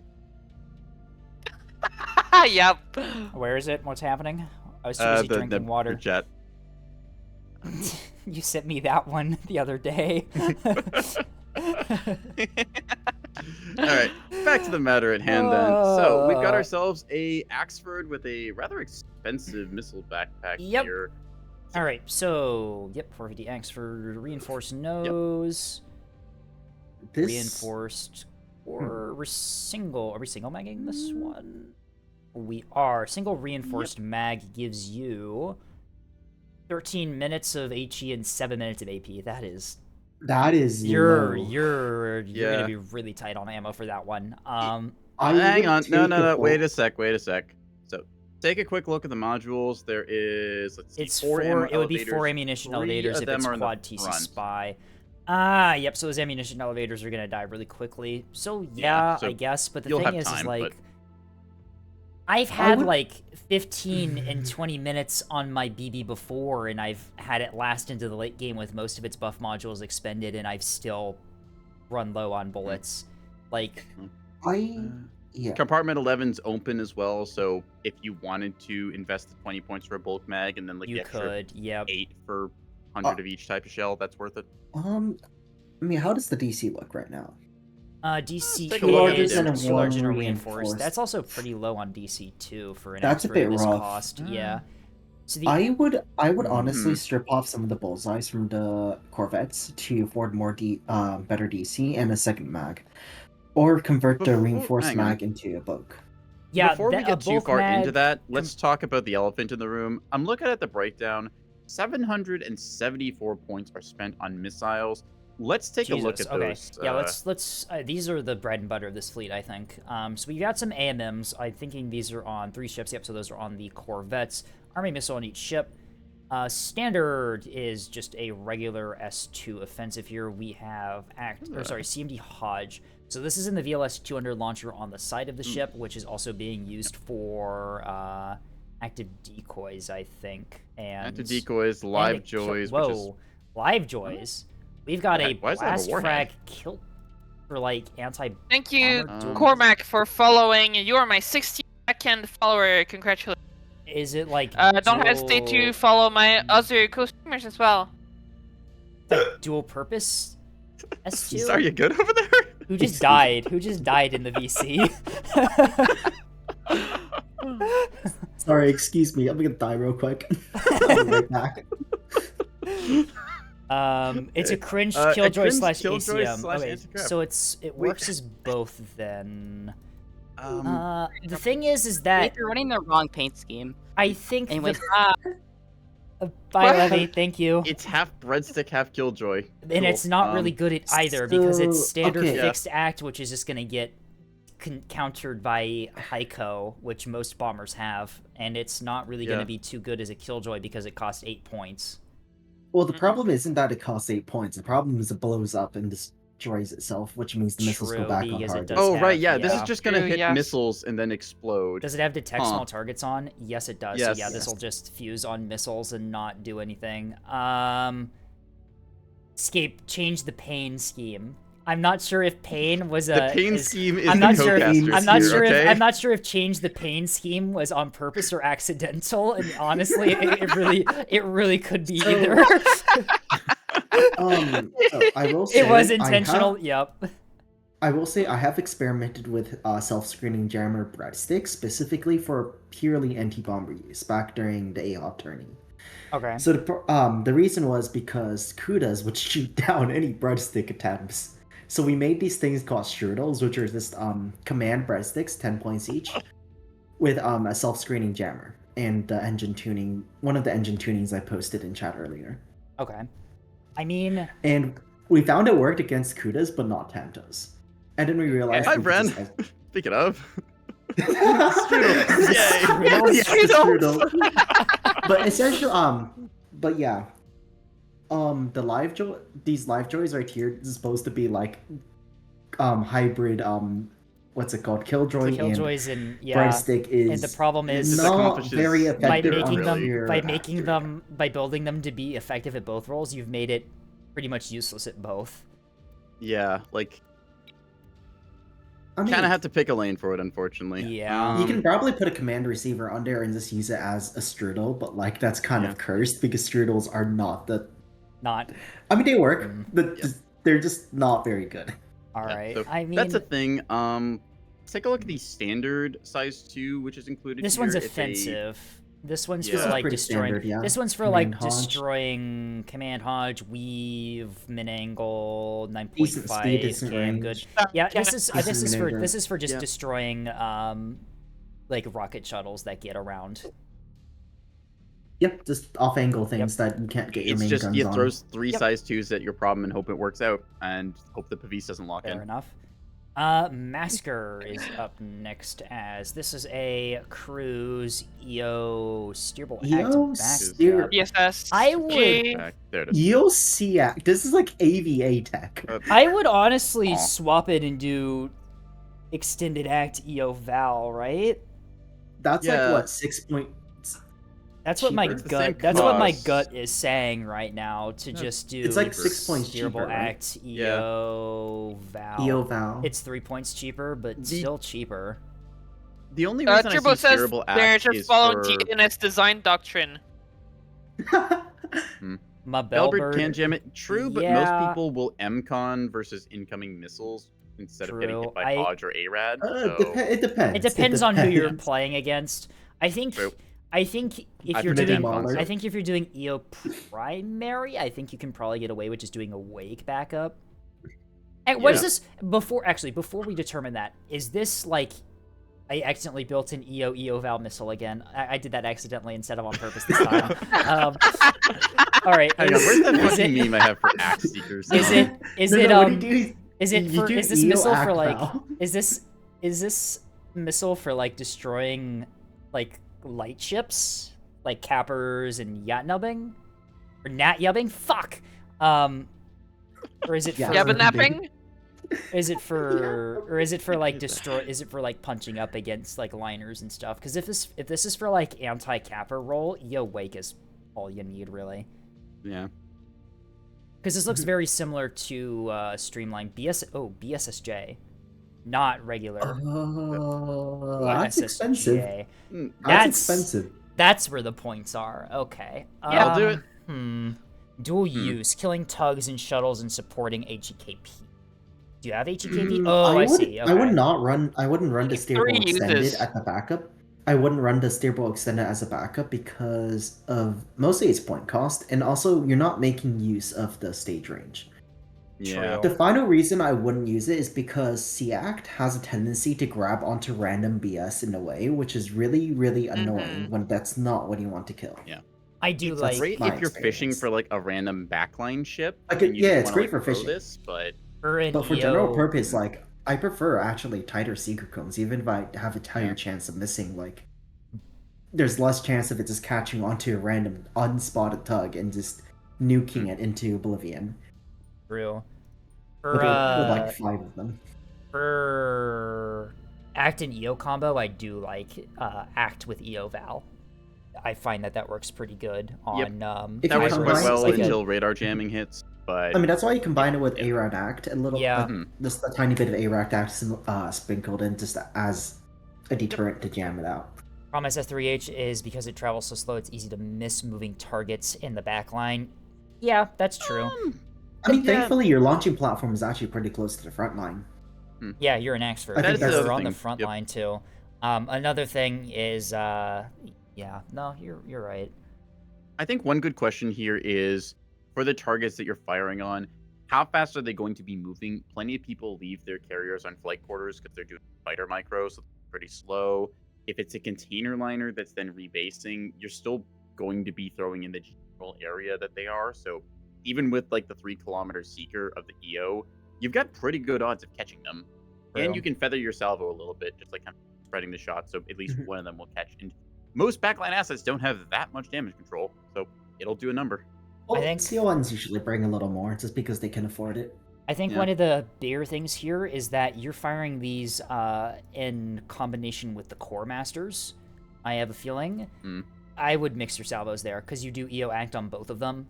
That's pretty easy for the enemy to just Decoy, soft kill with one motion, EO. as opposed to you mixing your salvos makes it harder on the micro for them to properly soft kill all your missiles. I will say, backing that up as well, for the HECP, this is a 60-point missile. You really don't want to have steerable act on this because it will hook on the random dead shuttle that died like 5 minutes into the game, and then your missile is just wasted as opposed to hitting the actual target you sent it after. Right. And on the chances that an Acello has blackjack as well is pretty low. Is it? Most of the It's time, pretty low. Acellos You can't mostly get it because of rely. mount pressure. Yeah, Acellos you typically rely on Auroras, Sarissas, and Floodlights as your main mounts for like For the Okay. and Acello, stuff. the blackjack will I be think- escort mounted, Right. or you're fighting a pair of Acellos, in which case you've got Aurora Sarissa combo in there, so that's gonna hit these before they get close. I think you want at least one of these. I think you want one of these, either Master or Core Master, to be Act EO Val, and then the other one to have some form of like ARAD in it for dealing with jamming. And then you just combine those seeker types. Should the Acello be a prime candidate for Blackjack? Not really. The problem is putting it Blackjack on Acellos is that it can fit really easily onto literally anything else that OSP has. Sprinter, or sorry, shuttle, liner, tugboat. I guess that's what I was monitor. doing wrong with Celos. The main thing you want to worry about missile-wise on Acellos is mostly dedicated Acello killers, which are typically CMD Hodge or CMD ARAD or CMD Saw. I was thinking of Big thing Act with the ARAD Acello Val is- for HEIs, but MMT, okay. Yeah, those exist. With jammers, yeah, they can go for that. I'd say the big thing is, like, when you're fighting an Acello, they're going to be paying for the Acello stuff. So, like, if you're going for Acello killers, Blackjack can exist in supportive fleets. You just need to kind of tailor for what is your missile's role. Are you trying to punch out the Acello there, in which case EO and command with like a secondary can work quite well?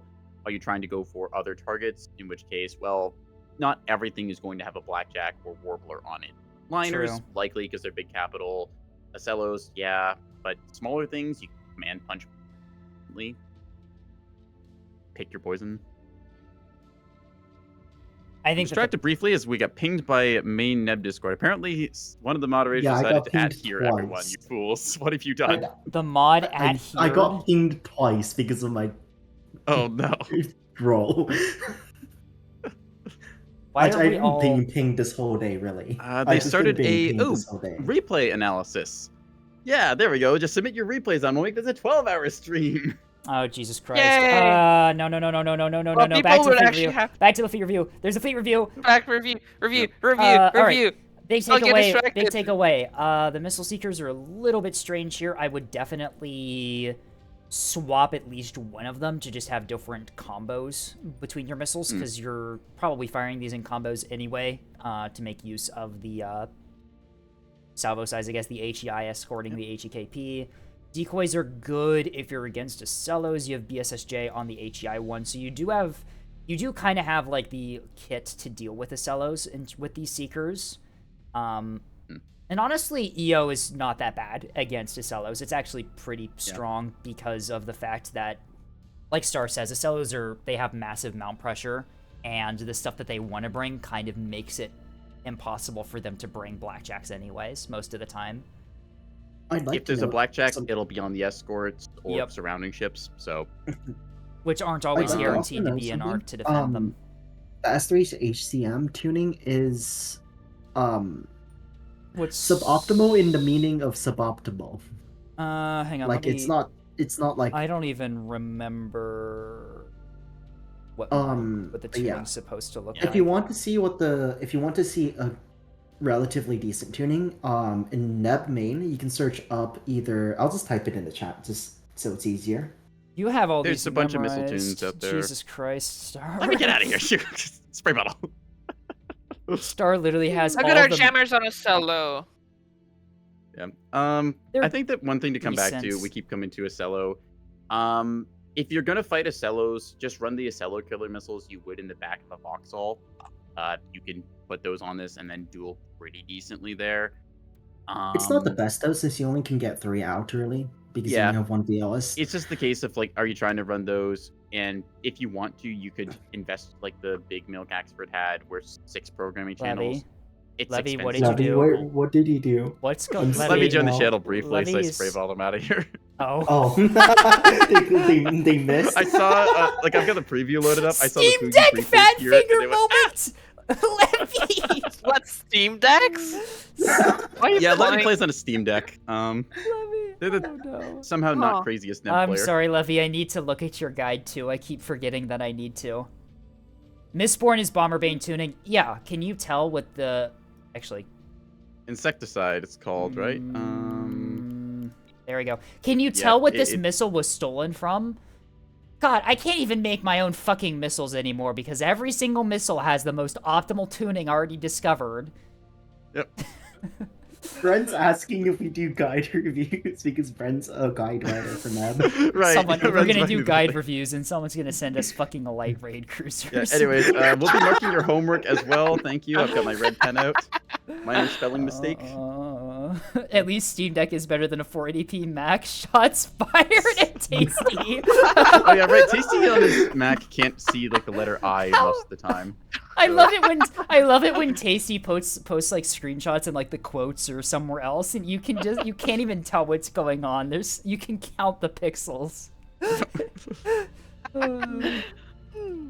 I'll send you light raid cruises for next fleet review. No.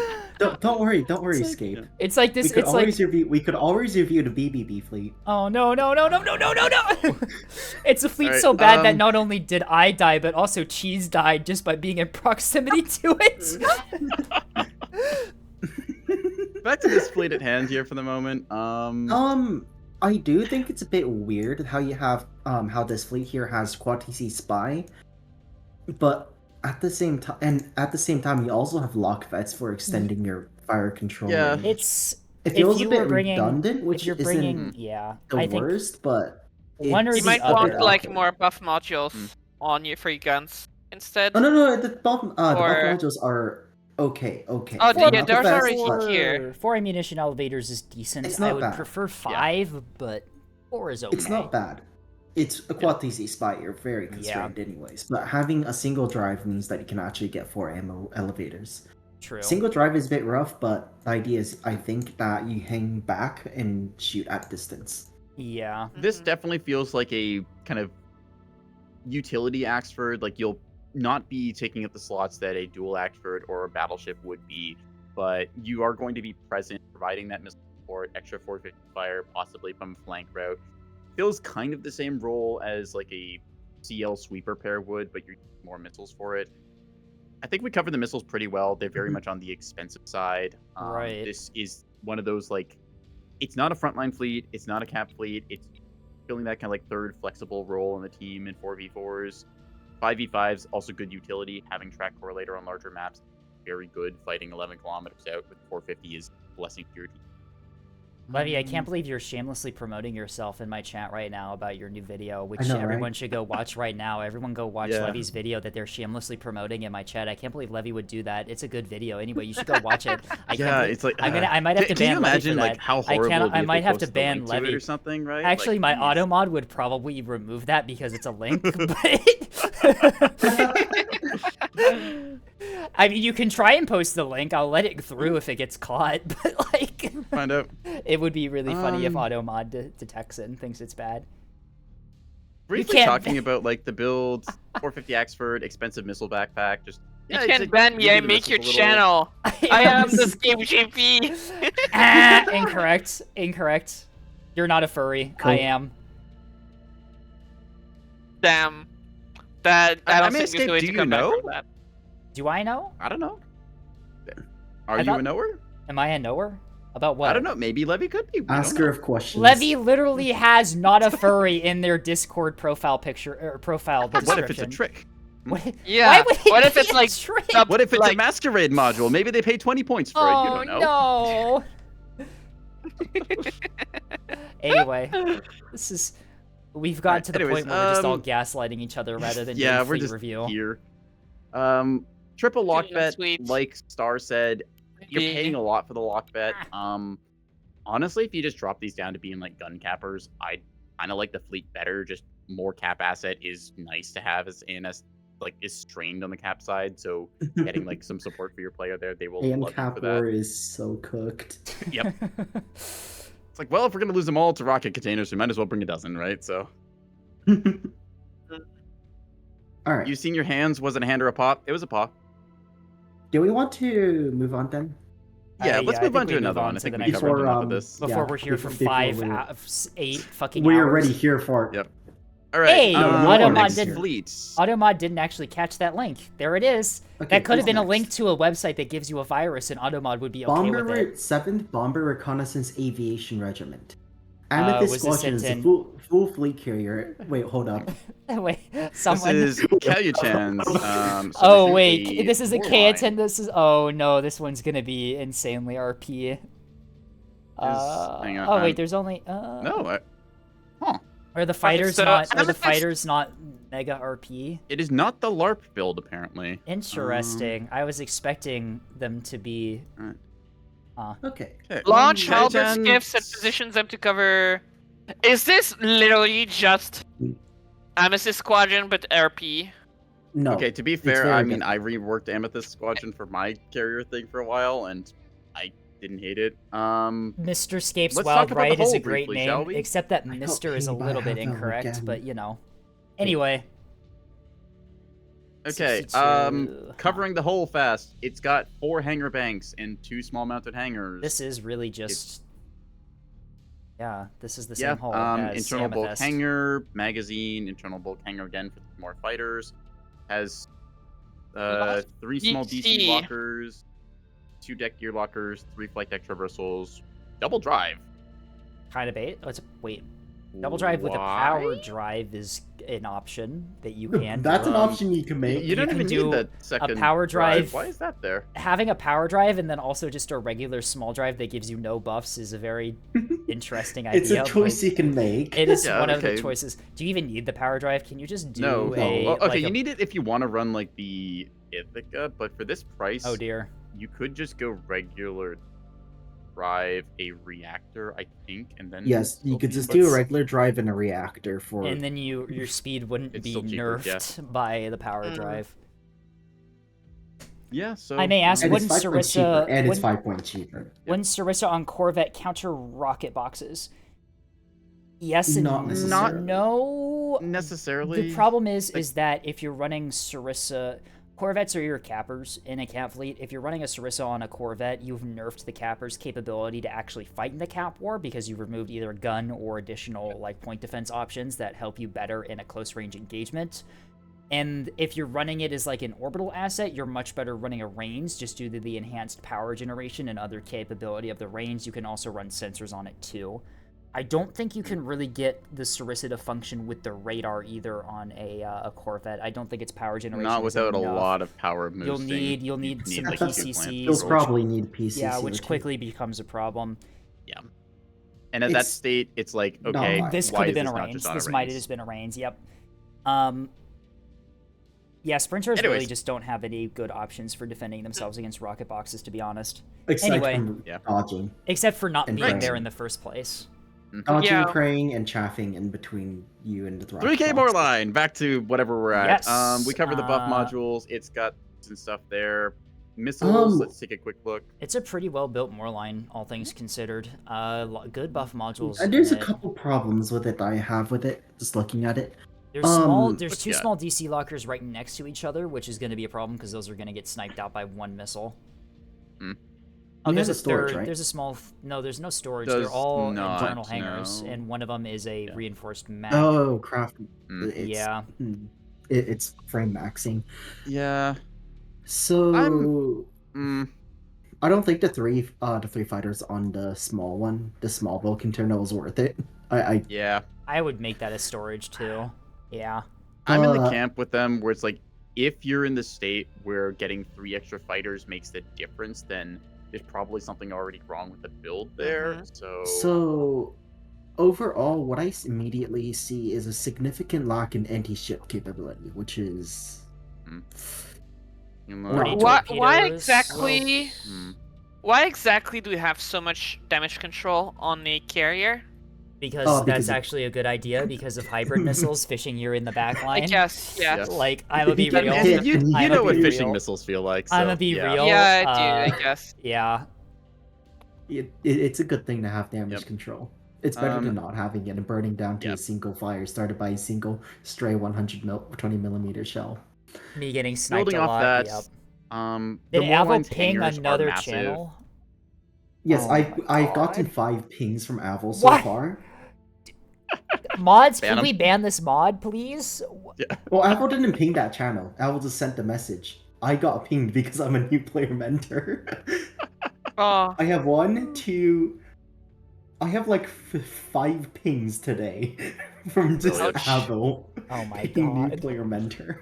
All right. I'm gonna try and refocus us onto the more lines. So, for a thing to think about, the container bank hangars are massive targets. Missiles will handily knock these things out. Picking the DC storage, I've gone back and forth with Austral about this one, but I think a DC storage is worth it on your carrier because there's good odds random missile will ruin your day otherwise. Yep. It is an investment, but you got 3,000 points. Might as well make it so your build can still work after you take a hit. So, true. I recommend that at least like a smaller. It's cheaper than 3 small DC lockers is something I can also say. It's like, you get 6 teams, which is cool, but you don't need that many damage control. What you need more is restores to fix your hangars. You do need at least 1 small though, just to have enough teams to actually restore things. On OSP, especially the ships that have these really big bulk compartments, I would really do your best to make those the exclusive DC options that OSP has. They're just so points efficient for what they can do. Yeah. A complex is not needed on this ship though. You want storages. You don't need damage control speed, that being said, don't restores. misinterpret my words. You need storages, not complexes here. Okay, so just going through the basic build, design, philosophy, etc., and also just basic requirements. 2 deck gear lockers, that's good. 3 flight deck traversal systems, yeah, that's good. You have decent amount of throughput, so that's overall good. Ammunition looks fine. Yeah, 20 mil, whatnot. You are very low on anti-ship munitions. 20 sorties is not much at all. You get. In addition, on the same note, there is a significant lack of bombers. How many bombers do we have on 12 this thing? bombers 12? is very few. Yeah, you'll run out of bombers and stop cycling them for about 5 minutes in, I want to say. Yeah. About 5 minutes in, you'll stop cycling them and basically start wasting time. Yeah. The ships are also really underbuilt in general. The crafts. You can't afford to build craft in a Moore line. You can't afford to. Oh, okay. Yeah, with Moore line, you're relying on craft spam for the most part. Because, not just craft spam, but because most of the modules you can equip are not actually beneficial for most situations. S3 The best you could HHACMs will say, annihilate your bombers regardless of how you build them. You yeah, need to have Okay. other. You want other options for dealing with them other than building up the bombers buff stuff. High coherence is the one thing I would take. That's about it. Yep. yeah. High Coherence coherence chaff is is worth it. nice. I will make a The fighters point aren't for. built either, but yeah. Hang on, let me pass the mic here. Give me a second. I will make one Okay. point, which is if you're expecting dogfights, then technically a blade of foam on Barracudas can be tech against coil toes because that pushes your health bar up True. from the 60 to the 90 range. So that makes you take 2 shots from both size 1s and coil tontos. That said, that is worth 4 points a pop. So really, it's making these That's things 50% more 50% more expensive. cost. Yeah. You have So to be in a expensive. situation where that's justifiable, and this is not it. So Besides that, a lot of overall, fighters. Like, you want to take it there, Star? yeah. So important thing to note is that as a backline, right? What value can you provide? And that answer is mostly killing things because you can't control space like a frontline ship can. You can't apply pressure by being there and shooting things and taking damage. What you can do is, however, is kill things very, very well. You can't cap points because you don't want to drive this Yeah. thing on a cap point. That's how you get yourself killed. Yep. So your only thing that you can do effectively is kill ships. Well, You kill can fighters make the as well. arguments Kill that you can other kill craft. fighters in craft. However, that isn't at the same the same value as killing ships, because first of all, unless if you intercept every single bomber, you're not making value, because you're paying 3K for this capability. And the second part is if they don't pay for a carrier, then your fighters are essentially useless on that row. Yeah. You can try to intercept missiles, but that's unreliable at best as well. So the capability you get from 62 fighters is really not that much. So If I bomber could striking tag briefly ships. there, Yeah, go just ahead. on a point to that you made. You're paying for 62 of these fighters. These fighters, you have them equipped so that they can go for their long-range patrols, fuel tanks, jam pods, size 1s. You got to scramble and a time on target build apparently, but doesn't seem to have any. Okay. TOT I think is for Illuminators. Like, Okay, so that's Illuminator for support something for else, I guess. allies. Yeah. So you're paying for 62 fighters that, outside of like trying to fight enemy aircraft, these don't do anything. Like, they can accomplish that role en masse. Like, you can field like 14 fighters at once if you're spamming out your hangars. But if the enemy just doesn't have a carrier, what do these do? That's a big thing to consider. These are 8 points a pop times 62. That's a lot of budget. If you remove, for example, all of the fighters and remove all of the munitions, how much is that? Let's see. Fighters alone is That's- almost 500 points. If you remove the munitions for the fighters and the fighters themselves, that is 770 points. Why is the bomber That's almost loadout called half. Lineo Wek? I have no idea. That's almost half of your point budget for the carrier because the carrier itself costs like what, 1 point something K Yeah. So that's like after hangars and internals, the hull itself is 600, so that's like one. and then major 100 per budget hanger gone. for 400, and then you add up to a total of, after you add the internals, that's 100, internals, 200-ish. So you have about Let's call it like 1,800 800 points. points worth of fighter there, right? Like, Yeah. it's nice to have fighter, but that's a lot of your budget invested here. And of that budget, you realistically only have like 2,400, considering you've paid for the Moorline hull itself and the bits on top. I would say 32 is a very decent fighter number. Like, even that's pushing it a little, I in my opinion. tend to lean a little higher, but that's because I have a tendency to lose my fighters a lot. So I mean, after a while, I just stopped caring about fighter losses because it doesn't impact my bomber, my ability to kill things. Right. Though I haven't played carriers in a while, just because COM was. I mean, that's a Balcon thing. yeah, Not that's going a to whole go like into thing it. about rocket container right now and different like. And just the accomplishments, back, but- just how effective it is in general. I'd say that bomber count definitely needs to be a bit higher. I think the Moorline sits nicely in like the 16 minimum bombers, because ideally to kill a capital ship such as a Axford or a battleship, you want to remove as much agency as possible. people. So what most people will do is they will cycle their decks once and then get the second wave afterwards. So you get a total of 8 bombers. That's enough torpedo to either completely red out a hull or flat out kill it as is. Right. So if you go with that many torpedoes, like, let's think about that, right? Like 8 bombers come towards you. What in this game survives 16 torpedoes? I mean, theoretically, anything with a high enough DT will survive it. The problem is that will it survive it in a way where it can recover? Yeah. Battleships, Battleships, you have the opportunity to hit the broadside. Axfords, similar story. You can micro your bombers and shoot your angle. With pikes currently, you can get visual and tell exactly what you are shooting at and attacking, so you don't need to worry And too you much can get in that regard. the angle too, so it's perfect for getting broadsides. Yeah, In so addition, you can fish for that.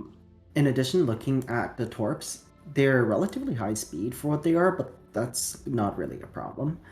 Yeah, they're a little fast. They're a little fast, but that's not an issue. That's really not Yep. an issue.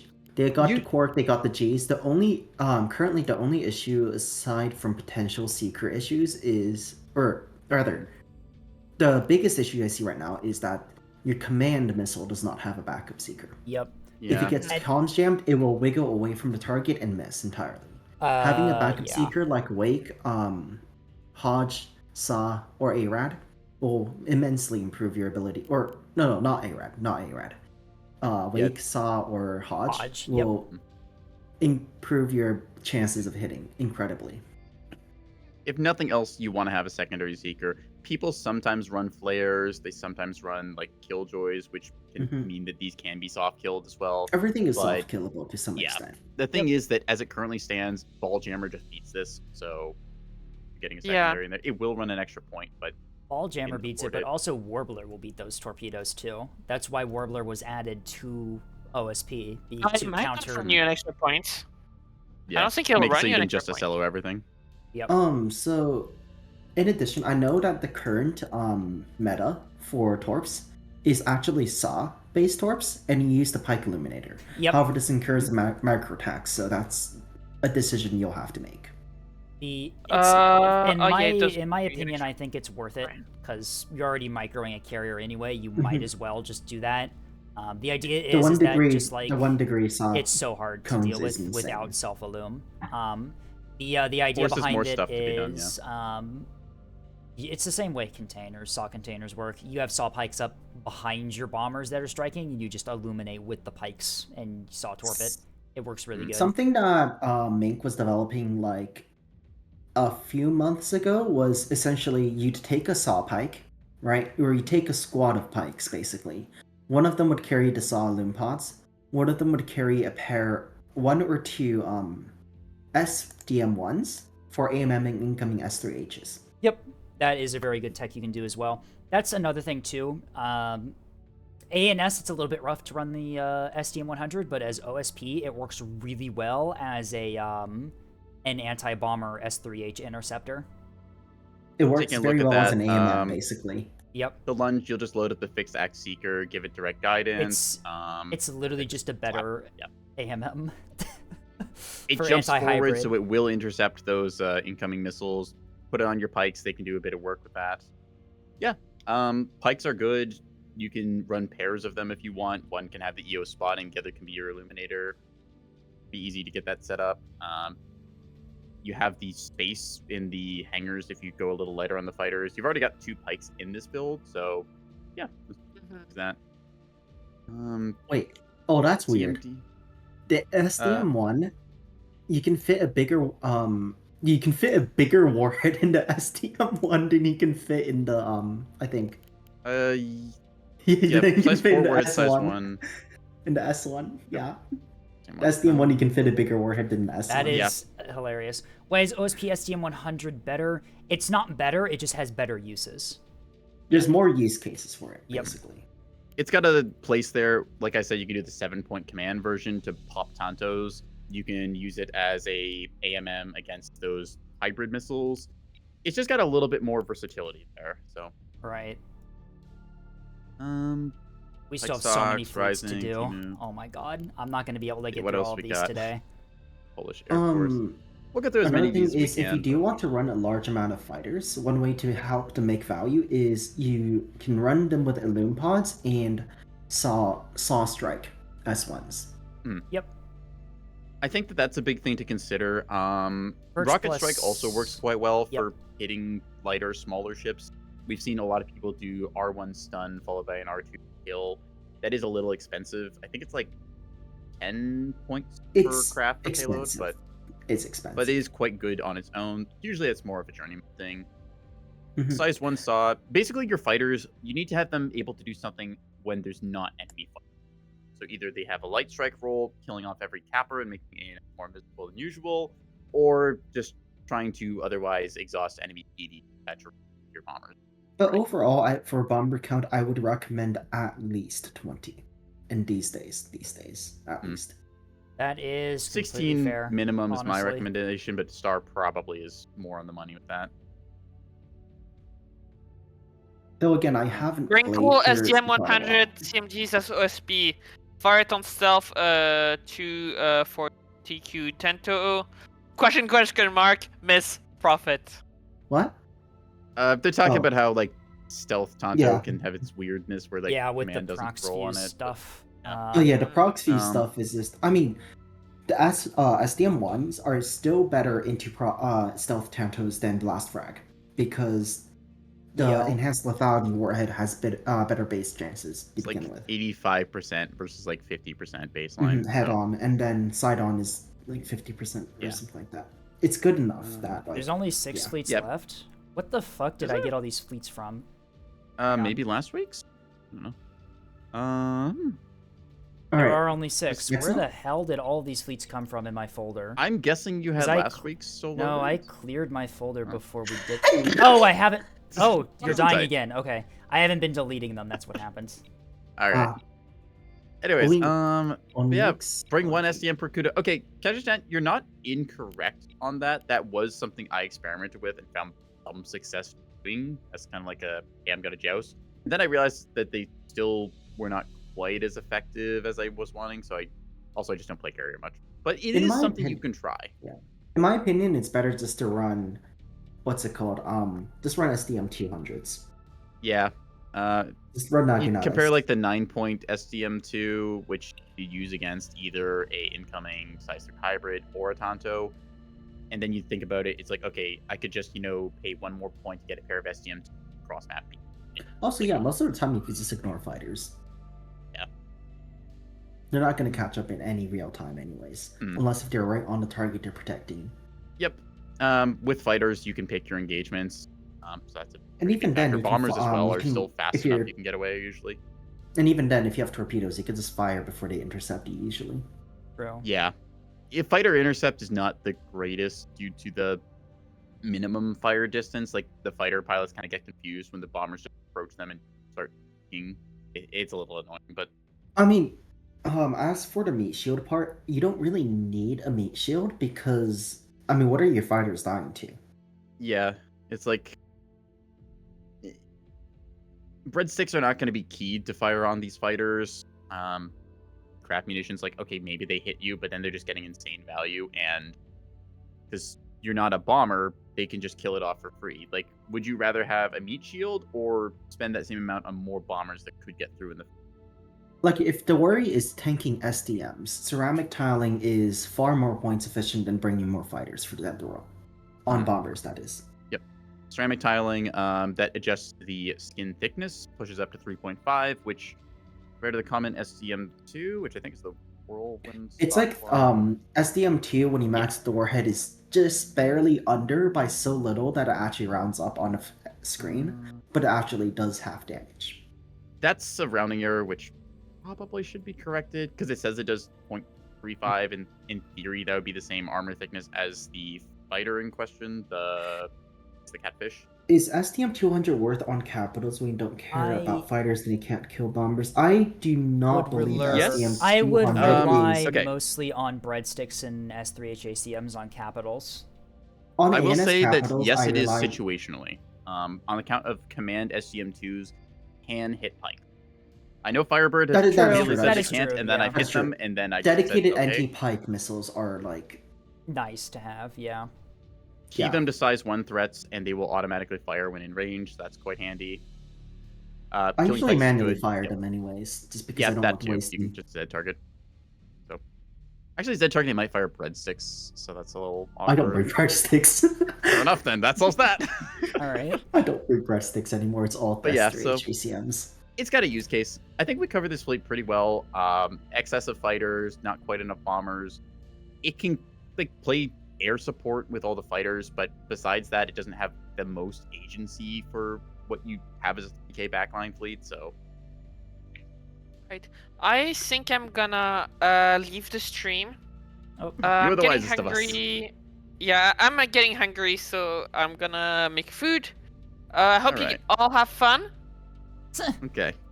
I hope you have a good night. we'll do our best. Andy, can you Uh, bring food for the rest of us, please? We're gonna No, be here we're a while. starving until we get done with the fleets.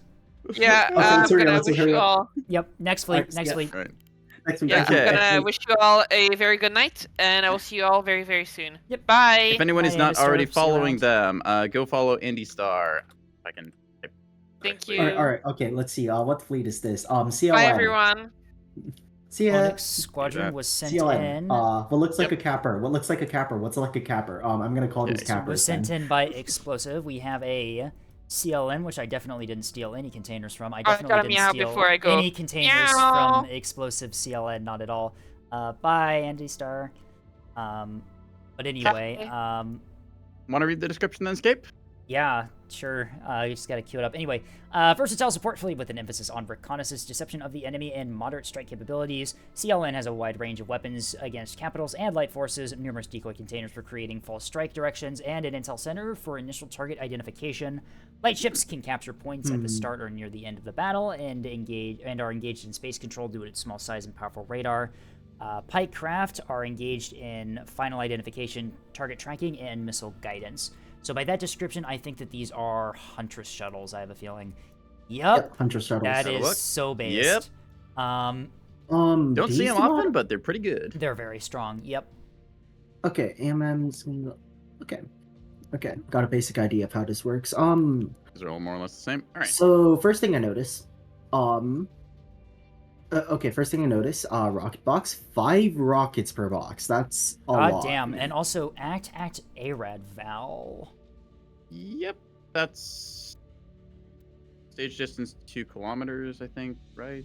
Why Yep, 2 Hunter shuttles are they're kilometers. good. Okay. So the benefit of Hunter shuttles is that they're a really hard to detect target that it emits like a 10-kilometer bubble around them in which they can potentially detect things. They're good sensor assets. They're a really very nice they're a sensor very assets. powerful sensor asset, and also you can still strap guns to them and have a pretty decent cap ship too. case, Without the they paid the Bridgemaster premium for the quality chaff tracks, launcher, though, without the Bridgemaster quality Yeah. tracks, though, they won't do as good. But like, They're still hey, they decent. work. Yeah, they're still decent.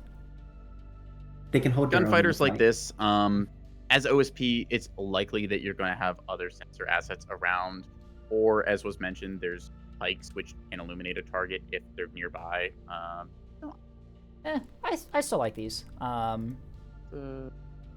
Okay, so only some of these have okay. the. So we EOD have effect. we have shortstops, but these ones will catch a lot of just stray BS in a way and just shoot on engage those instead. Yep. So I don't think you need 5 rockets per box. I really don't think. You Or need I that think many. is as well, good these enough. are not the way I would key them. They're set to single burst, and as we learned earlier, R2 fratricide, so it's a good way of getting your stuff popped. Didn't we have this conversation where we were debating deploy time Yes, I for believe. rockets, and I it believe literally Scrubbis. just doesn't really matter all It that doesn't much? matter in 90% of the cases. Scrubbis Yeah. just Scrubbis and I think it's Bongi like to use single burst for just the way they spread. Fair. Could be some merit to change there. Like was mentioned, the steerable extended act, that's for your fishing purposes. I think that Star is on the money with don't bother with that because you want these to ideally hit the target you're going for rather than they all catch on that shuttle you hit like at the 2-minute mark of the game and then just waste it. True. I think that's what the AirRad Val is doing here. It's much Yeah. more costly than Wake, though, but... I would take Wake Val usually for these kinds of applications. Yeah. Right. I would also give it a Wake. I would go for steerable steerable act sacked for Virey Seeker, Wake Val for secondary, and then Wake backup for third for jam resist. Because Yep. the Wake will keep it straight into jamming until we can burn through and track the target again. Okay. Wake validation sorts out some targets. You'll still then be if able you- to identify different ones there with it. And then you can reduce the warhead size by 2 to get 4 rockets for the price of 7 points per box. I think that's another good Can point you to just bring use up. only fixed act for a very cheap shortstop? The idea It's the behind this same steerable, price. it's the same. It's the same price as steerable. The benefit for the fixed and then steerable backup is that the steerable will guide it onto where the ship roughly is, either if it acquires chaff or the ship, and then the fixed act, since it has priority, will stage on the ship that's usually in front of the chaff relative to the missile. Fixed act 2 kilometer. This instantly fires the thing as soon as that fixed act seeker in the primary slot blocks it. Right. So if there's chaff in front, it goes for the chaff. If there's ship in front, it goes for the ship. That's the stage mechanic. It's why shortstops ignore countermeasures, because the primary seeker has priority and it stages immediately upon detection. Yep. It just kills whatever it sees. Yep. Whether it's if it's chaff or not. Yep. Going back to what Star had mentioned about the munition size, I would join you in that recommendation of dropping it down, because realistically, what are you hitting with 5 rockets that you're not already for? It saves you a point, and that can multiply very much across the fleet. Like, if we just drop that down, you've already got 48 points now that you can put in more stuff.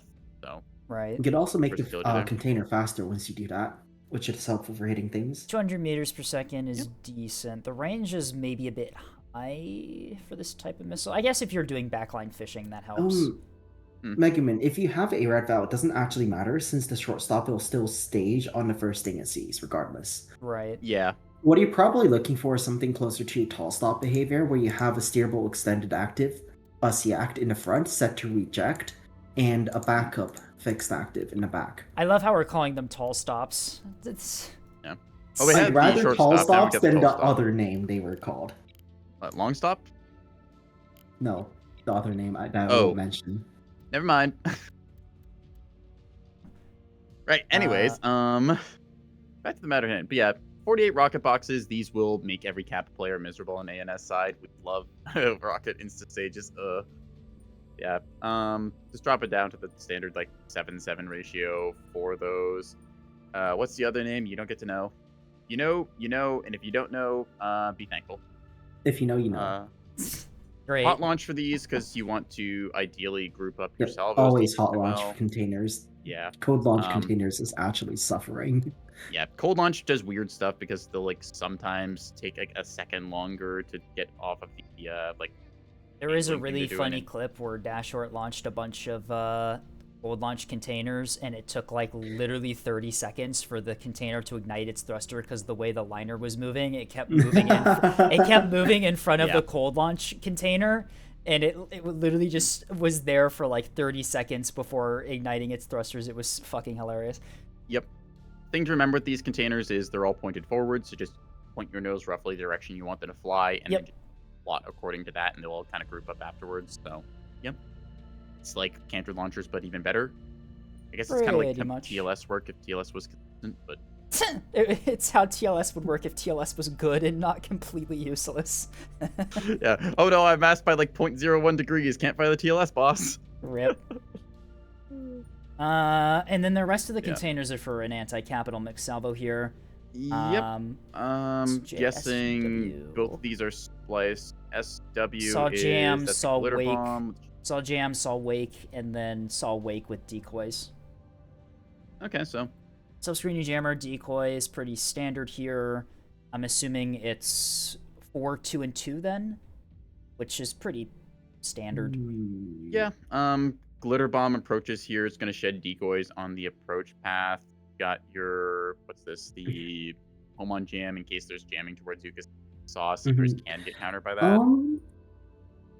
I would honestly not bother with home on jam, because it feels like actually no, I think it depends, but it feels like with wake you can just get close enough to burn through.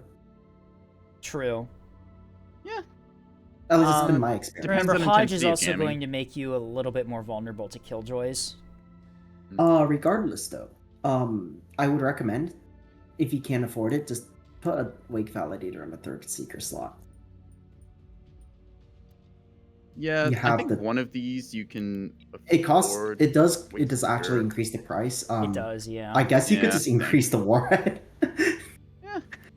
Oop, to make it accidentally reflect the removed the increase missile, of not price. the thing But I wanted. having validators is very nice, even for SAW, because it can during for certain situations. For example, if their main engine is ignited and they're trying to self loom, that's when they're basically cooked. Right.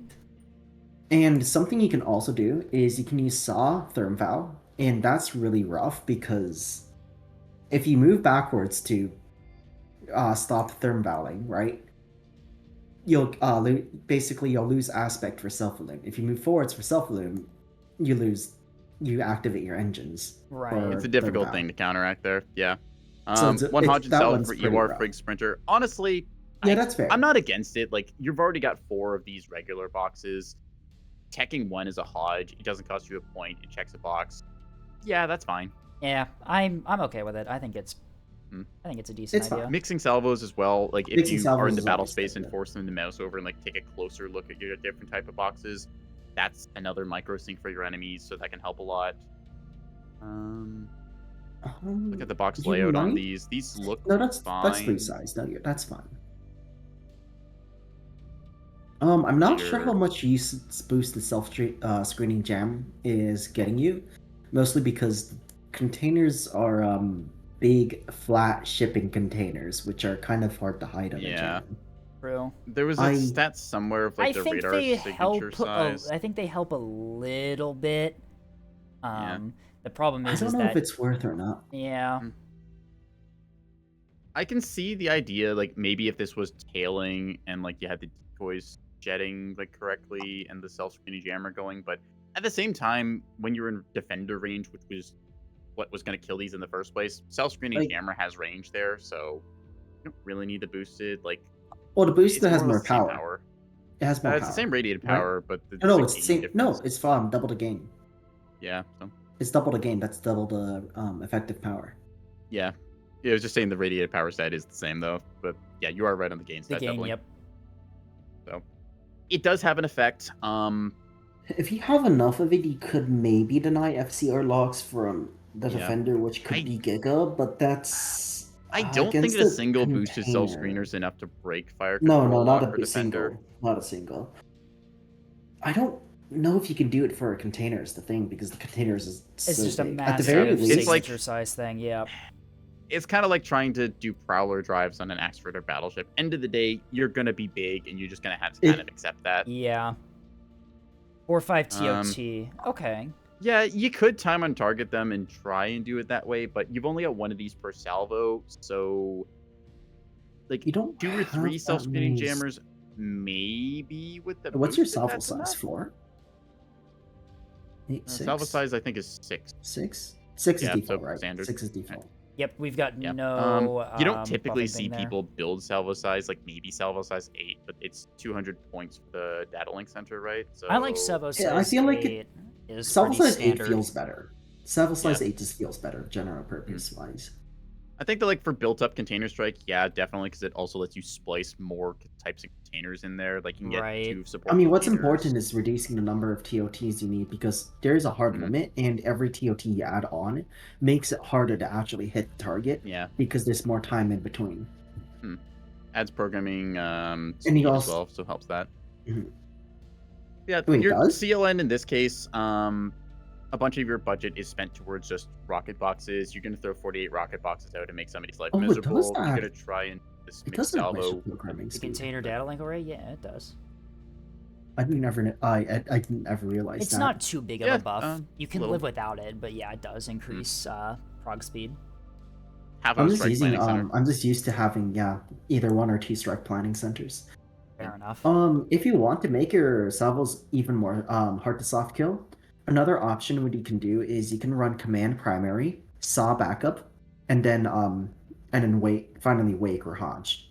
True. And what this does is Oh, Star, you stop and your command advertising. TRP Stop stuff. advertising. It is probably genuinely better for anti-capital stuff to do CMD, SAW, TRP stuff. But and the reason this is especially good on what you have currently is that you already have the EO pikes and loom pikes to do this. The EO pikes Right. give you the lock you need, and then looms basically act as backup whenever they jam out the command. It falls back onto Saw. So this means that they have to have an interrupt, they have to have a floodlight, they have to have a chaff box, and they have to have flares and killjoys to soft kill your salvo. It's just adding another So like if you piece lose into the anything, counter if you this or lose any die. of it, you're cooked. Is Yeah. kind of the Right. deal here. And that's, in my opinion, that's genuinely Giga because like Yeah. any kind of damage can degrade their ability to soft kill that. Right. Talk about the rest of this build. They have invested quite a bit into decoy containers. I like think the it's over concept, but I investment. think that's too much. I'd say cut the Clipper decoys back to just a singular bank. You can get away with like You could combine the line I don't shift know, like decoys into a single 12. bank. Yeah, like just consolidate all True, these into yeah. one bank. You don't need to fully fill it out. Like you're not going to need that many line shift decoys because realistically, they're going to eventually, like once the game goes forward, they'll be like, oh, these are the real line ships. You guys can't have that many. Having like a blind ship decoy or two come off of the main line ships, that can be very annoying. Like somebody pops behind cover, then you see 2 line ships pop out. You're like, oh, that's your fleet. You fire all your guns at them. Surprise, it was a backpack decoy they shed. That works quite well, but once you start spamming line decoys, people wake up. It's kind of like how mines work, where people forget they exist until suddenly they run into a mine. Yeah. All right. I think. Anything else we want to say about this one? Not much. I like the gun cappers. They're just cheap, good awareness. They Right. went with the chaff launcher. I will actually say, don't bother with the chaff launcher. Shuttles are fucking weird. If you put a Pavis on them, they will usually shoot down hybrids because of the aim points they pick. It's the chaff launcher strange, because I but don't yeah. think with the Huntress you can't get it for these to work with a Huntress. You can because it has the integrated fire control radar. No, the power. No power. Oh, with the power? Oh, Yeah, how 103%. much do you? You'll have to shut Oh, down. wow, you're something. really You have to short on shut down. budget. Okay, You have never to mind. shut down quite a bit. Yeah. To get the. You won't have You budget can for start. that. Actually, no, wait. Do you have enough if you take off the Hang on. T20s? It shuts down the T20s. Exactly, it works. enough Brilliant. You know what? That's actually perfectly fine. Yeah, That's also forget more what I expensive, said. right? Brilliant. Yeah, it's more pricey. Pavises are general. How much is in there right now? I mean, okay. No, it is with cheaper. the countermeasures that they have in there. It is cheaper to do Pavis, but generally speaking, it will be cheaper to do chaff launcher. It's just because they have AMMs in there. Yeah, that's I would something say you can AMMs consider. are generally more reliable than Pavis. Shuttles are True. weird. Let's just leave Shuttles- it that way. Yeah. Aim points. Aim are- points. Yep. Yeah, the aim point. The It's a shuttle's coin aim flip if points are it just kills it in one so- shot or if it survives like 6 of them. We've seen Yep. that. Yeah, it's The aim points on the shuttle are just so closely packed around where the PV's mount is that it's just super good at intercepting most things that get thrown at it. Right. I think we do a 3-minute let's ad move break on. and move on. Yeah, Yep. 3-minute ad break, and then we will go on to. Oh god, I think.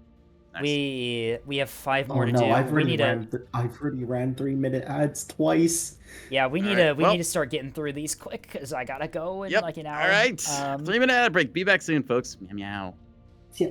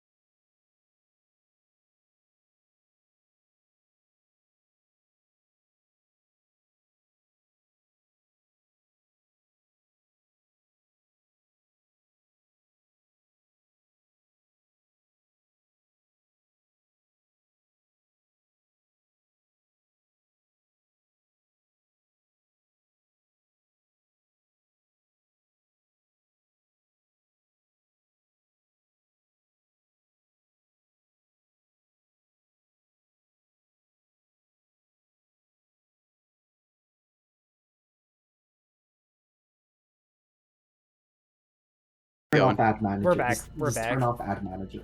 All right. No, Okay, it we're wasn't back. ad manager that did that. It's a bug. Are we live or not? I think we're live. I think we're live. I'm just Are gonna we live? continue. Are I'm we gonna live? go. I'm gonna All go. right, you know what? Fuck it. There we go. I'm going back live. Yeah, I don't know what your UI is doing, but we'll figure that out later. This happens Hello, occasionally. everyone. We're having a Twitch moment. Anyway, the next fleet is everything that Start wanted out of the previous one.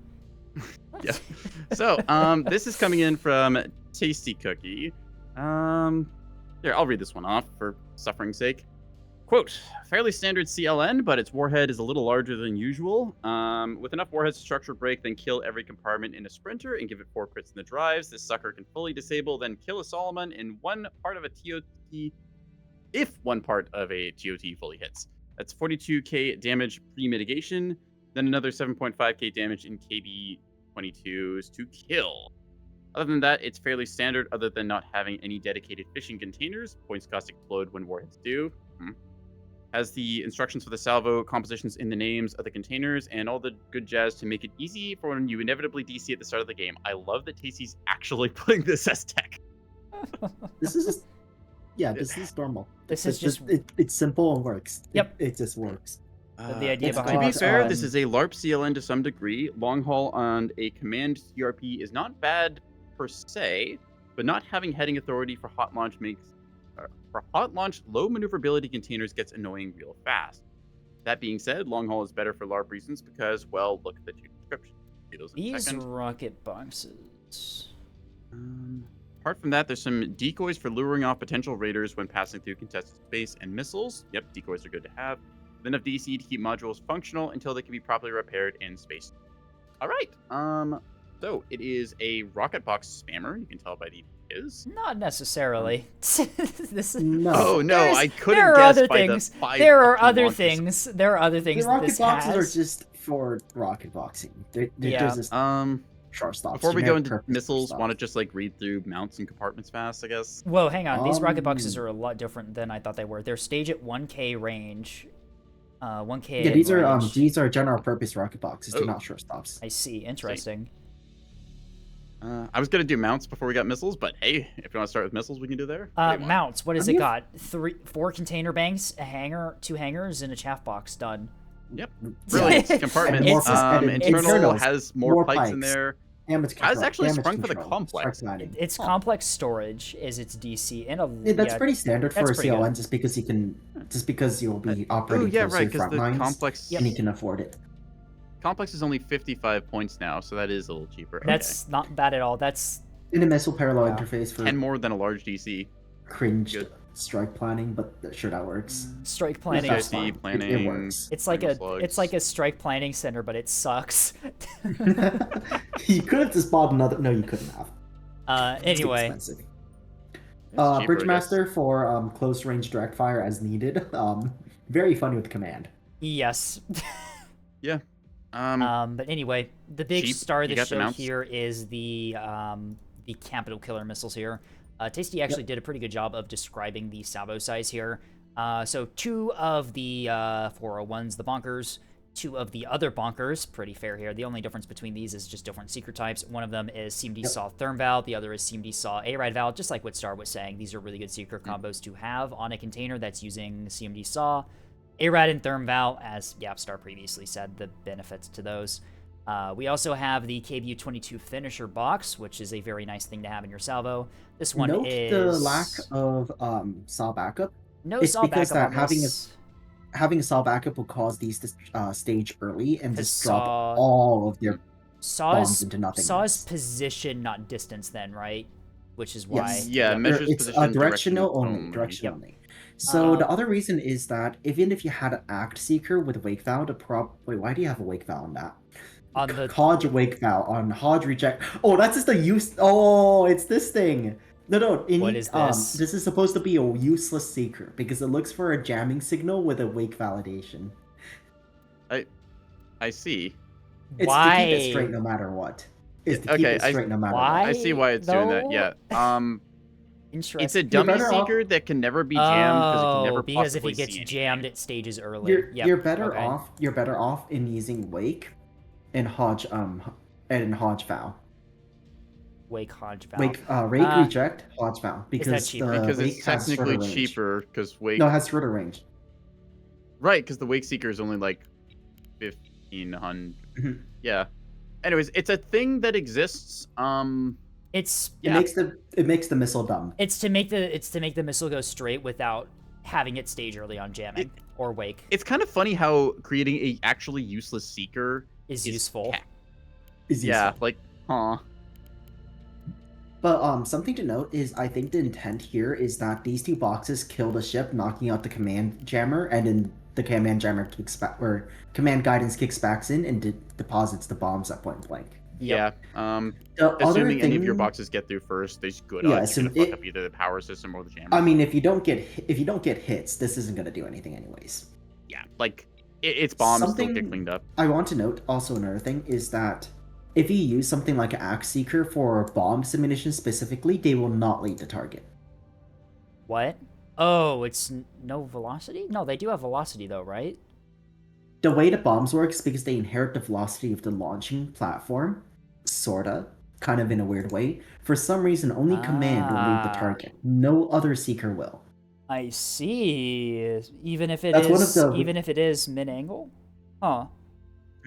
So that sounds one like of the a things bug. Is it's a bug that's existed since carrier testing and it's never been fixed. So like Oh, audio crunch. Hang on a second. so One moment, folks. Why is it doing it so much today? Mhm. Cursed. Punishment for you dragging me in. Yep. Yeah, to make probably me suffer with something you. like that. So we have back whatever. to the Yeah. review. We've got one bomb container per. And then finally we got salvo. the decoy the device. giga decoy. Yep, that's the glitter launcher. Just a decoy device. This is a size 6 glitter launcher. I've seen these things work. 40 points. Yeah. There's a reason that there's only 12 of these on this ship. Yep. This thing has got 12 salvos that can, honestly, if they land, kill a capital quite effectively. Would it be cheaper Time to on just target have with- two yeah. smaller warhead ones? Oh, then you run into salvo size problems. Okay. Yeah. That's right. okay. Because no data link. No data No link. data No link. data link. This is a salvo size 6 CLN. Yep. So, for its purposes, most people who play CLN have figured out how to time on target with 2 salvos. Triple time on target is better, true, but it's also harder to line up. What does Position. position 3 mean? It's Tasty meaning- has... Position 6. Go ahead. It's talking about what position in the salvo grouping these containers are. These definitions for the seekers in parentheses, or the containers in parentheses here, these are telling a player who gets this fleet in a potential DC how to play it. So Tasty, I'm hoping that these missiles are actually like fully readable name-wise. Like, Nope, in-game you can't for read the whole UI. name. You can't read the Oh whole name. fuck! All right, so we almost had it then. Oh. Yeah. But Alright, you can well- read them if you actually add them to Salvo Planner, it shows up in the mixed Salvo Planner. All right, well, there's some way then. Curious. So Yeah. basically, you open with the numbers that you see here. You start with like one bonk. You start with a pair of the bonkers. You then get the supportainer, a pair of the other bonkers, and then finish with the final bonker. You plot 6 of these things as your mix, and then proceed to try and line up hit a capital with 2 or 3 salvos of these at once. Yep. The position is Uh, the position is more talking about which banks they're on, because the banks, which ones they're loaded on, will determine where the missile is in the salvo. I don't think that's. No, I think it's I think that's it's in the positioning mixing, in the Salvo. not the actual. It's It's the position in the position in the Salvo, Salvo. Yeah. Yep. I was looking at that as like mixing the salvo 6 there. So On my end, I have a demonstration of how you use these. oh, wonderful. Anyway, Yeah.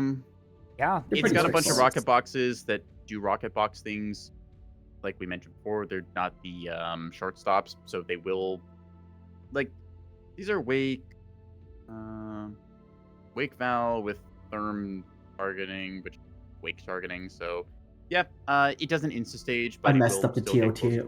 What are these low maneuver boxes? Tasty. What's What their the heck is That's a this? good question. What is the maneuverability on these? Well, Tasty cranked their 1.4G. warhead.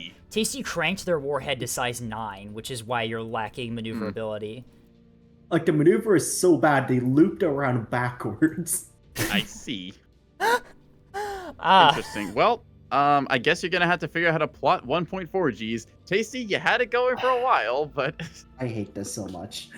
I may ask on a regular liner, is it possible to make offensive containers work? Not as your Yes, but primary, there's but one as a requirement. finisher. Not as a primary, but you can stuff a bunch of bombs in one and call it a Yep. finisher. What yeah, you can do, I was if gonna you just say the disable them- requirements be named Pyrope, but that's my take on it. If you All right, really good, Okay, Pyrope had a backpack with like it was like 2 containers that were stupid warhead max, and then she had like a dozen size 2s No, as a what- penny for it. I what- don't know how it worked. but it did. Pyrope has MLS2 plus container Stack launcher. submunition, Yeah. salvo, mixed salvo on the back of their liners, and then the fucking containers have like R3 submunitions. It's really weird. It's Yeah. really, it's What is this, track fire hero? it works though. It's They're all something. direct. Yeah. Like, It goes with the Trackfire double hero DCX eyes. liner and the it's yeah. pair of Grazer shuttles. But yeah, Shall we next fleet? yep. Let's Yeah, I don't think we have anything else to talk about. Let's see. We got a monitor ball. Yep, No. it's Yeah. something No, it's something yeah. a simple. not monitor ball. Something simpler. Wait, Oh, no. it's Is mon. this it's not a ball. What is This is coming in from Is this a cat Microsoft fleet? Edgelord. Is this a cat fleet? Please Is tell me this this is a a cat cat fleet. Oh no. Monitor ball with some bomb containers. What? What is? These are Cat maxed blasters. warhead. These are maxed warhead. Oh no! There's Oh, 14. They're K-15s. 15s. Why are they K-15s? These don't matter. These have What 14 is- fucking Hang on. submunitions. These are Burst. just- Hang They're on. gonna They're fratricide. single Hang on. bursts. Hang on. Hang on. Let Why me. does this have hardened skin? hardened skin? Wait. On the containers? On the Look hardened at the- faders. That doesn't Wait, do no, but the- anything. Oh. The K-15s have a cost multiplier to them. These are 40-point literally- bomb-tainers. It costs twice as much to run the K-15s than the K-22s. Hang on, I'm gonna load up. I'm gonna K-22s. load up an MMT target really quickly that has no hard kill, and I just want to launch one of these things against it and watch the 14 fucking bombs all spawn at the same time. All right, I'm doing that. Where's my Fuck you, target direct- fleet something? I'm gonna Um, fire. Die. I'm gonna load up the ANS Texpo helicopter CV as a test target. Wait, do monitors have That's a salvo? certainly Wait, a hang name. on. Do monitors have a base salvo size of 2? Because it is I- loading up 2 right now, unless it's. Yes, they all have two programming channels. I see. Neat. Every Wait, ANS every OSB ship that can put a towels has 2 programming channels. All right. block. All right. This is. Oh, it has AMMs. I forgot that the Launch. MMT has AMMs. They're code launched. I see. That's not the concern, I think. They're code launch. Why are the containers code launch? Oh no, the AMMs intercepted all my bombs, but those ones stay. Oh shit.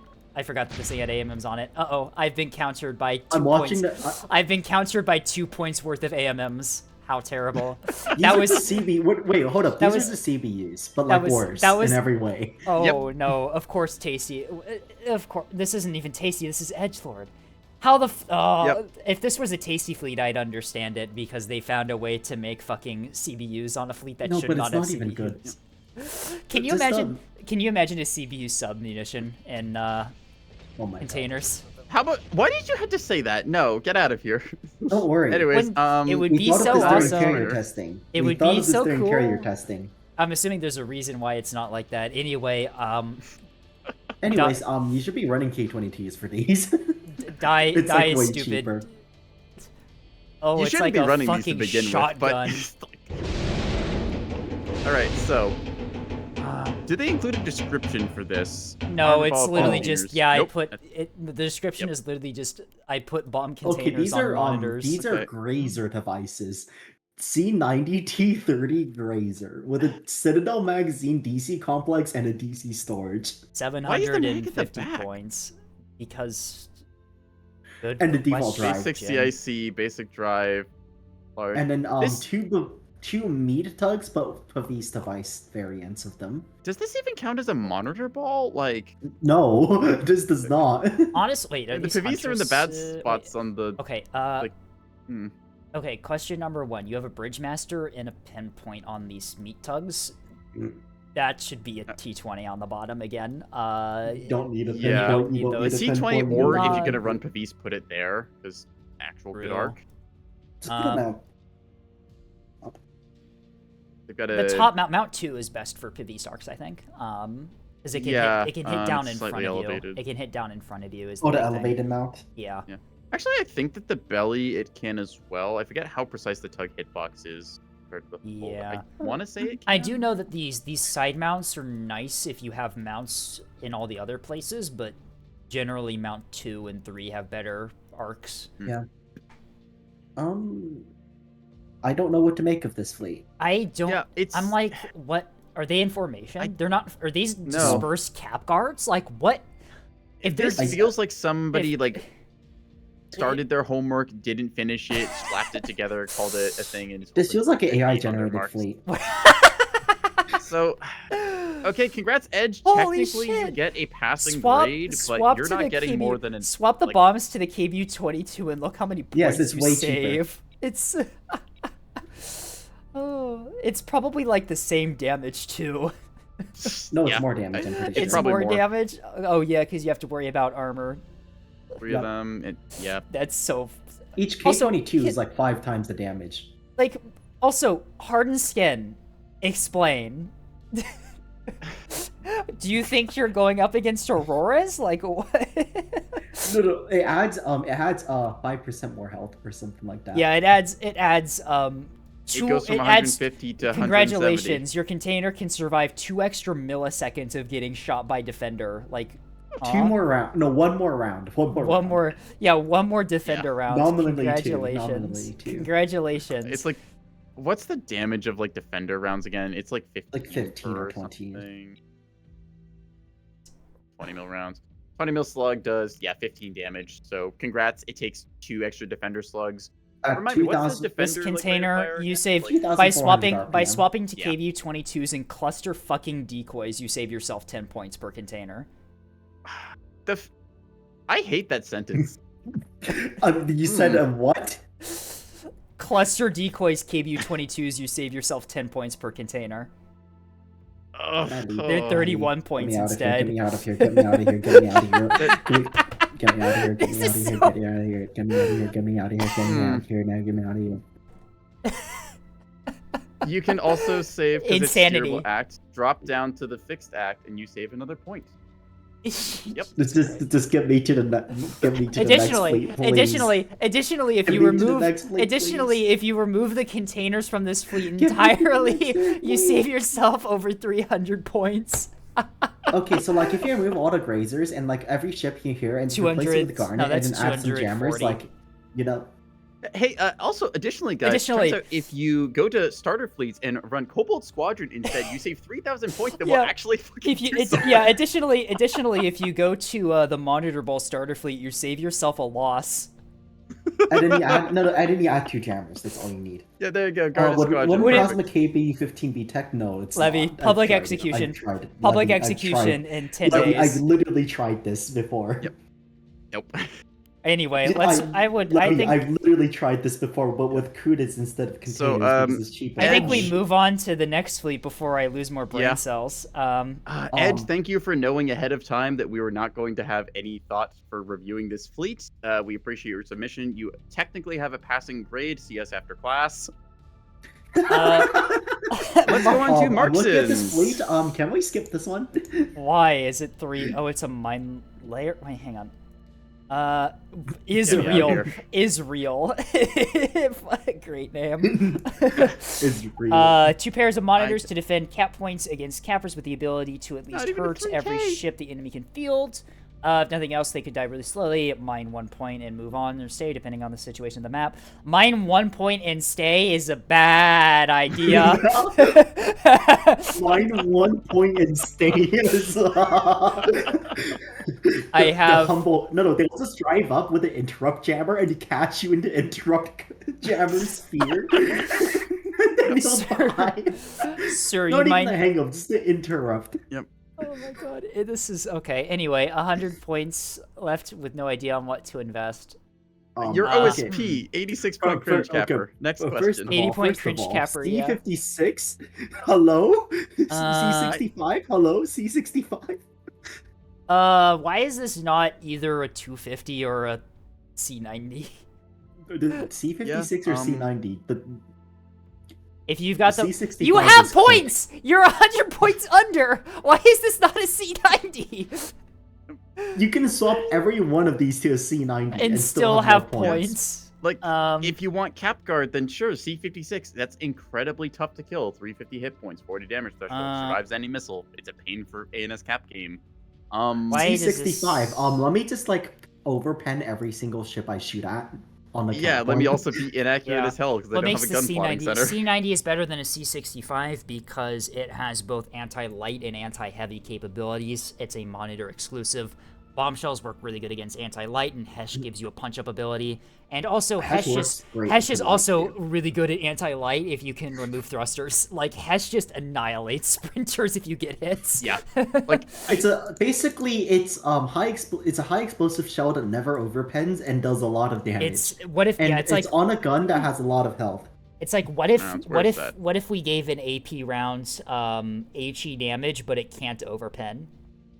Yeah, so it does only, 420 damage. This is divided into rays of 60, if memory serves. So you get... Hesh has rays? I thought Hesh was just concentrated damage. Yeah, Hesh has rays. Has rays. It works like mass driver rounds, to my knowledge. The rays are 60, though. Yeah. Yeah, so... 60 is pretty high. 60 is massive. This gives you 7 damage rays, which just says nuh-uh.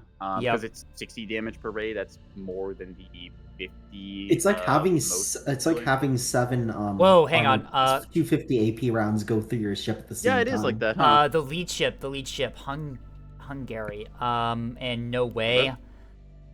What is compartment 2 doing like that? Compartment 1 doing like that. Hang on. Oh, I see why. Why is compartment 2 Citadel CIC?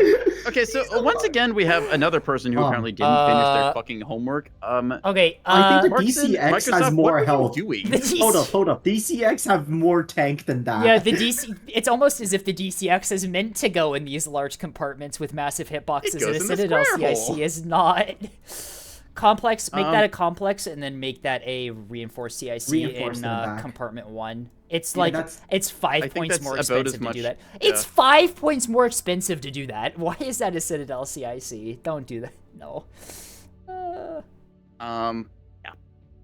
Oh no, we don't have the budget. You've only got 100 points left. Speak all at once. It's easy to understand. Excellent. Markson, you're also going to see us after class. Okay. The idea of cap guard monitors is really good. Mine layer monitors is not. The thing with mines is that the problem with mines on monitors is that monitors are slow as hell, and you can generally get the same minefield density from a tugboat anyway for less points. And tugboat, you have the advantage of getting there pretty early.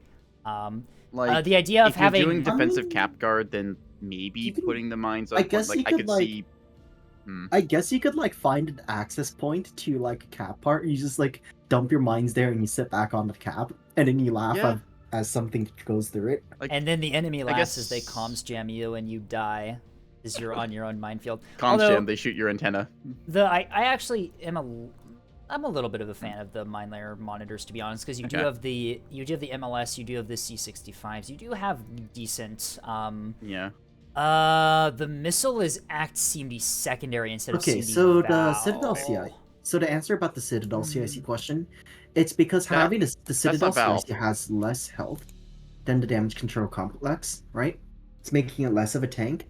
And you could just simply move the CIC back in the big back slot and give it a reinforced CIC. Right. For 70 strike planning centers. And that gives you more missiles.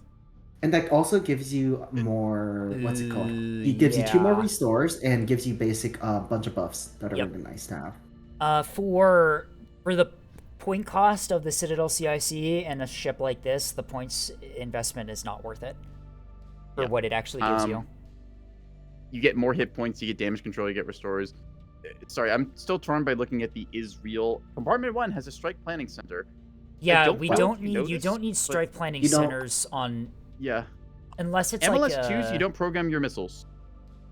If it's a vertical launch missile system, you do rely on programming speed. Container banks, VLSs, that's programming speed. If it's a reloadable one like the mine launcher, no, TALs are TALs load, or do they need program too? Program. TALs are program. Okay. So. But yeah, generally you should only really use strike planning centers on OSP on CLNs. That's the biggest use case. Yeah. Otherwise, it's usually not Like, worth it. And keep it- CLN or occasionally there's a missile Acello build that you're one, okay. but usually those are not great. It's okay, Markson. That's why we do fleet reviews here to begin with. Also, move the Citadel or the reinforced CIC on the two C56 mine monitors up to the smaller compartment 1. Yes. Where they're more protected. So yeah, that's one big thing is that and then you can run the damage. You can run a DC storage down there like you do in the other monitors. Unless the compartment is one of these super big compartment exclusives, then it's generally not worth putting anything else there unless you're okay with it dying pretty quickly, because the hitboxes of these super big compartments is massive. Yeah. And instantly Citadel mag negates, and damage control complex. It instantly they're negates tanky the because they're big. survivability increase of the reinforced CIC. A Wawa redeem. Thank you. A Wawa. Yeah, besides that, it's like, are these meant to operate dispersed? Yeah, okay. I think they're pairs, dispersed. So... They're dispersed cap guards, which is nice. The problem is that you're spending 3K to guard 2 yeah, cap points with monitors. Cap guard monitors are really powerful, but you can cheapen them up quite significantly. Yeah. Here, I would say that honestly, like looking at how you're planning to run these in pairs, this could all be accomplished by a 400 to 500 point monitor on it. Yeah. So you can see mine are a bit more expensive for a cap guard monitor, but 550 points gives you pretty much the same capabilities that you need, right? The thing, they're not here for really... You can punch up into heavier ships. That's not their purpose, though. Trying to invest a bunch of points into making them better at that is a losing battle, because they're going to lose against a frontline ship regardless of how much you invest in them. And so the idea is you just make them cheaper and then you can bring more other useful things. So typically 2 T-30s, a C-56, 2 Pavises. You can do a complex if you want. That is a little bit pricey, but generally I think it's worth the points for the first one, just generally and everything. Yeah. The thing I would say is DC storage is definitely something that feels not necessary, or storage... sometimes even not useful on monitors. I mean, if you have the points for it, I guess you could have it, but it's just... Right. It's like, do you expect a cap guard to take enough damage to need the 2 restorers already in the complex? Right. Plus 4 more apples. Would doing long-range monitors be viable, like a Sport 450 liners Acello with their C90? Yes. No. Yes, Acello plus monitor escorts in a 3K is pretty strong if you can get the points to work out with it. That's, I mean, C90 is primarily a good gun, there's a but... supplement thing. C90... Usually that Acello with the monitors is paired up with another frontline fleet. Monitor ball C90 is good, but the thing about it is that when it comes to monitors, when you want them to do a lot of damage, you generally need Plasma 100 to supplement the damage from the C90. In monitor balls, most of your damage is actually coming from your 100 mil. Like, the vast majority of it is. The C90 is a tool for specific uses. The C90 as well, it is a very slow projectile. Like, if we compare these shots to other rounds, we have the speed. Yeah, muzzle velocity of 700, compared to 450. Compared to everything else, which is in the 800 to 900 range. Yeah. 250 and 450 move same speed. You're C90... already gonna struggle with people dodging you in like double Raider Axfords and stuff with like 450 and 250. So trying to land a Hesh shot at that range, you're gonna have a bad time. I mean, C90, the C90 is more for locking down sprinter and frigate balls. It's I would say it's incredibly important to have monitors with C90s in any team comp, because it's how you deal with a bunch of small things grouped up. Yeah. It is a way to keep things like sprinter and frigate ball honest. Bombshell in the middle of those will be a nightmare. It is multiplicative effect. Like, one-on-one, C90 bombshell, it's okay against like sprinters and frigates. You get all of those together, that player's just not going to be near you at all. Is triple monitor good enough threat that I can also run an independent liner? Three monitors worth of bombshells can lock down a sprinter ball.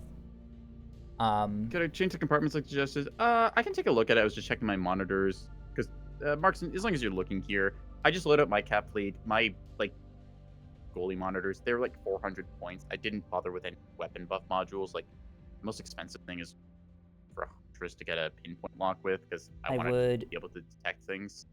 I would just do if you have the points, you can make mount 1 the casemate mount, the C90. If you don't have the points, a double barrel 250 casemate works just as well for cap guarding. The C90 is just the more expensive, generally better option.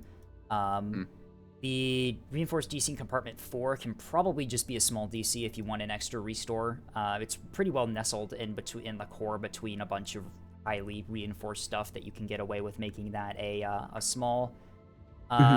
Citadel. Compartments 3 and 4, like, usually I want to say compartment 4 is an aux steering, and compartment 3 typically falls to either small DC or rapids.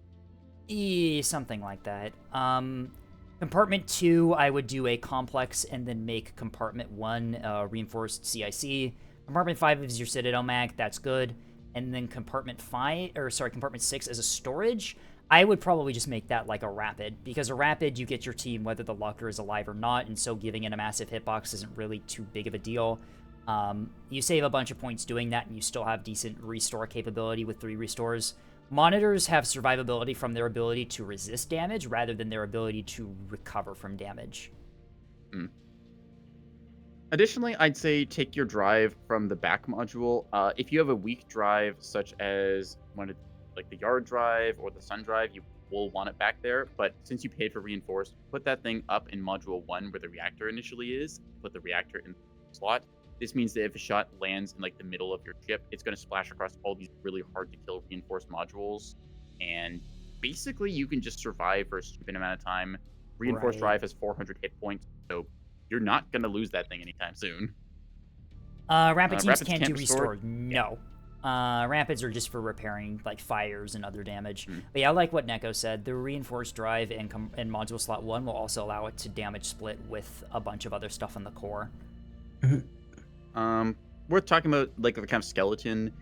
The other mounts besides like the nose, basically look at anything here that is damage threshold 40 or above. That's what's going to survive. So in the nose, it's got a 450. This could either be made in E56 with 250, which is just general good usage. It could be a C90. T30s, those can die to missiles, as we mentioned, obelisks.